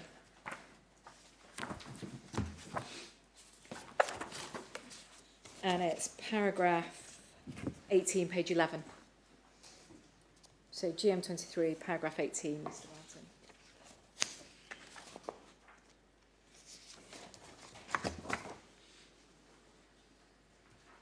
So this is what you've explained to us earlier on. Evidential requirements. The understanding of what is admissible evidence differs between the ISAF nation's legal systems and Afghan law. The Afghan criminal judicial system places significantly greater emphasis on the provision of physical evidence, and every effort, therefore, should be made to secure physical evidence as part of the detention procedure. This should be reinforced with photographic evidence and witness statements wherever possible. It should be noted, however, that where such evidence is unavailable or cannot be secured, detention can be authorised on the basis of force protection, mission accomplishment and self-defence, so tying in the detention. But that making it very clear that there's a difference between what the UK system would require for evidence and what the Afghan system requires, or what another ISAF partner, another ISAF force nations. Yeah. It then goes on to set out evidence collection. In order to maximise the opportunities to prosecute and convict those responsible for committing acts of insurgency, it is vital that as much evidence as possible is gathered at all stages of detention operations. All personnel have a role to play in the collection of evidence and ensuring that it's transferred as quickly as possible whilst maintaining the forensic integrity of any evidence they gather. And then it goes over the page, please, to set out what the minimum requirements are. So statements, so the apprehending soldier, interpreter, any local national who's observed the event, and then statements from all UK force element witnesses. So again, quite a lot of work there post an operation in order to gather statements. Service police can advise on statements writing. They can be recorded at THF. The theatre holding facility. Theatre holding facility, thank you. And if not possible, statements should be recorded by all personnel involved. So again, the statements are important, but they're just one part of the process because photographs are the next thing. And so a photograph at the point of detention, paragraph 2, photograph of the detainee at the point of detention with all physical evidence recovered clearly visible in the photograph. So that goes back to what we were hearing about with the night raids directive, no moving of people or items until the scene has been photographed. And then what General Petraeus referred to as staging of photographs. It's the photographing of individuals with evidence. Yes. Property, and we've got a list here of the type of property, mobile phones, what you do with a mobile phone, notebooks, small arms, so handguns, small weapons, cables, wires. And then I'll come back to the aid memoir in a moment, because we have the second part of the aid memoir we've looked at, deals with evidence, but the evidence chain. Conviction is more likely when physical evidence is available. Statements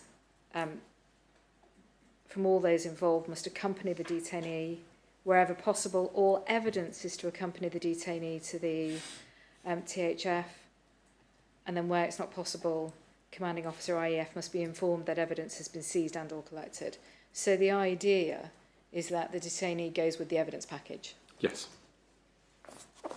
And so the Afghan, whoever's going to take over responsibility for the detainee and whoever's going to take over responsibility for any prosecution has everything they need as soon as possible.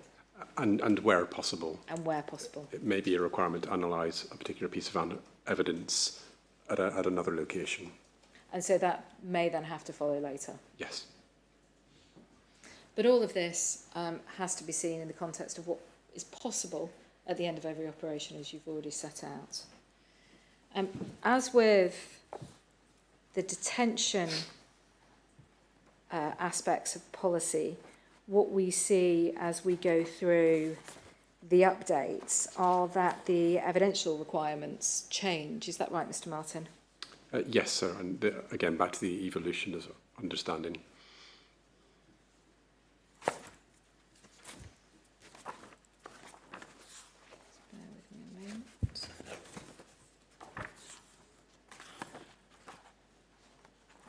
So by the time we get to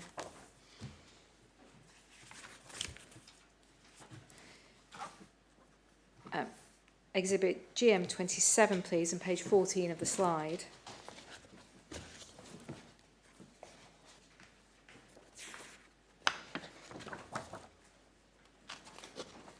So this is Amendment 6, 17th of September 2012, so the last one in our period. We've got a bit more information about evidential requirements. I'll just wait for you to... Sorry. No, not at all.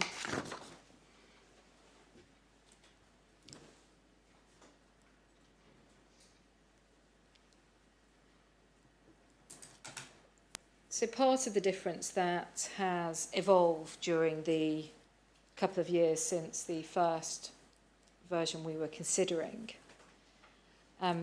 is partway down paragraph 23. Exploitation, and it's dealing with handling of evidence, but exploitation is an intelligence collection activity and not a criminal investigative process. So what's happening at the end of an operation is the site-sensitive exploitation, intelligence collection, but it's not the same as an investigative process. And so material that's seized with the detainee goes on to, say, can significantly help with the exploitation process. Raw product from interrogation sessions does not constitute evidence. So there's a much more detail about what would and would not constitute evidence. So from someone who's been interrogated without a statement, that wouldn't be of any value to the Afghan prosecution. Is that what that means? It might give start points for their investigation. But it wouldn't allow prosecution. Yes. And so, as we feed on, should a detainee confess to criminal activity, a signed statement can be produced by the detainee in the presence of any number of individuals. I think those are all Afghan officers, or... In that sentence, yes. Yes. So, APSS... The Afghan Prosecution and Support Section. And NDS, National Directorate of Security... Yes, a sort of FBI equivalent. LO Liaison Officer? Yes, that's right. Or in his absence, an officer from the National Directorate of Security in LKJ, is that Lashkar? That is, yes. And then we've got where further advice can be sought. So it's not enough if someone confesses. In short, you need a statement, no matter whether it's been said to someone who interrogated them. Yes. We go over the page, please, to page 15, and just looking at photographs.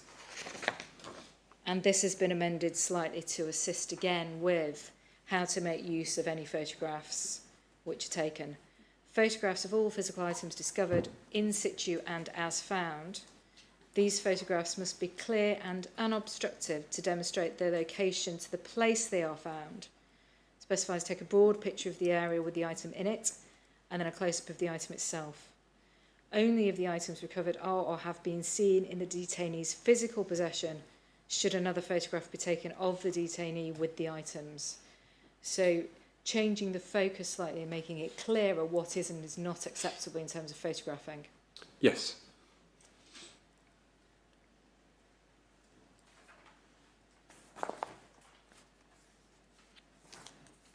If we turn back to our Op Herrick individual aid memoir, and it's page 54 within the document, it starts evidence collection.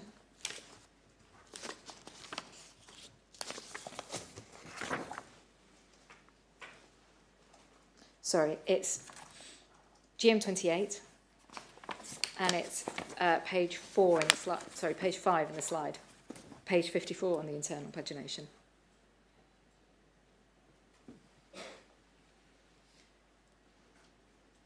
So this is the aid memoir for evidence, which is in the same document as the detention aid memoir. In fact, it follows on. And again, those perhaps easiest to digest key points recorded here. So right at the top, only collect evidence if it's safe to do so. Don't put yourself or anybody else at risk. Obviously, that must be primary. But thereafter, we've got wearing gloves, not overhandling the evidence, of course not to contaminate it, where it's found, what's recovered, the operation name, the circumstances of its recovery, the name of the person recovering it. So this will establish continuity of the evidence. Photographing, recording details, labels, smells, texture, contents, all of that which will assist going forwards. Over the next page, please. Always wear gloves. Try not to put your DNA on things. These are all very sensible pieces of guidance when recovering evidence. But compound clearance. Bomb-making equipment will not be obvious. Collect anything suspicious, and it gives a list of things which might help. Not an exhaustive list. But at the bottom, Afghans can own AK rifles. If you find one, it does not automatically mean that he is a member of the Taliban. So Afghans, for their own protection, would have AK rifles. Yes, it was a legal. They were legally allowed to. They were legally allowed to do so. And so what this is making clear to anybody who's searching a compound is that the presence of a rifle on its own does not mean that they're a member of the insurgency, and that's a note of caution. Not in and of itself. Yeah. Obviously, other factors will have pertained. Obviously, I mean, if there's other evidence which suggests they are, then... Evidence, activity, all the indicators, indeed the prior intelligence that might have led you to that compound in the first place, yes, might then be suggestive. But just that note of caution about jumping to conclusions. Yes, exactly. If we go over the page to page 56, please. Deploying, ensuring that you're carrying the right equipment. Don't tamper with the evidence. If you've not carried out the correct procedure, your fingerprints and DNA will be on the devices, and that could lead to problems for the person leaving their DNA and fingerprints. And then the last page, please. Dealing with how to take fingerprints, DNA, and how to photograph.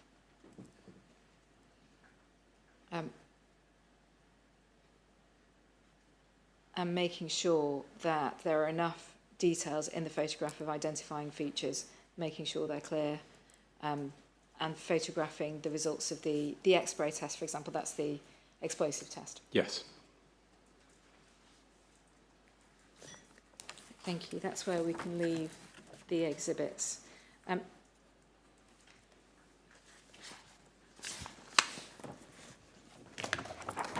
In terms of evidence gathering and site-sensitive exploitation,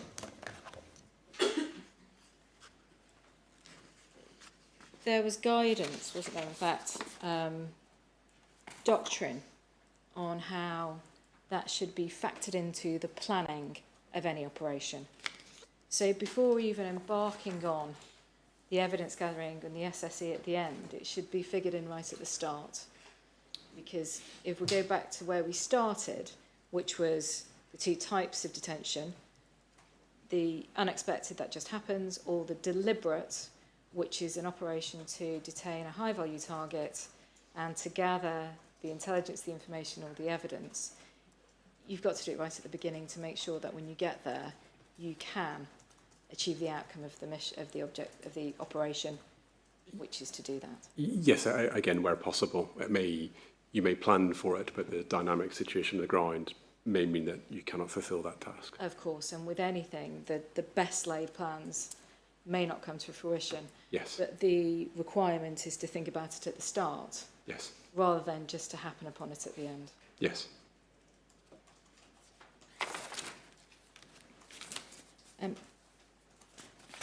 Mr. Martin, those are the three topics that you were asked about. You were asked about one final topic, which you can assist us with a little bit, prosecution.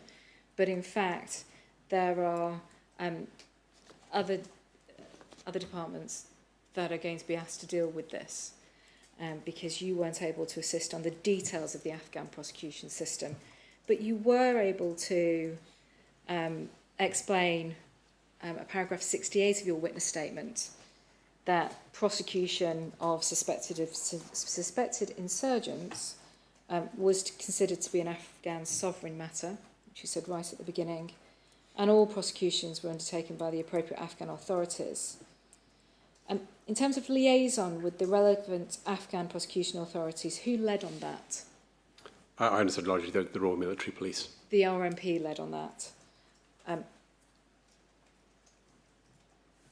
Would they share a summary of any evidence obtained by UK forces, and then it was over to the Afghans to decide whether or not they wanted to take that further?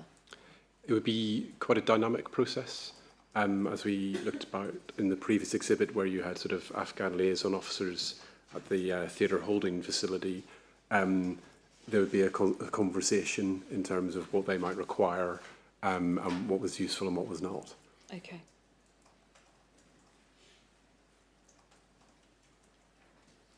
You also raised one final matter dealing with detention, which is once a detainee was transferred to Afghan custody, having been in ISAF custody, the UK established a separate assurance process. It's in the SOI at times, but we haven't touched upon it. But was that the detention oversight team? Yes, that was. And that was to ensure that any detainee transferred to the custody of the Afghan authorities would not be mistreated. Yes. So another step in the process. Yes.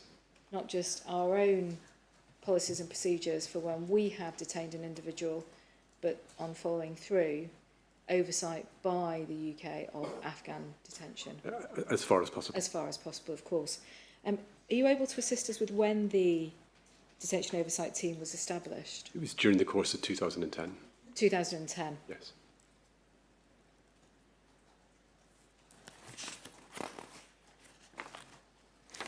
Thank you very much, Mr. Martin. Thank you. Just one.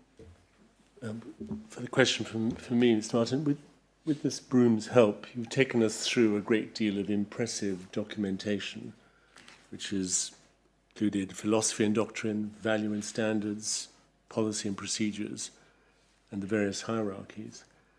As you said yourself, it's quite a lot to read. The aide-memoire that you showed us in relation to detention was a distillation of that. Is there a similar distillation or laminated sheet which encapsulates some of the basic principles that's available or was available to all levels? I'd need to go away and check. I can't answer that right now. Although what I would emphasise, again, the training will have been repetitive and continued, so the principles will have been sort of embedded into personnel as they go through both general training and then the specific pre-Afghan training as well. But I will check on your request. Thank you. Well, can I thank you very much for coming to give your evidence and for being very helpful in relation to all this very useful material. That concludes your evidence. Can I thank Ms. Broom? And that concludes the proceedings for today, I think. It does, thank you. Thank you both. We'll now adjourn, please, until 10 o'clock tomorrow morning. Thank you very much indeed.